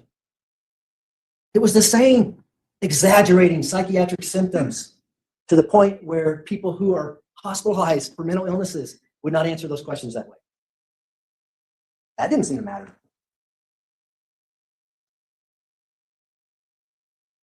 I want to talk about the facts of the case, and the reason why I want to do that is because I think it's important for you to look at the defendant's actions before, during, and after she killed.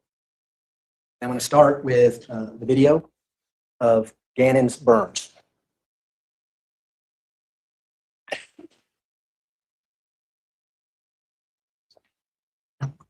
There's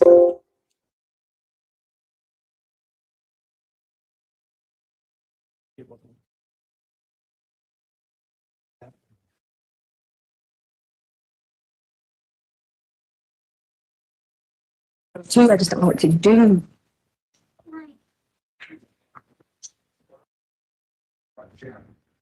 Well, devastating. Initially, Scott can't lie when the TMZ information. Anna, I promise this is the last time I'm gonna ask you.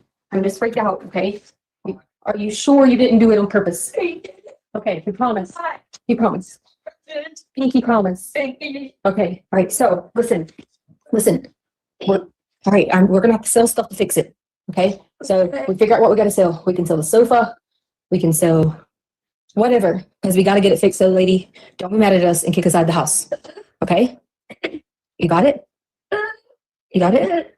I'm just worried about my. Okay, shh, listen. So tomorrow, Why is that important? Why is she videotaping an 11-year-old boy who has burns? More importantly, why did she stop videotaping a little boy? Gannon. I think it might be because Gannon said, I'm just worried about my burns.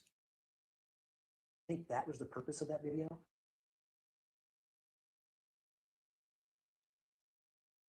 I think that's using judgment and reflection.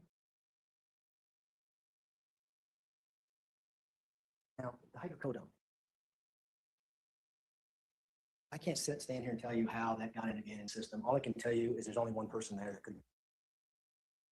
Did she give it to him because of the burns? I don't know. But when she gave it to him, do you think that's using judgment and reflection?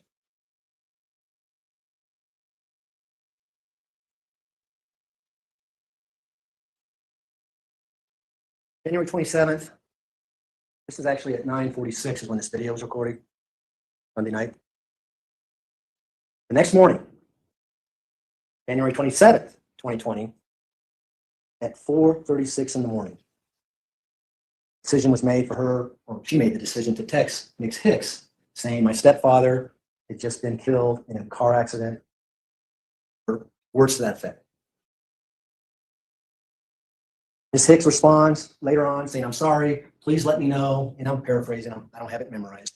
But she says, words to the effect, please let me know if there's anything we can do and when you can come in. She responds back, the defendant does, by saying, why are you being so insensitive? This is a family member that just died on the East Coast. Why is that important? Because that's the theory that Dr. Lewis wants you to believe. The fact that she makes this text about the stepfather is somehow tied to the killing of Gannon some years later. It just means she didn't want to go to work that day. Could it possibly mean that she knew what she was going to do when she said, and tomorrow? And shortly after that, she calls Gannon school, says, he's not coming in today. And she texts Al Stout and says, hey, I'm going to make up an excuse, not go to work, which she does. And Gannon's not going to go to school because of his stomach issues. Judgment, reflection?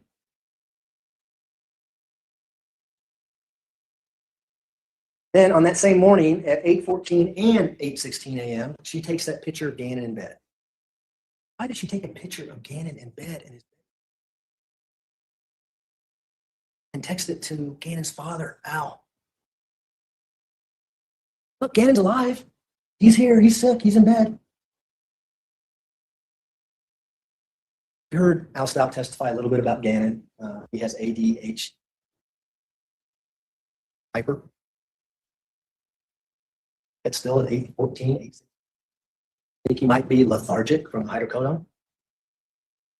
Why he's still in bed? I think she wants to prove that he's still alive because she knew how much hydrocodone she gave him.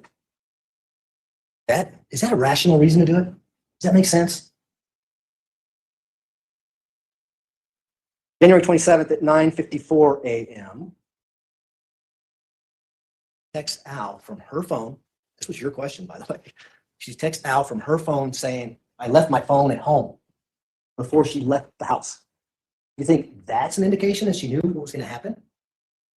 Is it that far-fetched to think that she knows Gannon had been poisoned and that something might happen to Gannon? Then at 10:12 a.m., they leave in Al's truck. And again, this is the video that you saw that you can see his pants with the white stripe down. And when they leave, you see him get into the back seat of the pickup truck and Stout gets into the driver's seat. They drive away. What the heck is she doing taking a sick kid out to go shopping for dog clothes? Narcissistic tendencies. Not me. Dogs. They're gone until 2:20 p.m. when they come back. You saw the videos.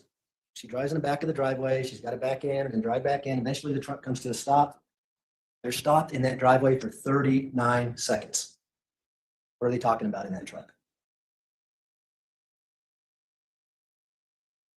Doors open. You see the leg drop. You see Gannon beeline right through the garage. You see the defendant going after her.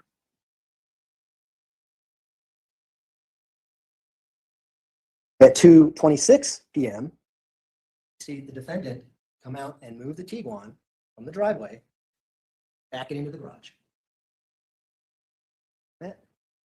What was the need at that moment to back that Tiguan into the garage? Then you see her come out in the front of the garage, out in front, below the garage door, and look around, back in the house. This is when the murder happens, ladies and gentlemen. 30, right in that time frame. There's no activity on her phone. And does autopsy. Attacks him with a knife. Good enough. And he fought when he was born. He's fighting now. On 1 pound, 6 ounces. Get it through that. Coming after him. Goes to get a blunt force object. Crush his skull.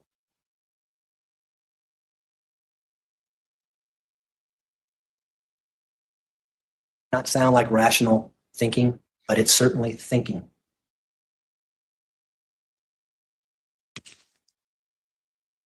That's the before and during. A lot to talk about. There's so much to talk about after. She stuffs him in a suitcase. She drags his body to the storage room, opens a large green suitcase, somehow manages to squeeze him in there, gets the blankets off the bed, wraps him up in that, pillows, picks up the shell casings, does something with a knife, does something with a blunt force object. She sticks him into the storage room and throws boxes on him.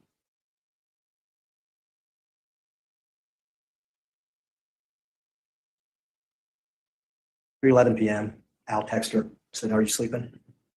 No response from the defendant. Lena gets home. She gets to the house about 3:15 p.m. The bus comes by about 3:11 p.m. Doesn't let Lena in the house. She makes Lena stay outside because she's got work to do. Got to clean that bloody mess in that room. Got to hide evidence. Got to tamper with things. Gannon's dad texted him at 3:35. Hey, buddy. having no clue what she did to him. No response to that. No one read that text until 7:40 that evening. That was the defendant reading it. 6:27 p.m., the defendant texts Al and says, Danny went to a friend's house. He's supposed to be home at 6. He's not home yet. 6:55, she calls 911. You heard that call. How can she do this? How can she talk to Gannon's father like nothing happened? That traits of an antisocial personality disorder, the fact that you can have no sympathy, so cold and callous, and act like nothing happened. And she does it through the whole day. You guys know that.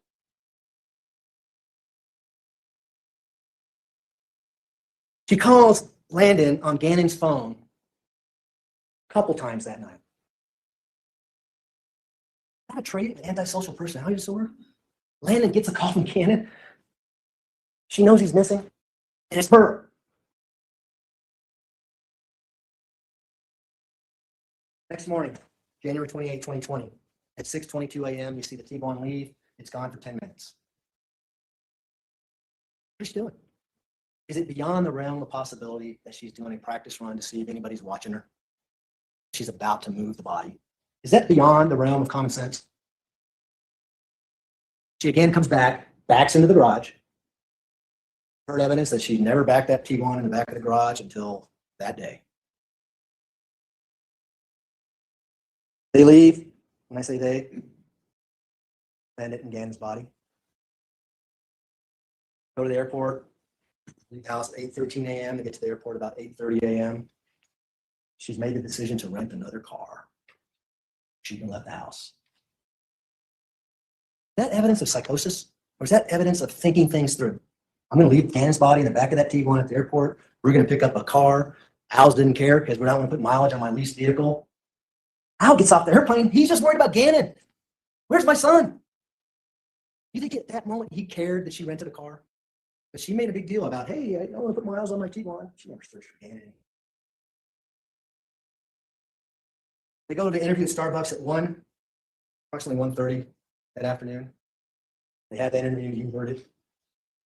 After that interview, she disappears. She takes the rental car and it's gone that afternoon.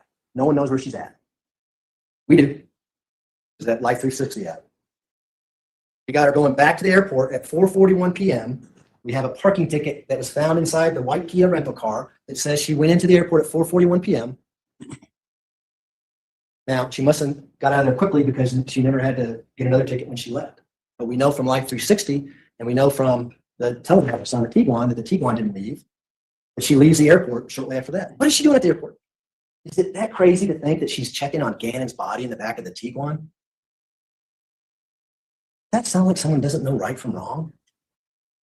Does that sound like someone who's trying to get away with something? At some point that afternoon, as Al Stauch is out looking for his son, he goes to French elementary school. And he goes there because his wife, the defendant, says, I left the Tiguan there.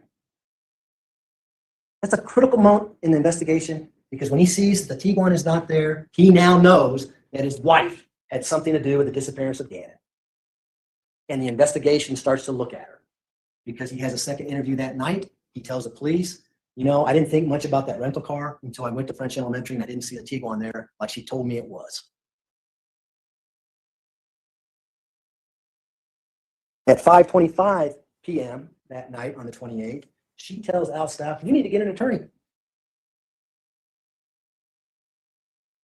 7 p.m. she returns back to the airport.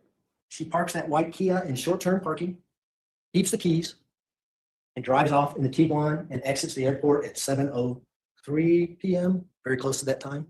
Got the ticket. You've got the ticket. We got the telematics and know exactly where she goes. Got the text messages between her and Harley.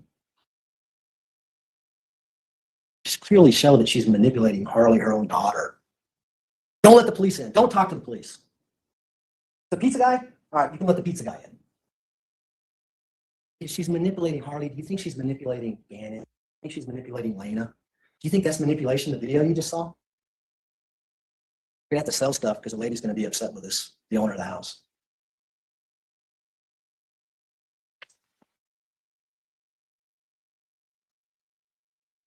goes to the S curve in Palmer Lake. We know that at 9:23 p.m. She's there for at least 5 minutes. We don't know how actually she's there. We know that the board was found there sometime in mid-February when we started searching there based on the information we had from our Life 360 and the telematics. We know that board had Gannon's blood on it. DNA matched it. Why is she going out to hide the body there? I don't know. Probably because it's a good location. She can't keep it in the Tiguan. She know right from wrong? At 12 a.m., 28th into the 29th, Harley drives out to her employment to pick her up. They leave the Tiguan there overnight. This whole time while she's missing and dumping Dan's body up in Palmer Lake, Detective Bethel's trying to get her to come in for an interview. Remember that? Stauch trying to call her to get in for an interview. Her phone's on airplane. The next morning, Harley drives her to the airport. They drop off the keys to the Kia. When I say drop it off, they threw the keys to the Kia to an attendant, left. That rational thinking? That someone who didn't want to get caught? Text at 10:25 a.m. on the 29th. I'm on my way to Detective Bethel. The interview. Takes her over an hour and a half to get there. We know that the car is washed on the way. You saw photos of the water dripping off of it when she gets there. The interview she gives, you watched it. I'm not going to get into all the details. I just want to emphasize that she plants seeds. The suitcase is critical. Who says that? I think it was Eduardo at this time. Eduardo also took a suitcase when he took Gannon. She knows where the suitcase is at up in Palmer Lake.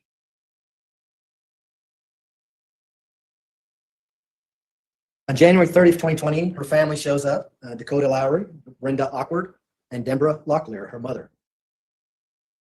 Flying to Denver, they rent that Nissan Altima and drive down to Colorado Springs. They pick them up, take them to the extended stay suites hotel. The next morning, they rent that van, Brenda Awkward does, they collect their stuff at the house. They get her suitcase, including that red or pink suitcase that we recover in South Carolina that has blood on it that happens to match Gannon, with a blanket inside it that happens to match Gannon. Pretty strong evidence. You got blood of the victim you just killed with you when you're arrested on March 2nd. But what happens after they load things up? We know the suitcase was not there because the police were checking everything that came out of that house. We also know what Dakota said about when they exchanged vans, that he saw that very same green suitcase that was under the bridge that day, and she says she had softball equipment in it. But when she gives the interview with the KKTV reporter at 12:10 p.m., well, let's just look at her words. What are her words? We can play this video.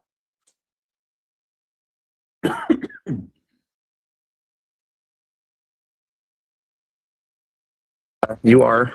I am Letecia Stauch, which is Gannon's stepmother. You've been a part of the investigation since the very first time. You were the last person to see him. Is that right? Correct. What did you see when you last saw him? Well, I'm not allowed to talk about anything with the case. I would more so be willing to talk about how the community needs to have faith and continue to work together and not make these false accusations. And I would never, ever hurt this child. And I know there's some questions out there about, okay, so tell me what happens. That's up to the investigations when they end up letting you guys know. But I've cooperated with them, even to the point that we were held with a gun. And my daughter, a 17-year-old who serves our country in the United States Air Force, who has never committed a crime or done anything wrong in her life, was put in handcuffs over the keys that was in her purse so they could take her car. I'm just ready for Gannon to come home. Most importantly, for him to see his family. But second, I am going to be so ecstatic when I'm able to say to people that I hope they have a really sincere apology for all these theories that have came out online, for all the things they said that I have done or people have done. And I just want everyone to know that we're going to find Gannon. Can you talk to me a little bit about him? I don't know it. Gannon is so kind, and he loves to play video games. That's one of his favorite things. He loves Sonic and Mario, and he's always helpful. And he was always so helpful with the dogs around the house, and we have 2 little cute dogs. And he was always like a person I could say, Gannon, can you go do this? And he would do it right away. Sometimes with kids we have to remind them and things like that, and that's okay. But he was so sweet and able to help anyone. He could notice when you're sick and say, "Are you okay?" And such a kind heart. We should all come together and wait until the end and see what happens, because Gannon's going to come home. Any message for Gannon? The message for Gannon I have is, Gannon, when you get here, you'll be able to truly tell what happened. And then I really hope I get a sincere apology from everyone who has made all those things, especially from my husband. What we just heard there evidence that she might have some antisocial trait. Calmly talk about that to a news reporter. She's done. I failed to mention Amanda Van Nest, who was the same nurse who examined her for injuries based on what she was telling people. First interview that she was raped, and she examined her head and found no injuries. But what else did she do? She also told you about M1 holds, and if she would have noticed anything that would require her to have a doctor examine her for an M1 hold, she would have done it. No evidence of mental disease, no evidence of psychosis. And this is the 29th, 2 days after she killed him. We know that a GPS tracker was later placed on that Nissan Altima, and you know where she went when she disappeared for 2 hours and told her family that she was going to a pet store. Got her right back at the Isker. She picks up Gannon's body, puts him in the trunk of that Nissan Altima, leaves the board out there, later found, and drives back to the hotel after she goes and gets some more dog outfits. And when she gets back to the extended stay suites, she's got to move Gannon's body from the trunk to the van that Brenda Awkward rented earlier that day. We know that had to happen because of Dakota Lowry's testimony. Her and Dakota go to the budget rental van place the next morning, February 1st, and they've got to move all the suitcases from one van to another. That's when he sees the green suitcase, knew something was suspicious about it. You saw his reaction. Had to get on a witness stand. He got subpoenaed here to come here. I think he felt manipulated by this defendant. You know the rest of the story. She drives across country with Harley. She's using the Ford Motor Company to check in the hotels. They got a little scheme you saw in video. Harley would go in with the dogs. She checked in as one person. All rational thinking. It's also by social personality traits, perhaps. They drive all the way to Florida. They get there February 4th. Another divine intervention. The power up at 4:36 in the morning in between the hotel and where Gannon's body is found. Every 24 or 25 hours it happens. It happens at that moment. That tells you that van is on the move in the middle of the night. Tells you she dumped Gannon's body that night or the early morning hours of February 4th. I'm going to go through fast now because I've been talking way too long. I want to talk about the pretext phone calls. You know all the stories. I'm not going to get into the details. Eduardo, immunity, Quincy Brown, several different versions of that. Bike accident, Uncle Matt. One that significant, and she says, I'm so sorry, Al, for lying to you. I'm going to tell you the truth. I wasn't in the car when I left Petco. He wasn't in the truck. Fake pregnant lady with cash. She's laundering money. She's arrested on March 2nd, 2020. She comes up with a story of now how it's Angel, the babysitter, who did it. Suitcase with Gannon's blood found on her. We've got all the searches on her phone that I'm not going to go through. You just saw it a few days ago. But what I'd like to talk about is what people who are truly legally insane do under these circumstances. Because there are people who are truly legally insane, ladies and gentlemen. They don't act like that. If they don't have the capacity to know right from wrong, they're not going to hide the body. They're going to act like nothing happened. They may even do the crime if someone's there watching them because they don't know that it's wrong. Do you think she would have done this to Gannon if anyone was in the room with her? Of course not. They also don't lie. There's no reason to lie because they don't think it's wrong. So they come in and they say things like, my God, I heard a voice that I thought was the devil, and the devil made me do this. I had no choice. Why are you even talking to me about it? That's what we're talking about when we talk about a severe mental disease or defect. When we're talking about the capacity to form the intent or the capacity to use judgment and reflection, I'm going to refer you back to Mice and Men, the book. I read that a long time ago, but I still remember. It's about George and Lenny during the Depression. And George is a smart one. Lenny has some severe mental illnesses. Lenny likes to pet rabbits. He's such a big guy that he doesn't even know his own strength. So he would pet rabbits to the point where he would kill them. That's what we're talking about when you don't have the capacity to form the intent to kill because the mental illness doesn't allow you to. We're not talking about someone who makes choices to get weapons to kill with. I appreciate your patience. I know I've talked a long time here, much longer than I thought, and I apologize for that. There's There's only one right verdict in this case. That's guilty to each and every charge that she's charged with. First-degree murder after deliberation, first-degree murder child under the age of 12, tampering with a deceased body, and tampering with physical evidence.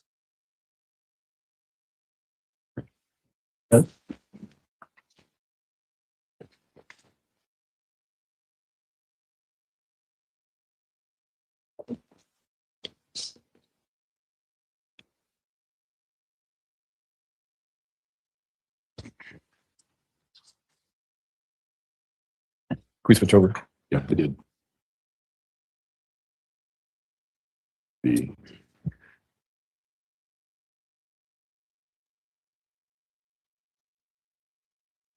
oh, whoops, wrong one. Sorry, my bad. There you go. The one thing they cannot answer, because there is no answer, is motive. Motive for why this happened. Motive how we can go from this picture on a hike up at Garden of the Gods, loving, kind, to less than 24 hours later. Brutal rage, 18 stab wounds, 4 blunt force trauma, shot. This wasn't a pre-planned, calculated killing for some gain. This was a psychotic break fueled by rage, attacking a demon from the past. They cannot come up with a motive because there's no motive that makes sense, ladies and gentlemen. They have tried. They have spent hundreds, if not thousands of hours trying to come up with one. They've gone through phones. They have gone through iCloud accounts. They have gone through Facebook messages. They've interviewed everybody who they could possibly think of to try to find some motive. None of what they have done in this, the biggest investigation in the history of El Paso County, has come up with a motive. No one who they have ever interviewed has ever said that she ever had a problem with Gannon. No one who they have ever interviewed has ever said she was ever mean to Gannon. No one who they've ever interviewed or come across anything has said she's ever done anything wrong to Gannon until that horrible day when this happens. That is the evidence, and the most strong evidence to know this was not premeditated murder. This was a psychotic break. That is the only thing that makes sense. And when you can pull yourself back and peel back the layers of the anger over the act, at the anger over the deceit in which it happened, at the anger over Gannon's body being driven all the way to Florida, when we take those emotions back and we try to look at this rationally, the only thing that possibly makes sense is a psychotic break. There is no other rational explanation to understand why this happened other than that. He was a special needs teacher, elementary needs teacher. That's what she'd been her entire life, working with kids with special needs. She was a mother to Harley, did everything she possibly could for Harley. She was a wife to Al, and she was tried to be the best stepmother she could be to these kids. So much so that she was left with the kids for very long periods of time. In the months preceding this, when Al had gone up to Alaska, he had left his 2 kids in her care. He was gone. We were about as far across the country as you could possibly get. And based upon his relationship with her, based upon him seeing her as a loving stepmom, felt comfortable leaving his children with her alone in South Carolina. He did that because he knew her and he saw her and he saw that relationship she had with Gannon, and he felt comfortable based upon what he had seen with her. And he felt comfortable enough that when this was going on, he felt comfortable enough to leave to go to Oklahoma. Because what he had seen and what this photo shows is they had a loving relationship together until the evidence shows that she had a psychotic break. That something, mental illness from her past, got triggered, and there was a temporary period of psychosis. That's the only rational explanation that had been presented. And there is nothing else that they can come up with as far as motive. Ladies and gentlemen, does it make sense that she may have Google searched, maybe moving to Florida? Yeah. People have problems in marriages. Do people fantasize some about getting out by Googling stuff? But how would brutally murdering Gannon, how would stabbing him 18 different times facilitate that move? It wasn't. There's no rational basis behind the murder other than psychosis. The fact that she may have years before at some point in time done one Google search out of 1,000 saying, I don't like my stepson. That's not what I see there in that picture. That's not what I see there going on in the days leading up to this horrible tragedy. What it does seem to indicate, ladies and gentlemen, if we start looking at this time frame, looking at the reliable evidence that we have in front of us, is that somehow that fire set up some type of trigger. Maybe some type of trigger that had been disassociated long ago. But we have her starting meltdown right after the fire. Ladies and gentlemen, Dr. Lewis used the term wacky a lot, maybe not the most scientific term, but when something seems irrational, when something doesn't seem to make sense, we have to consider mental illness, and we have to consider possible psychosis.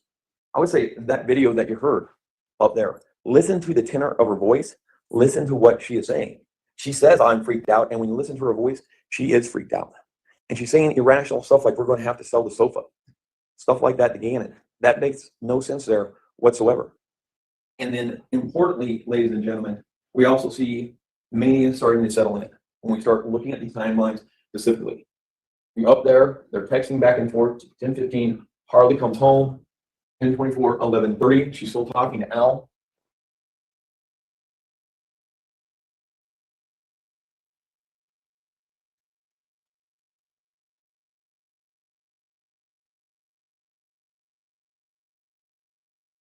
$2:48, she's texting Al.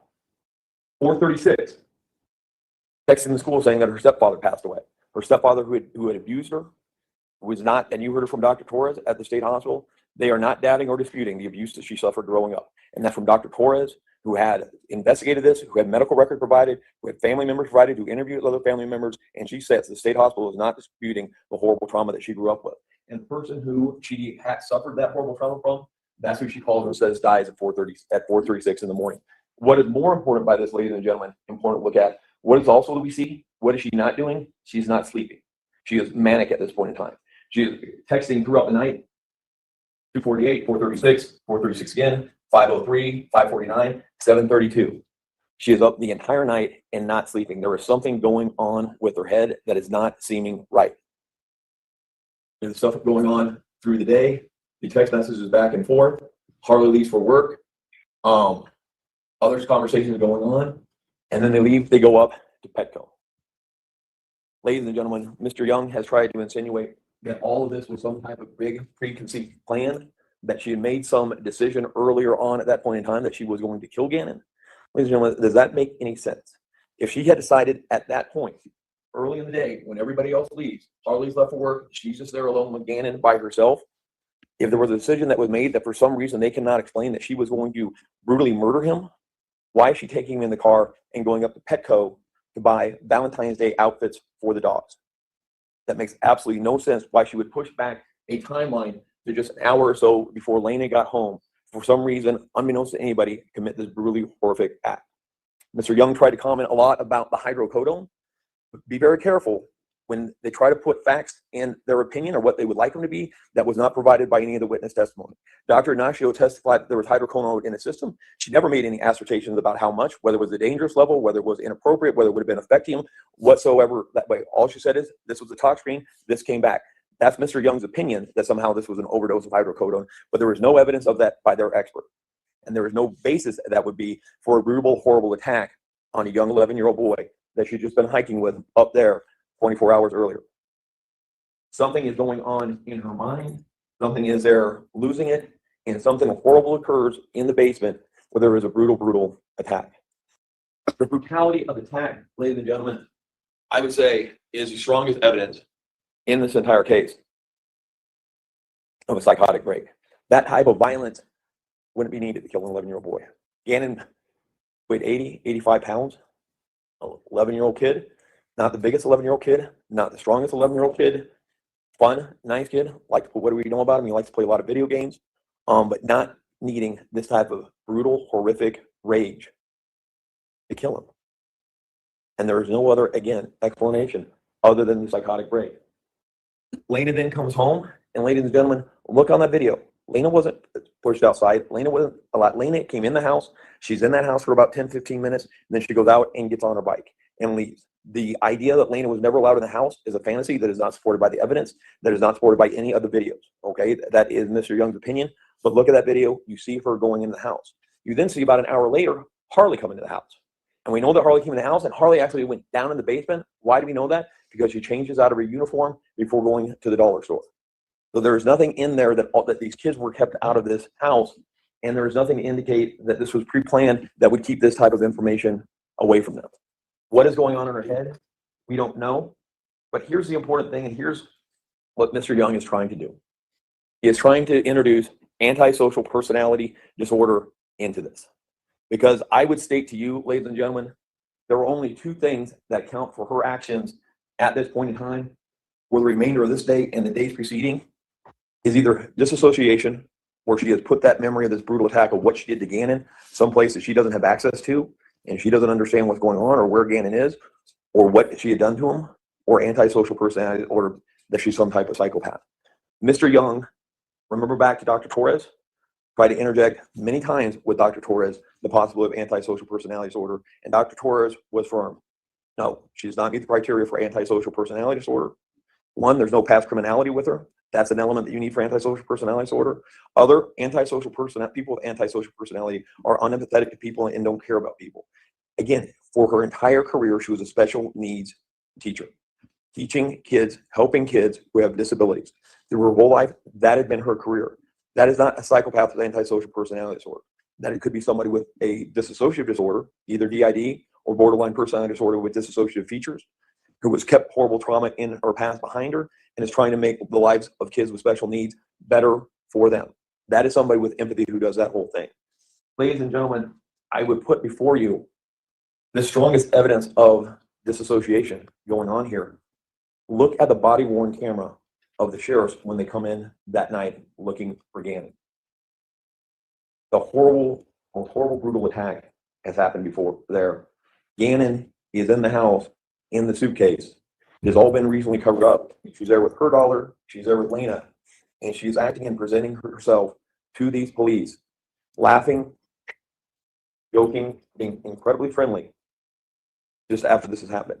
Because at that point in time, she has disassociated the horrible act that she has committed. There's no other logical explanation for how that she is doing that. And when you go back and look at these timelines, ladies and gentlemen, look and go through them. What is really important during this whole time, she is not sleeping at all. For the whole time here that this is all going on, you see activity going on her phone or things that she's doing all through the night. She is in a manic situation and her mind is not working. Again, we heard Dr. Lewis talk about irrational things that she is doing that doesn't make any sense. Ladies and gentlemen, it makes no sense for somebody who is pre-planned for whatever reason, whatever motive, to brutally kill Gannon, to then report him missing right away, and then in a matter of 3 days later, go into the police with a completely illogical, incoherent story. You've heard different witnesses. Ms. Stauch was an intelligent, above average intelligence woman, a smart woman, everything like that. To go in only 2 days later and sit down with the police and come up with the ridiculous story of Eduardo is not the actions of a sane, rational person. It is irrational belief. Even children know. If you keep saying different stories, you're not going to be believed. Even looking back at the little boy who cried wolf, which we teach children, if you keep making up things, then you're not going to believe. She changes her story, not only completely different, not only with no explanation as to really why she had made up the prior story to one that she is changing now, but comes up with this ridiculous thing that she met this Eduardo, that he was just going to come over and fix the carpet for free. She's indicating she's not even planning on paying him, that somehow he is in the garage when they get there, that he then takes her down into the basement and rapes her for an hour, and that he takes Gannon in a suitcase and leads out of the home. That are not the actions of somebody who is sane and logical. That is completely irrational to believe that that kind of thing could possibly be believed.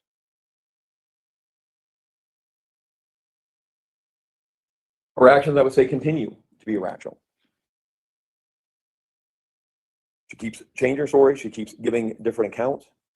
Gannon is placed in the suitcase, driven all the way to Florida.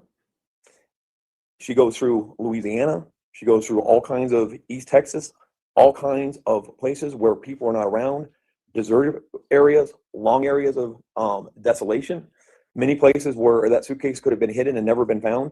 And she goes all the way to Pensacola, Florida, and drops it off at a dry space under a bridge right near a major city. That's not the actions of somebody who is rational, who is trying to hide that away. She then goes to South Carolina, and you can look at the Google searches that she performs in South Carolina. Faceplant face transplant near me.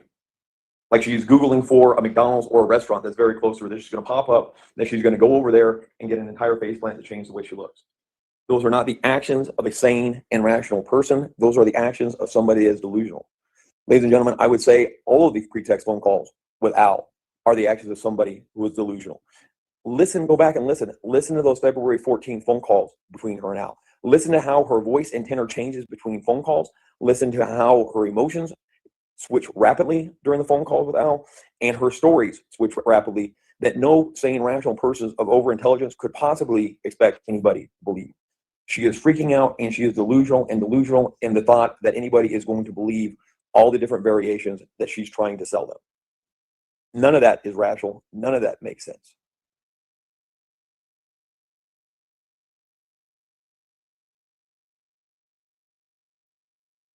And so again, what then we're brought back to is why.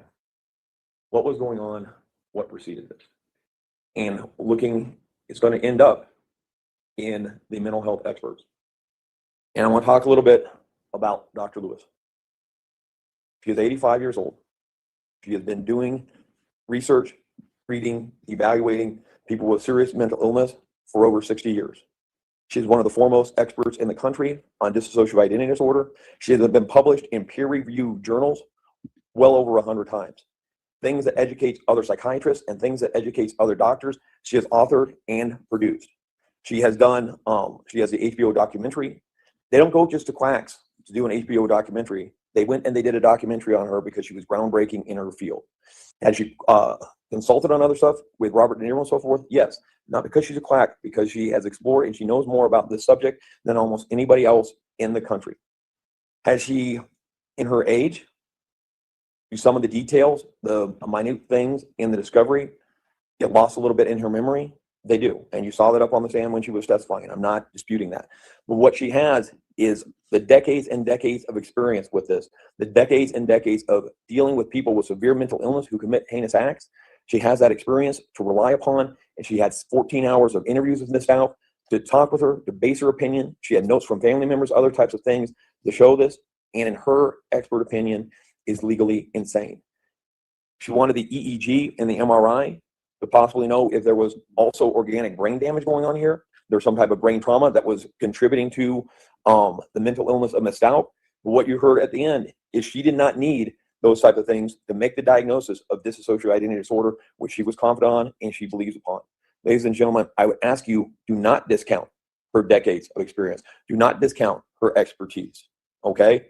The acting that a woman who has pioneered this, a woman who has made her life on this, a woman who has been peer reviewed over hundreds of times in different articles on this subject, is willing to throw that all away to come down here at a substantially reduced fee to testify is ludicrous and it's insulting.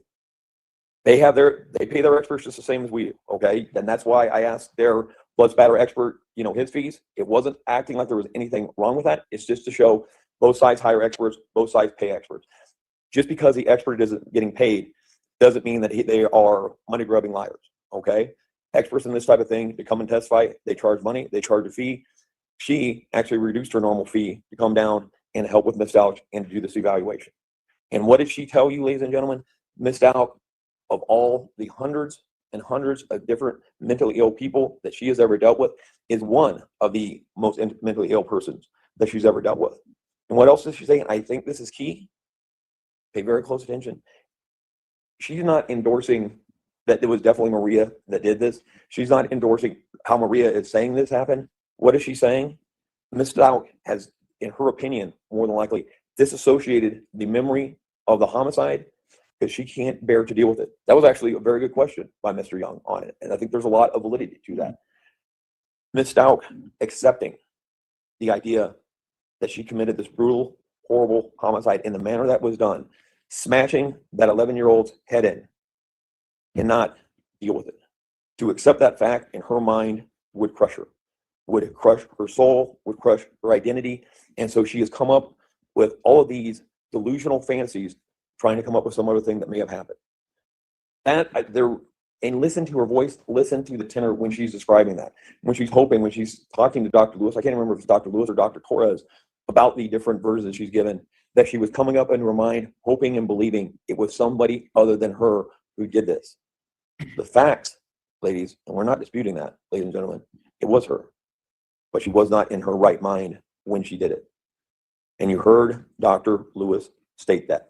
And you can look at the evidence and you can look at the other things that go around to realize that is the only reasonable, rational conclusion as to how this horrible thing happened was a psychotic break. Dakota Lowry, who when he finally realized that his older half-sister actually did this, the first thing that came into his mind, based on what he knew of his half-sister, was there had to be some type of psychotic break that had happened. That there could be no other explanation as to why it did it, and those are people that knew her and that have grown up with her. I also want to talk a lot, or some, about Dr. Torres. And it is what is important, ladies and gentlemen, to know with both Dr. Torres, Dr. Gray, and Dr. Grimmett is none of the experts that you have heard from that did any type of evaluation think that there's no mental illness going on here. Okay, they all agree there's some type of mental illness. They just disagree over what to call that mental illness. We have Grimmett and Torres and Gray diagnosing her with borderline personality disorder, which is a significant mental illness, which, as you said, comes from right on the border between full-blown psychosis and a neurosis. Okay, it's the most serious of all the personality disorder, and it's so serious because there are such prominent features of psychosis that go along with it. Psychosis where people hallucinate, psychosis where people become delusional, psychosis where people stop becoming irrational. All of that stuff can come and go in people with borderline personality disorder. And it comes and goes according to DSM-5, according to Dr. Torres, according to Dr. Grimmett, when people with borderline personality disorder start to experience high stress. That is why Dr. Niederhauser was important. It was not because Dr. Niederhauser made any type of diagnosis or anything with that, but she came to Dr. Niederhauser because he was experiencing high stress and high anxiety that was causing her to be unable to perform at work. The stress and all of that was mounting. You can look at her Google searches. The Google searches leading up to this. For whatever reason, her stress in life was becoming overwhelming. She felt underappreciated. She felt like running away. She felt like leaving. She felt like this was all too much on her plate, that there was nobody there to help her. And you heard from Dr. Torres about how people with borderline personality disorder feel stress much different than everybody else. Things that would not be normal stressors for all of us can become extremely stressful for somebody with borderline personality disorder. And the other thing that was important that Dr. Torres, we talked about quite a bit, is that there's a lot of the same things, the same type of horrible childhood trauma, the type of trauma where you have one parent who was molesting you and another parent who won't do a damn thing about it, that can cause either dissociative identity disorder or borderline personality disorder. They both come from the exact same environment that Dr. Torres said Ms. Stauch grew up in. That type of environment is what can cause people to have borderline personality disorder, which then under periods of stress and anxiety can become psychotic. And I think one of the other things, and I think is something to look in and something I want you guys to think about when you go back in that jury room, is something Dakota Lowry said at the end. We don't know exactly all the intricacies of the trauma or the abuse that Ms. Stauch suffered. We don't. Some of that she knows about, some of that she's come to remember, some of that is locked away, some of that is hidden by other family members who don't want to admit it. But what did Dakota talk about when he was a kid and after his stepdad has died and his mom had moved on to another abusive alcoholic in the home and Ms. Stauch would come visit him? What would she do? She would leave him with knives to protect himself from something or someone. And the fact you can draw that Ms. Stauch sometimes as a kid going through that trauma either had to protect herself with knives or fantasized about having a knife to protect her. And then you have the connection between Gannon being stabbed 18 times with a knife. Some of these things are hidden. Some of these things are hard to look at, but there is that association there between what we can assume was some of the childhood trauma that Ms. Stauch suffered, how she dealt with it, and how this horrible thing happened to Gannon. And I understand that Dr. Torres didn't think she was insane, but you can't discount the fact that Dr. Torres readily admitted borderline personality disorder can be a serious mental illness. People with borderline personality disorder can suffer psychosis.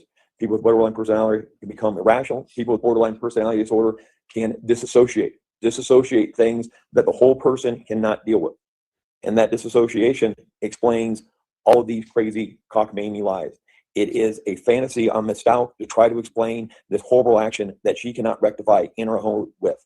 And whether you call it borderline, whether you call it DID, I think Dr. Lewis is correct. That is not necessarily the important thing. What the important thing is look at the facts overall and realize this must have been some type of psychotic action going on, because normal people, mentally healthy normal people, don't one day go on a hike, take smiling photos, and the next day stab a kid 18 times for no apparent reason. And no matter how much Mr. Young would like her to be antisocial personality disorder, and he would like that because that takes insanity off the table, none of the evaluators ever have diagnosed her with antisocial personality disorder. None of the diagnoses ever have even had the rule out antisocial personality disorder. Antisocial personality disorder is something that is always considered at the state hospital, but there are criteria, and she did not meet it. No matter how many times in different ways Mr. Young tried to asked Dr. Torres about it, she was firm and said, no, that is not the diagnosis that we have given her. That's not the diagnosis that Dr. Gray gave her. It's not the diagnosis that Dr. Grimmett gave her, and it's really not the diagnosis that Dr. Lewis gave her. So all the antisocial personality disorder talk is a smokescreen. And when you take the antisocial personality off, the only thing that explains her conduct afterwards is disassociation. Is disassociating from the horrible thing that she has done, and she's trying somehow to fix this or to get out of it. The other thing that I want to talk to you, and it's important, that was very apparent with Dr. Torres, Mr. Young would like you to believe that the only time somebody is legal insane if they commit the crime and they just stay there saying, yep, it was me, I did it for these reasons. Dr. Torres and the jury instructions from the court state somebody cannot know right from wrong, but still recognize that their conduct was criminal when it occurred. And so you heard from Dr. Torres, just because somebody in a state of psychosis, in a state of insanity, commits a horrible murder and then tries to cover it up, the covering up of the murder does not preclude insanity. And she talked about how there are cases that she has had where somebody was insane who then tried to cover up the acts that they have done because they didn't want to suffer the criminal repercussions. They are not mutually exclusive. That's not coming from me. That's coming from the instructions that you have from the court. Ladies and gentlemen, you guys have been above and beyond in this. And we are very grateful for the time that you guys have given us, the thought that you guys have put all into this, the sacrifice in your lives that you have made through this long trial. I'm not going to rehash every detail on here. You guys know it. You guys understand it. You guys have heard the experts. You guys can put all this stuff in there together. We are asking you to find her not guilty by reason of insanity. We're not saying set her free. We're not saying let her go. We're not saying don't hold her responsible. We're saying for you to take into account the mental illness that she suffered and send her down to CMHIP, where you see how it is down at CMHIP during those interviews with Dr. Torres, where she's shackled fully, where there's constraints, where it's a locked facility, and that's where Dr. Torres told you if you find her not guilty by reason of insanity, that's where she is going, where there is repercussions, but there is also treatment for the mental illness that she has suffered from her entire life. The other thing that is important, I just want you guys to remember, is the burden of proof. It's not whether you decide, oh, I think that she was psychotic at the time, is that they presented enough evidence before you that you can say, without a doubt, there is no way psychosis was involved here. Had they completely disregarded that, had they completely wiped it out, and I, ladies and gentlemen, I would put before you with all the different doctors diagnosing her with some serious mental health illness, with their witnesses, they called diagnosing her with a mental illness that has transient periods of psychosis. When psychosis appearing to be the only rational explanation, when no other motive for this horrible thing, with the overkill that was involved here, with the irrational behavior afterwards, even up and through some of these interviews, even up through some of the trial, all of that points to mental illness. And in no way, shape, or form have they disproven that. And it is their burden. And so if you believe that it is possible that this occurred in a state of psychosis, your legal duty, which you were sworn to do, is to find her not guilty by reason of insanity, and that is what we are asking you to do. Thank you. Council approach, please.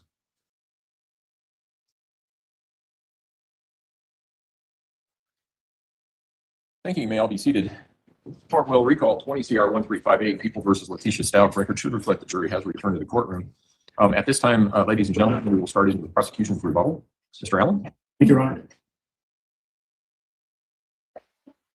Ladies and gentlemen, the only fantasy in this courtroom is that this defendant, this stepmother who killed Gannon, has psychosis, that she was insane on January 27th of 2020. That is the only fantasy that has been brought out into this courtroom. It's been brought out by this defendant. They want to talk to you about motive. We talked to some of you in jury selection about motive. One thing you didn't hear the judge read in any of those instructions is anything about motive. You know why? It's not an element of a single crime under Colorado code. We don't have to prove motive, and yet we did anyway. This defendant hated Gannon. You know that because she searched it. I hate my stepson. She has one stepson, and she hated him. She was planning to leave Al Stauch, move back to the East Coast. She wanted to hurt Al. She wanted to hurt Landon, for that matter. She did, to the core. They will never recover from what she did to them, ever. And you know that. Think about the time frame that we're talking about. This was no snap in time. This was not an instantaneous thing. This occurred over days. She was planning to leave a week prior to Gannon's death when she killed him. Look at the searches that we talked about on Monday when Kevin Clark took the stand. We know when she was looking to leave. We know she hated Gannon. She knows she wanted out of a marriage with Al. We know that she didn't like what Landon was up to because she would manipulate Gannon about Landon.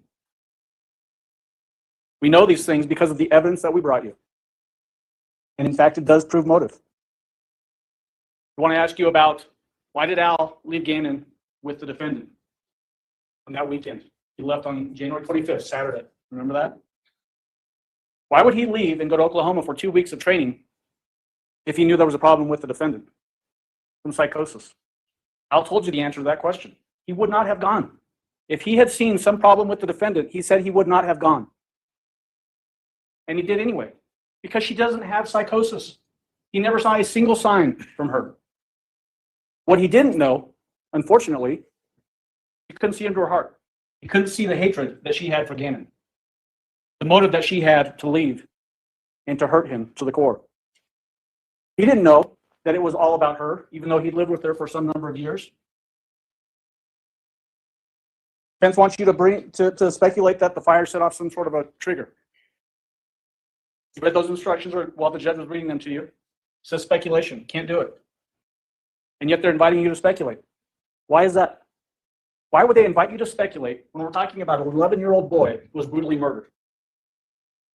Why would they invite you to speculate? Because they want you to ignore the evidence that was brought into this courtroom. They want you to ignore this evidence and speculate on the other hand. You can't do it. Saying she's freaked out in that phone call. Acting she's freaked out. We all get freaked out sometimes. As Mr. Young said, we're human. Go drive down the highway and you see an accident, you might freak out, you might have some rush of adrenaline, and it kind of messes you up a little bit. That's human, not psychosis.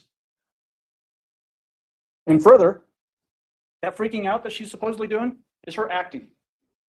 It's not psychosis. It's all about Letecia. It's all about this woman who murdered Gannon throughout the whole thing. The text to the school, to Leslie Hicks, that morning, January 27th. I want you to speculate again that that's some sort of a trigger. You know what it is. It's an unassailable excuse. You tell your employer that your stepfather, a member of your family, has just died in a tragic car accident. No employer is going to make you come into work that day. She needed an unassailable excuse to not go to work because she knew what was happening later that day. He knew Gannon was done that day. That's why she calls Gannon into school later, or out of school later. The timelines that we brought to you on Monday, her internet searches, tell you everything you need to know about her mental condition. She was calculating, manipulating, lying to everyone. Why? Because it's about her, not about Gannon. Deflect the blame and make herself the victim.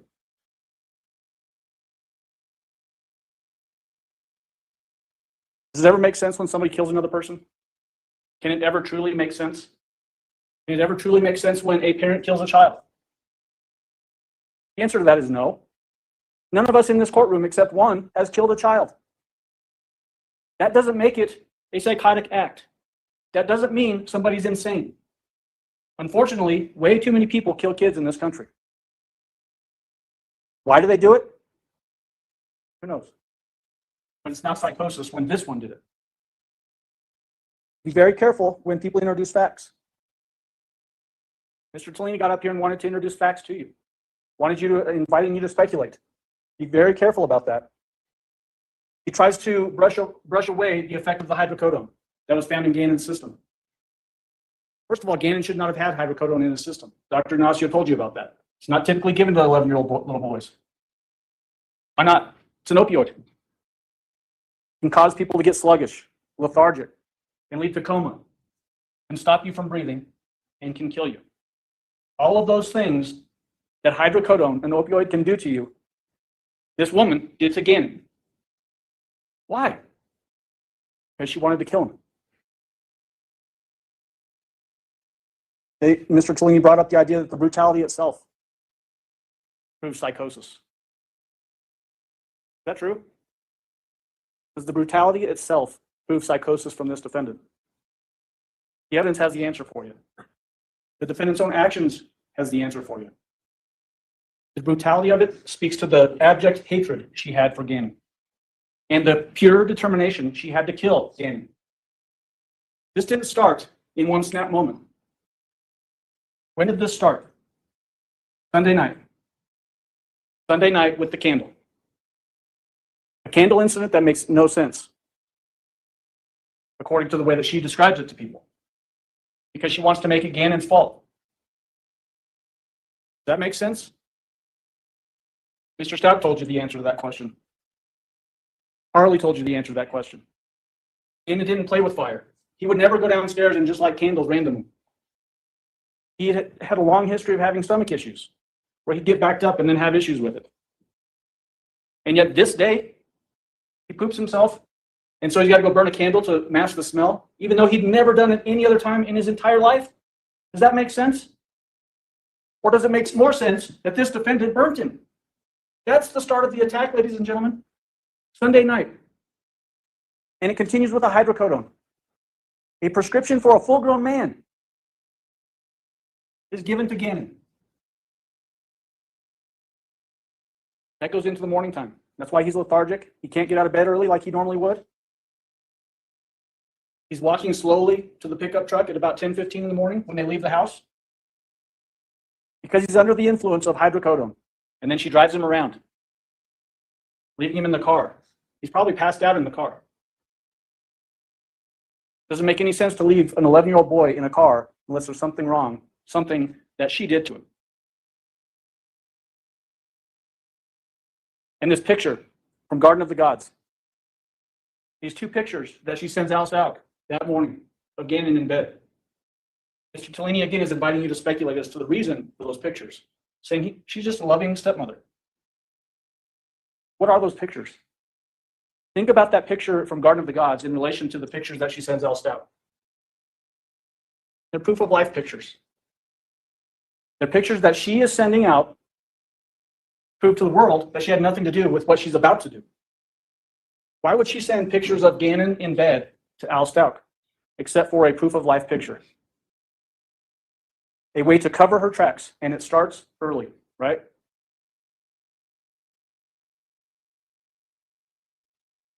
They want you to think that this was some sort of a temporary snap. Said it on opening statements when Mr. Cook dramatically walks out of the courtroom, says this is way too worse, we can't handle this. It's a crack in her psychosis. And then we hear it again today from Mr. Tellini. First of all, temporary insanity is not what our insanity statute is in the state of Colorado. Look at it. That does not apply here. Second of all, there's not a temporary insanity moment in this case. It starts from Sunday night and goes all the way through Monday evening. Almost 24 hours of horror that Gannon had to suffer at the hands of this defendant. What should have been the safest place in the world for Gannon to be.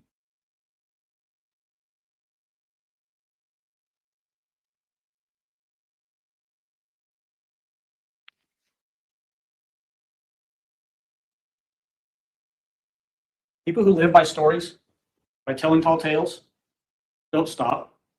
Why would she stop doing that once this case started, if she'd been getting away with it her entire life? Think about the manipulation that she carried out on everybody else in her life. Al told you about the manipulation. Everything this woman did in her life was manipulation to cause chaos, to make her the victim and the focus of everything. Every single thing. Harley, she didn't know how her own father died because she was lied to by this defendant. Why would she stop lying when the biggest thing that she's ever caused in her life is being drilled into by an investigation that is the biggest El Paso County has ever seen, that involves the FBI? That's who she is. She's a storyteller. Telling fantastic stories is not psychosis. It's who she is. She starts looking up face plant surgery centers. She starts looking up, I need a new social security number. I need a marriage license. I need a replacement passport because El Paso County Sheriff's Office has mine. And she looks up fake polygraph. Why in the world would you need a fake polygraph unless you're covering your tracks? To have some sort of thing that you can anchor a legitimate story to that you didn't have anything to do with this case. Why? Who thinks of that stuff except for people like this? I would venture to guess that not a single one of us in this room ever even knew a fake polygraph website existed before now. I know I didn't. Let's talk a little bit about Dr. Lewis.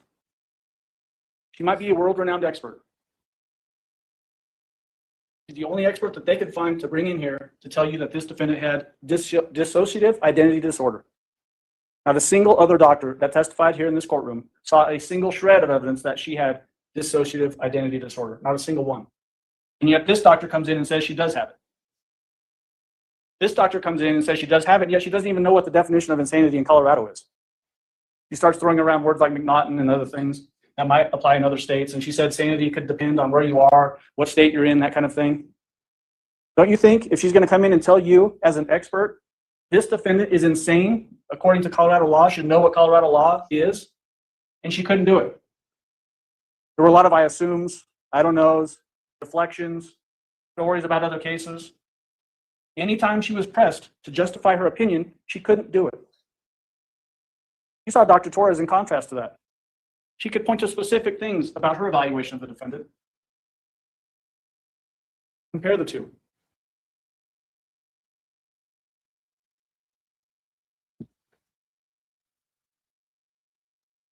The instructions that you got from the judge are your roadmap for this case. They help you determine what the law is, and you're expected to follow the law, and you apply that law to the facts in the case, to the evidence that's been piling up over the last several weeks. The presumption of innocence absolutely applies in every single criminal case. It applies in this case. Until you are determined that the charges have been proven beyond a reasonable doubt, she has the presumption of innocence. We have the burden of proof. This system doesn't work if you don't hold us to our burden of proof. We expect you to hold us to our burden of proof. We welcome you to hold us to our burden of proof. Mr. Tellini talked about proving it without a doubt. Proving this case without a doubt. You'll never see words like that in any jury instruction in the state of Colorado or in the United States. You don't have to prove cases beyond all doubt. You have to prove things beyond a reasonable doubt. Because this is, after all, a human function. Nobody can ever prove anything 100%. Johnny Cochran, after the O.J. Simpson, or in closing for the O.J. Simpson case. Your Honor, I'm going to object to represent Johnny Cochran and O.J. Simpson. I think there's no evidence of it. It's not commenting on evidence. I'm sorry? It's not commenting on it. There's no evidence of what Johnny Cochran did at any point in time. So I'm actually using it to talk about the burden of proof, Judge. well, then rephrase it. Well, I was about to. So in that case, Johnny Cochran said, if it doesn't fit, you must acquit. What he's talking about is our burden of proof. And he was absolutely right. If a case is not proven beyond a reasonable doubt, your jobs as jurors, according to these jury instructions, is to find a defendant not guilty. And we expect you to do that. If we didn't prove the case, then hold us accountable and find her not guilty. But if we did prove the case beyond a reasonable doubt, the jury instructions are also very clear on that. If we have proven the case beyond a reasonable doubt, the jury instructions tell you, you should find her guilty. If the crimes fit, you should convict. That's what the jury instructions say. And that's the other side of the coin from Johnny Cochran's comment. If the crimes fit this defendant, convict her.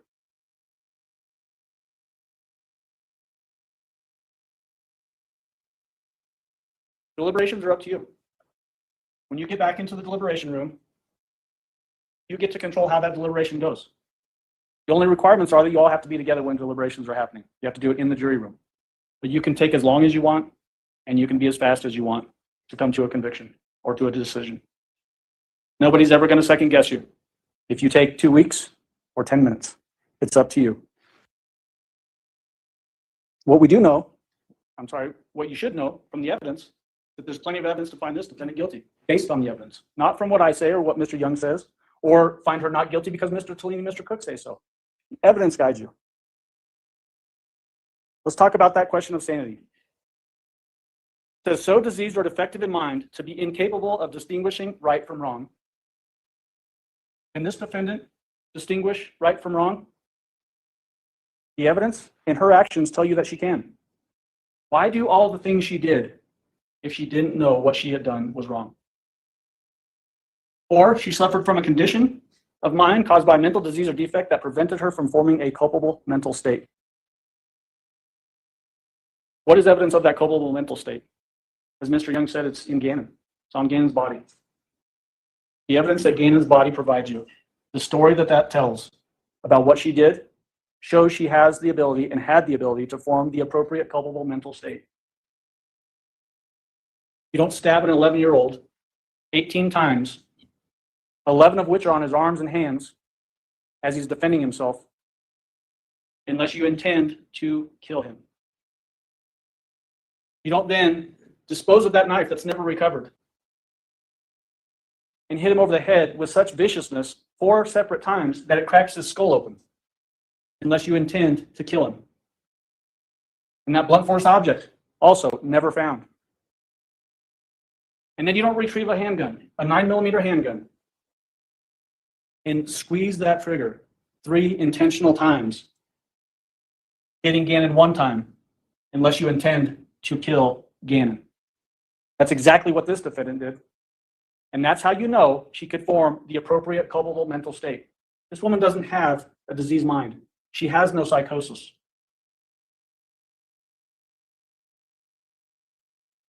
Multiple doctors and longtime family friends and family members answered the question of psychosis for you. This defendant knew then and knows today the difference between right and wrong. Harley said it. Dakota Lowry said it. Al Stauch said it. Every single person that knew her knew she knew the difference between right and wrong. She was of sound mind, informed the culpable mental states required. You learned about dissociative identity disorder from at least 2 different doctors in this case. Extremely rare. Prevalence in society is roughly 1.4%. But most importantly, it's marked by severe behavioral health symptoms that would be noticeable by others. Other people like Harley Hunt, her daughter who lived with her every day of her life.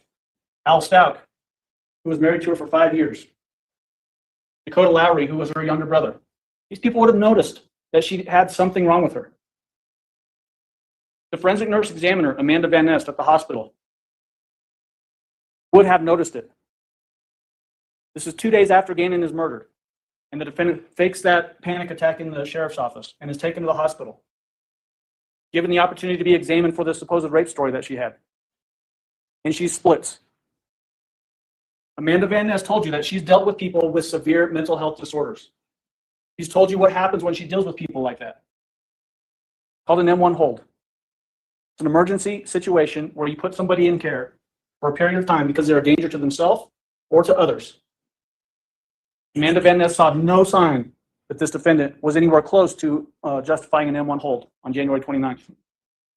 Dr. Niederhauser, on the other side of this equation, about a month before Gannon was killed, the last medical professional to see the defendant before Gannon was killed, also familiar with M1 holds, and saw no signs that would justify holding her against her will because she was a danger danger to herself or others, because she wasn't.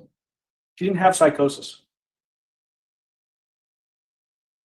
Why blame others? First, it's Gannon's fault, right? He pooped all over himself, started a fire. He's experimenting with drugs. Isn't that convenient that he's experimenting with drugs? He's curious about bath salts. And there's a Swisher Sweet planted in his backpack. And he's got hydrocodone in his system. Isn't that convenient? Isn't that convenient concoction from this defendant? Then she says he went to a friend's house and didn't come home. Or is it because he loved his mom too much? He was a mama's boy. Is that the source of her hatred for Gannon? She knew she could never replace the love that Gannon had for Landon. And she concocts Eduardo, some random Mexican guy that works at the housing development. Just gives him access to the house through the garage code. He comes in, fixes the carpet. But in addition to fixing the carpet, he rapes her. Bangs her head on the floor. No sign of injury on her. Curiously asks for boxes in a suitcase. Why'd she have to introduce the suitcase? Had to explain away why Gannon was going to be found in the suitcase she put him in. A suitcase that Al Stauch recognized when he was shown the picture. A suitcase that Dakota Lowry recognized this defendant struggling with before she drives off to Florida. We had to explain it away. Next, it's Quincy Brown's fault. You heard Special Agent Jonathan Grusing. He talked about he wishes he would have pushed her more on the Quincy Brown and let her expand on that character. Because this is the character she gave the most information about. He's a real guy. Guy that was published in the media. The most wanted people in El Paso County for sex offenses. Perfect fall guy for what this woman did. He replaces Eduardo as the rapist. Knew his name when his ID fell out conveniently and landed on the floor in front of her. Then he turns into a guy up in northern El Paso County selling a bike. Or he's laying in the road as they're driving and gets into the car and forces them to come back home and he rapes her there. Or Gannon's test riding a bike, crashes, hits his head, and then he takes off with Gannon. Uncle Matt, the least descriptive person in any story this defendant has probably ever told. Boy, can she tell some stories, can't she? Somehow Gannon knew him and he was involved, but we don't really know how. And then it's the pregnant lady with the cash baby. Supposedly 8 months pregnant, involved with money laundering for Mexican restaurants, gets into the car, starts pulling money out of her belly. Somehow she's involved with what happened to Gannon. Pointing outward, right? Pointing anyway, except for her. Except that in each one of these stories, the blame for Gannon's disappearance is someone else, and she's the victim in every single one of these stories. Figuring out a way to cast blame elsewhere and situate herself as the victim as to what happened. That's a very calculated move. Every single time she does it, she's doing it to explain away why pieces of evidence are found in the case. She knows about the suitcase is going to be found.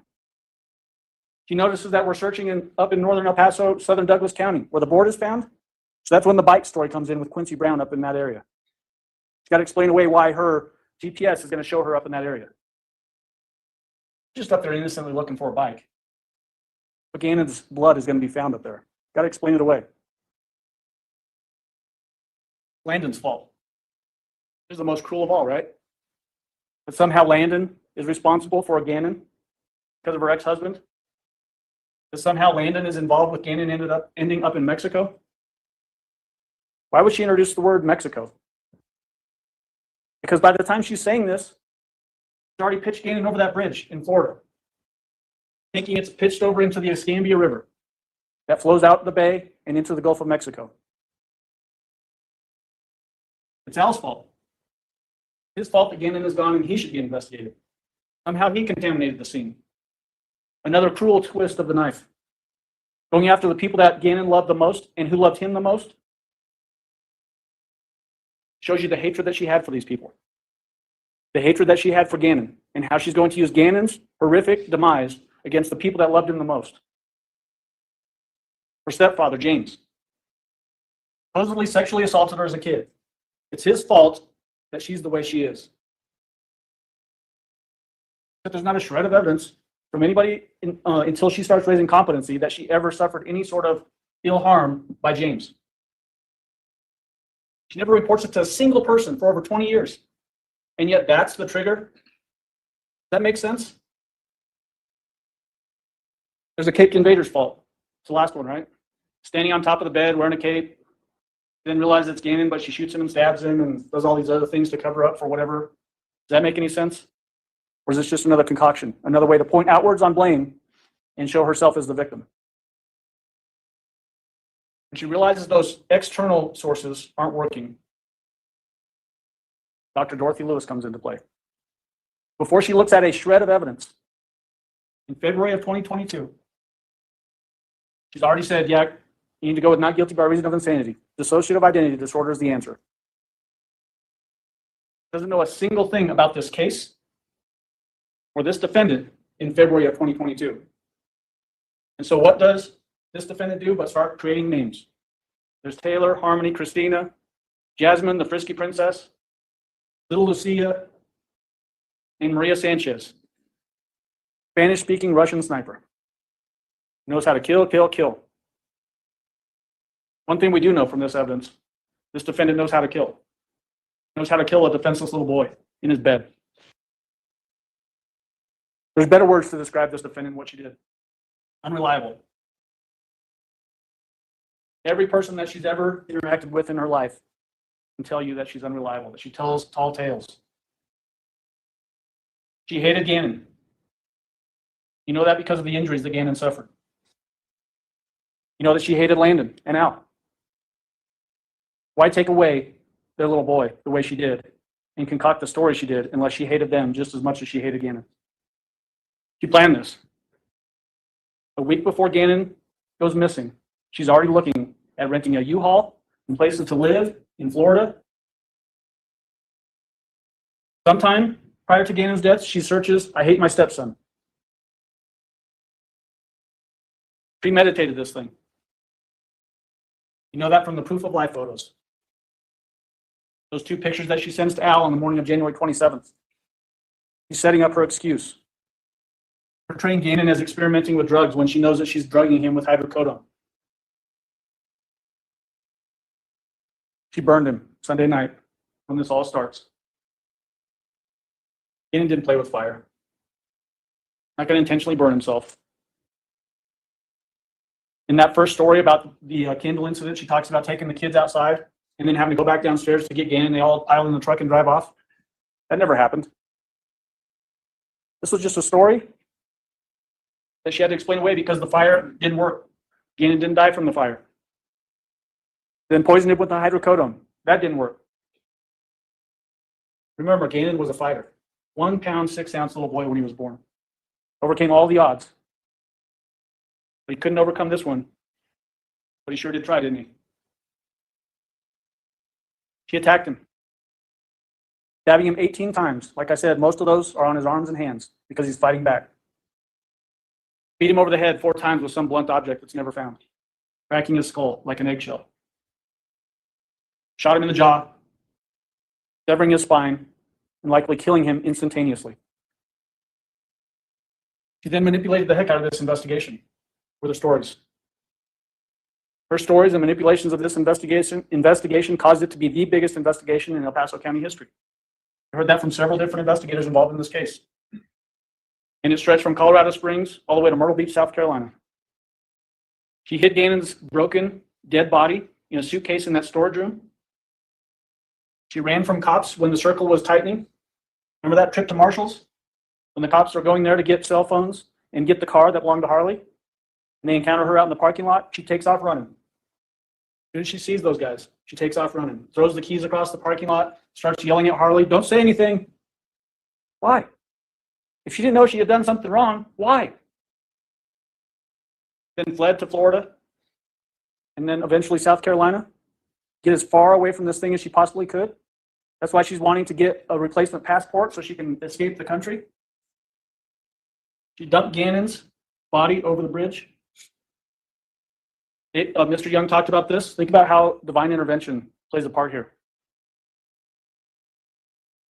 Macon Ponder had been at that bridge a month and a half before then. Gannon's body doesn't get found for at least 2 years, if ever. She murdered Gannon. January 27, 2020. She murdered Gannon. This little boy deserves so much more out of this defendant. He deserved protection. He deserved to live. He deserved to grow up and become a young man and someday have a family of his own. She took it all away. Well,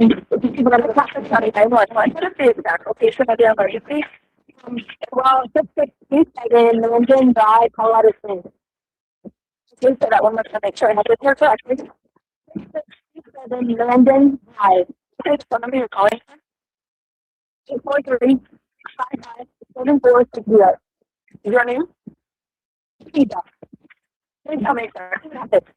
I don't know if I'm sure to call emergency or not emergency service, but my phone says you all at the house and I'm just saying, we went to like our friend's house and everybody's going to do the friend's house and they said he wasn't there and the other said he never came there.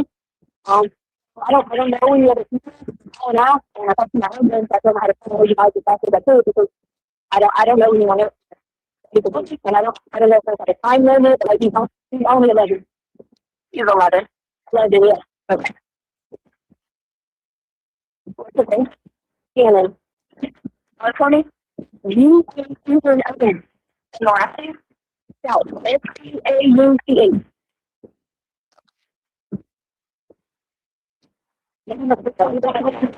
I got a hard taking every day.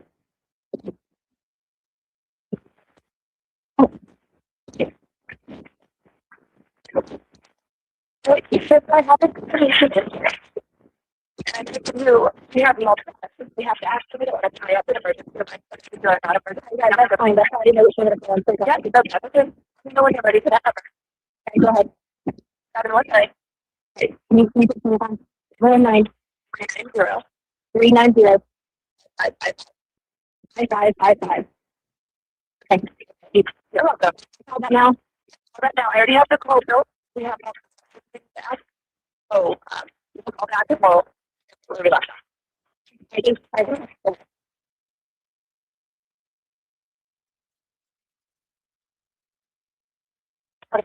Can I get back to the city? How can I help you?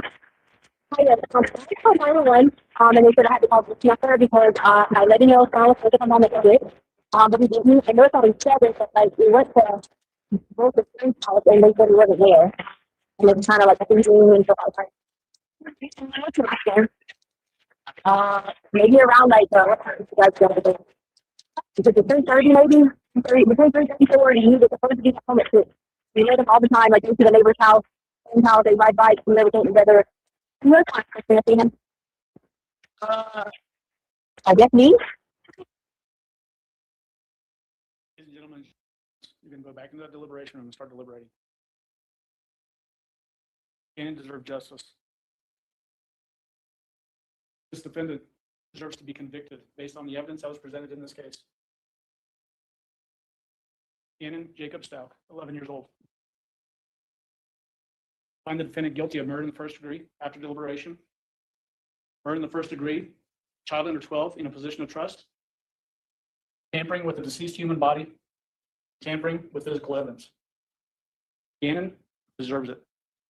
Deserves all of this justice that you can give him. Thank you. Trail, can you get her? Yes, ma'am. Okay, you may proceed.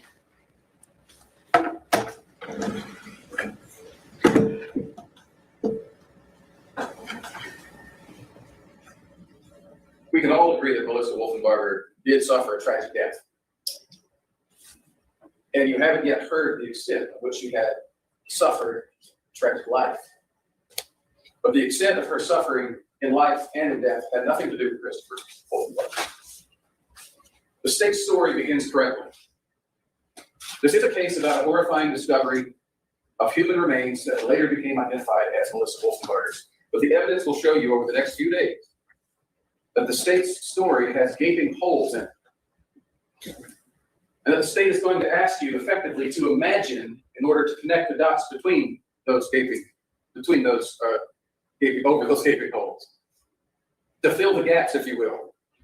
What the state has declined to tell you in this case is far more important than what they have told you. And your job over the next few days is going to be to see those gaps, to refuse to imagine, and to demand proof of all the elements of the crime that is charged beyond a reasonable doubt. you're going to hear evidence, some of it from their own witnesses, that multiple other individuals could have had something to do with Melissa's death, starting with their own parents. You've heard mention already of the Flint River murders. Melissa's father, Carl Patton, committed a string of murders in the late 1970s. He was suspected of those murders for a long time. He was investigated, but they were not prosecuted and proved until 2003, 4 years after Melissa's disappearance and death.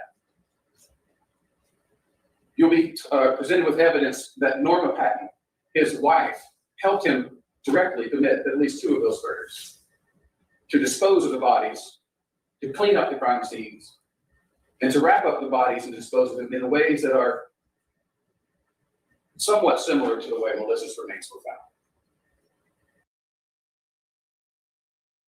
No, I got it. Whoa. Wait a minute. If she doesn't have, we don't have the on here. Have the verdict on.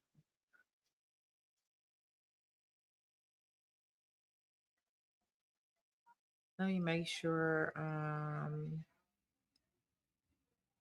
I need to see if she gonna have some kind of reaction or response to this verdict. I don't know how I did that.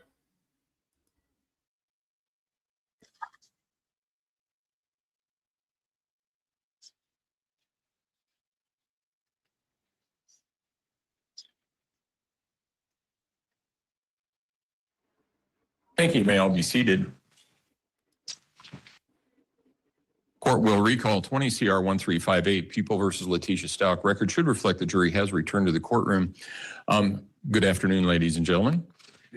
I see that juror number 5, that would be you, has all the instructions and things like that. That's usually a tip-off to me that you might be the foreperson. Are you in fact the foreperson? And has the jury reached verdicts in this case? All right, if you would hand the instructions and the verdict forms to Mr. Sproul, please.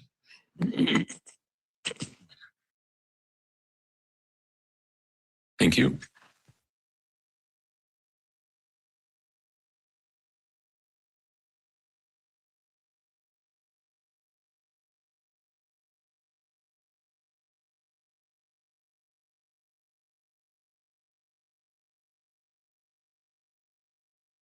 All right, the verdict forms do appear to be in proper order. I will have a question for you because there's some extra writing on here, but I think I understand what's going on. So with respect to count number 1, charge of murder in the first degree after deliberation, we, the jury, find the defendant Letecia Stauch guilty of count number 1, murder in the first degree after deliberation. With respect to count number 2, charge of murder in the first degree, child under 12 by a person in a position of trust, we, the jury, find the defendant Letecia Stauch guilty of count number 2, murder in the first degree, child under 12, position of trust. With respect to count number 3, charge of tampering with a deceased human body, we, the jury, find the defendant Letecia Stauch guilty of count number 3, tampering with a deceased human body. With respect to count number 4, charge of tampering with physical evidence, we, the jury, find the defendant Letecia Stauch guilty of count number 4, tampering with physical evidence. I wanted to ask the jury, or actually the foreperson, there is some extra writing on here with respect to question number 1. There's a cross through and some initials. And then on part B, there's also a cross through with initials. Was that signifying that you were not answering that and you intended to answer guilty as to that charge? Yes, sir. All right. Yes. And is that what you intended with all of the other verdict forms? Yes. With that, does either side wish to have the jury poll the prosecution? Yes, Your Honor. Yeah. All right. What this means is that this is a process that is sometimes requested by the attorneys following a verdict to make sure that everybody has agreed on all parts of it. So I'll go down the row, starting in the back. Juror number 1, is this and are these your verdicts?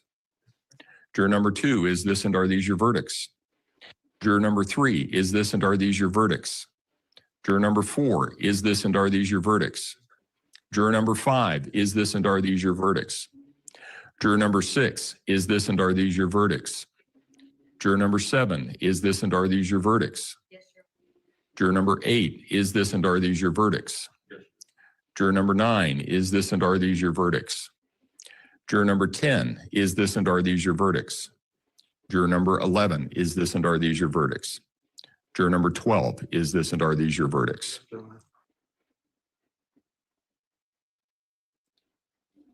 Yeah, I don't think we know when she'll get another trial. I want to thank all of you for your service. Jurors don't get a lot of training. However, you all were selected. Yeah, so I know she's been granted a new trial. I don't know when they're going to have the new trial or how that goes. Yeah, so that's that in regards to that part of it. We'll keep an eye out. I mean, that was just recently decided within the last month, so I'm assuming they're going to have time to prepare a case. Not sure if they're going to try to do some type of deal or anything with her. I don't know, because I don't know what kind of deal could be made. I'm pretty sure that they want her to spend the rest of her life in prison, right? And I'm sure she's not going to sign anything as far as a deal unless it's something less than what she currently has. Correct?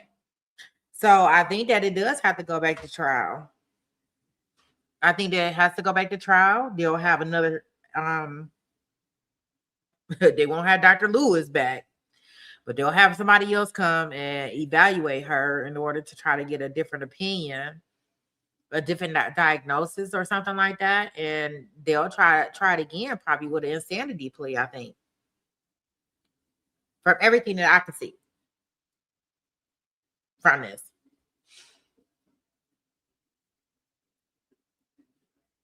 Hey, Amy. Yeah, she has already been granted a new trial.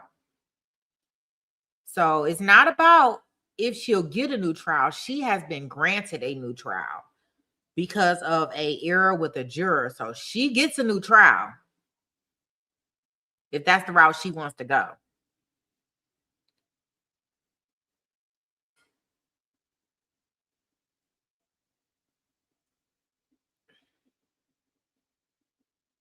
Yeah, so she doesn't have to appeal. She doesn't have to do any of that stuff. That doesn't have to work. She doesn't have to do any of that stuff because unfortunately there was an error with the juror that was not stricken from the case, and we are here. So no, she doesn't have to do that. Not like maybe like a Shonda that got to show some type of error or administrative error. Y'all know Shonda. She's seeking for a new trial, and other people that's seeking for a new trial. What happened was they found out there was administration error. So, yeah.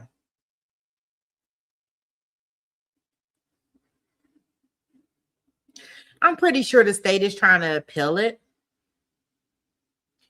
Now, I don't doubt that the state is trying to appeal it because they should appeal it, right? But, appeal it and say that, no matter what error happened, the jury will still come to the same conclusion. But the only problem is that it may be such an egregious error that they have no choice but to grant her a new trial. So I think that they're gonna do it again. It's just unfortunate for the family. Unless the family decide that they want to do something less. But I don't see them doing that either. So we have tomorrow. We are back live we got our 2 trials for tomorrow, our Fulio, and then we have our Josie Dykerman trial that we'll be in.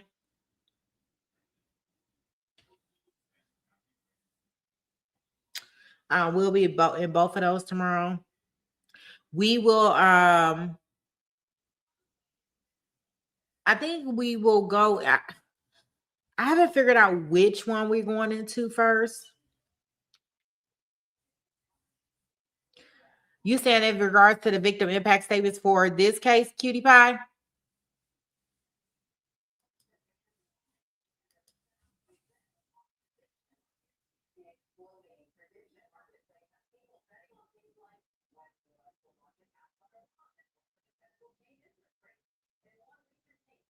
Are you saying in regards? Well, we won't cover that today, Cutie Pie.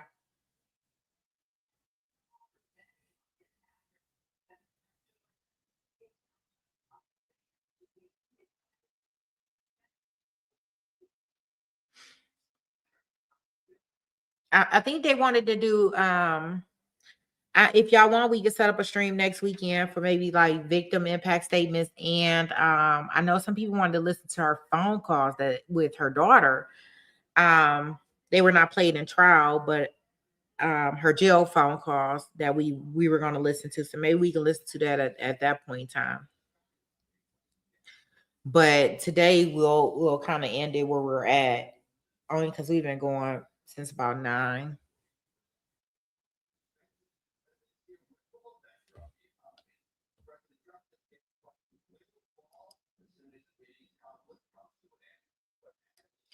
Yeah, Michelle, we won't do the rest today. We'll do the rest, maybe the phone calls, because I gotta find the phone calls, the jail phone calls. And if y'all want to do the victim impact statements and stuff that day, we can do that day. We can do it over the weekend. But for today, we'll call it a day. And because we've been working tirelessly hard all weekend, and we do have 2 trials tomorrow that we gotta actually cover. During some period, yeah. I haven't even figured out how we're gonna cover them, but we're gonna cover them in some type of shape, way, form, or fashion tomorrow. But I wanted to make sure that we at least got this portion done, and then we can do the calls and all of that stuff. I'll look that stuff up and see how long they are, and we can schedule that maybe for next weekend before we go into our next trial rewatch, which is scheduled to be the Jody Eras case. As soon as I can figure out a good time for us to get really started with it. Yeah, with Letecia, with TT, we was able to get started with her because I think we had some downtime at the courts or something where with the trials and stuff, we're not starting to like later in the week. So that's why we got so into that.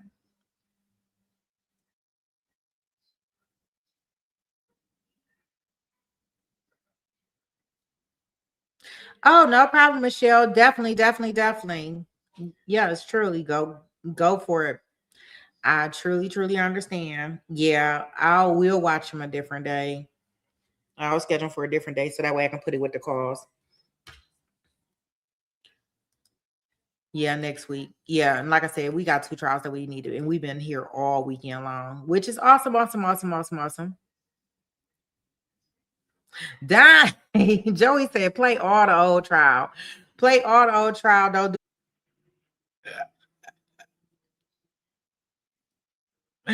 Yeah, Michelle, we seen that. She's on there. Yeah, I'm gonna figure out a different way to do it. I'm gonna figure out a different way. Susie is gonna go through and see what witnesses we don't need to watch.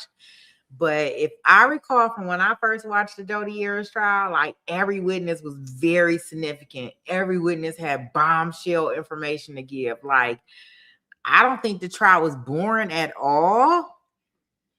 And I do mean at all. So yeah. Yeah, that definitely can be the thing. But awesome. We will definitely be in court tomorrow. Because we got long days coming up ahead of us for these next couple of days. yeah, Cutie Pie. Yeah, it's gonna be crazy, right? We're gonna watch that on 1.25, 1.5, something ridiculous.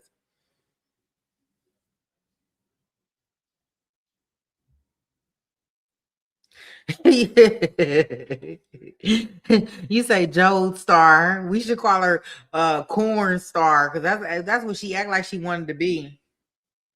I be wanting to go to her because she here about maybe an hour or so from here, from where I'm at, and I be wanting to go out to her and ask her what's going on. Like, what's going on? Like, what's going on? Do you regret all the stuff that you did? Please tell me. I know you can tell me. Please tell me, but I'm gonna let her live. All right, guys. Well, I thank you for hanging out with me. Thanks to the mods. Thanks to the chat. We have reached our decision in this case, and we'll be keeping an eye out for everything else. Like I said, next weekend we can do the jail phone calls because I don't know how long they are. And we can also do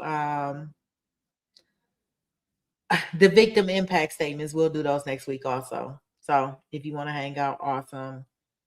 That shouldn't take us that long to go through that stuff, and we do that in a small short stream during next week. But since we already been going at it, I don't want to push it only because we've been going at it about 6.5 hours on a Sunday. So don't want to do that. Yeah, Michelle, I'm in Maricopa County.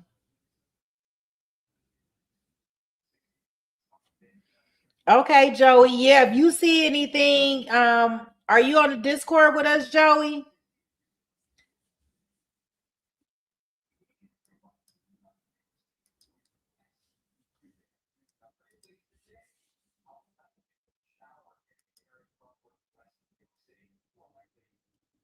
He say so many of them. Here's the Discord link, Joey, if you want to join the Discord. I know Susie said she was going to go through and try to find some stuff that we could kind of eliminate but still understand what was going on in the trial. Because I think the most interesting testimony, at least from what I can recall, is maybe the crime scene photos, his friends' statements. I remember his friends testifying. Maybe the autopsy photos. And Jody was everything else. Like Jody did everything else. Like she was on there forever and ever. And once Mr. Martinez got a hold of that tail, he was like, he ain't never letting her go. Like out of all people to get up here. So I don't know if it was so long because, she had the DP phase in there. I don't know if I really got to go through the DP phase with her. But we can kind of determine as we go along with the case.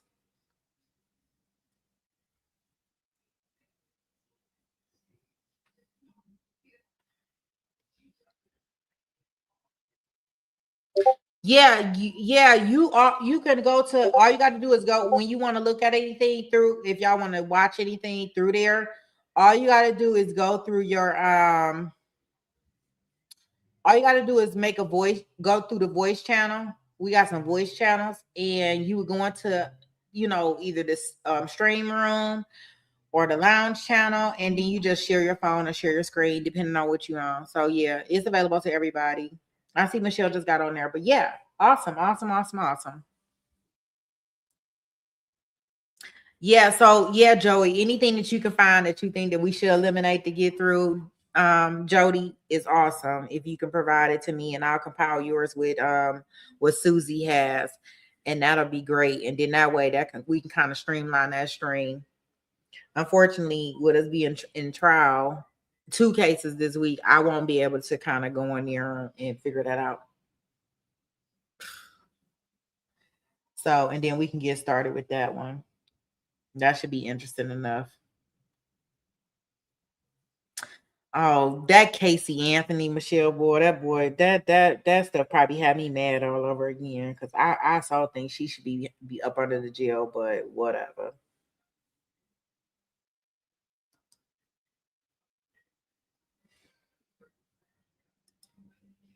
Whatever. I think she should be up under the jail. But who am I?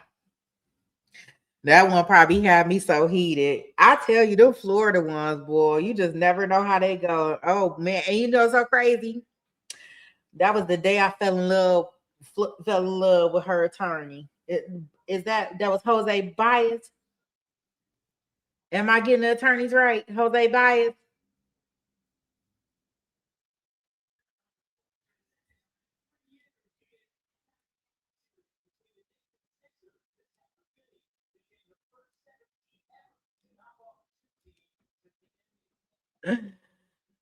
Yes.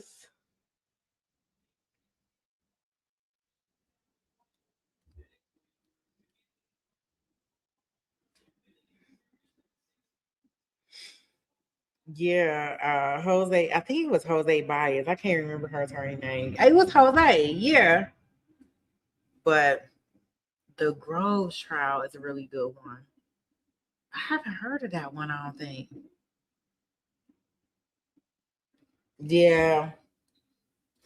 Yeah, well, the one thing that Casey learned, she went and hide out, okay, boo. That doggone OJ, he couldn't just sit down and take his win when he could take his win. He had to go out here and doing something else. So there's that.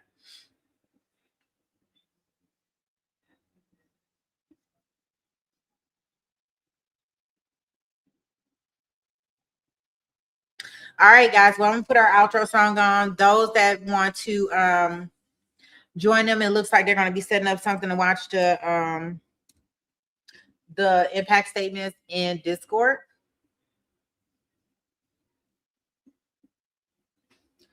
If you guys want to go over there and hang out with them, y'all, in the general chat or whatever chat y'all do it in, to coordinate. Everybody can kind of like see. I see Kelly just join and Michelle is in there. So yeah, however y'all want to do it. Good times are rolling over there. That's the after party of the party after the hotel lobby, and that's how it is. So awesome. All right, guys. I will see you guys tomorrow. Let me get our song on.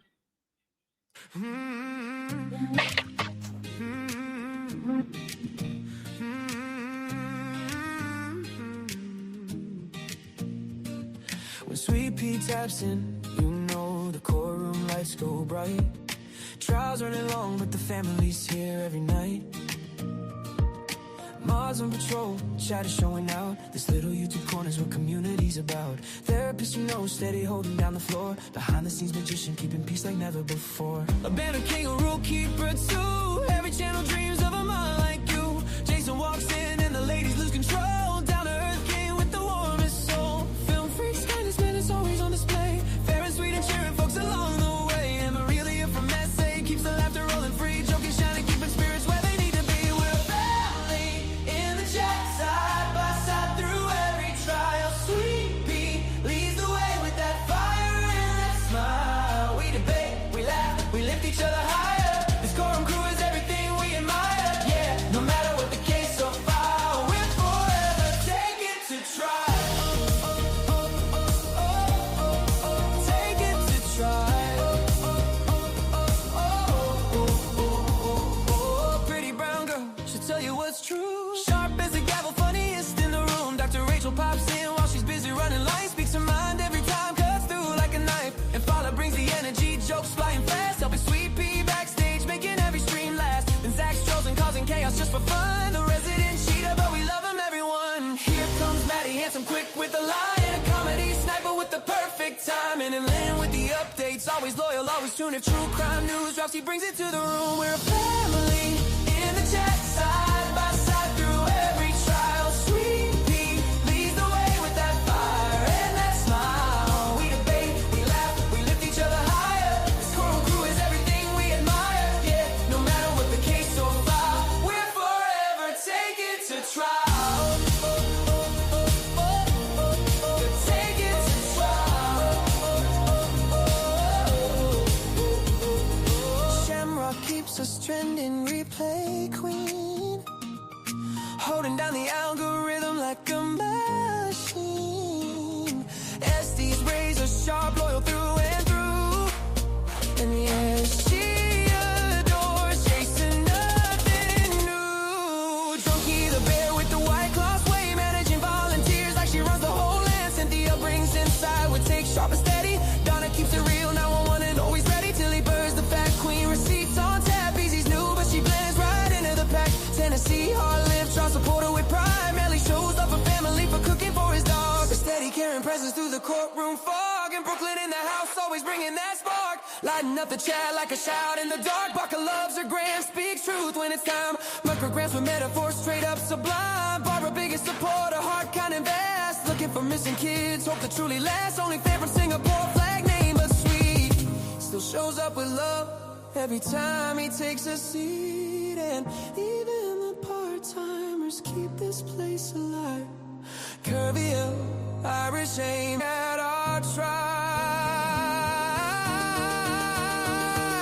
Hearts wide open, stories shared, holding space because we care. From every corner of the world we climb to spend these nights together, one trial at a time.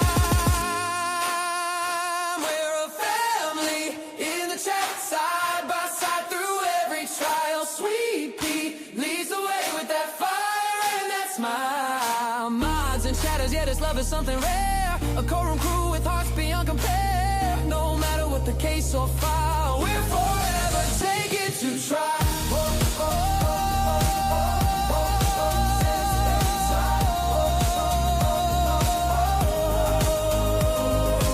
To Sweet Pea and the mods in the chat we adore. This isn't just a channel, it's a family. And we couldn't ask for more.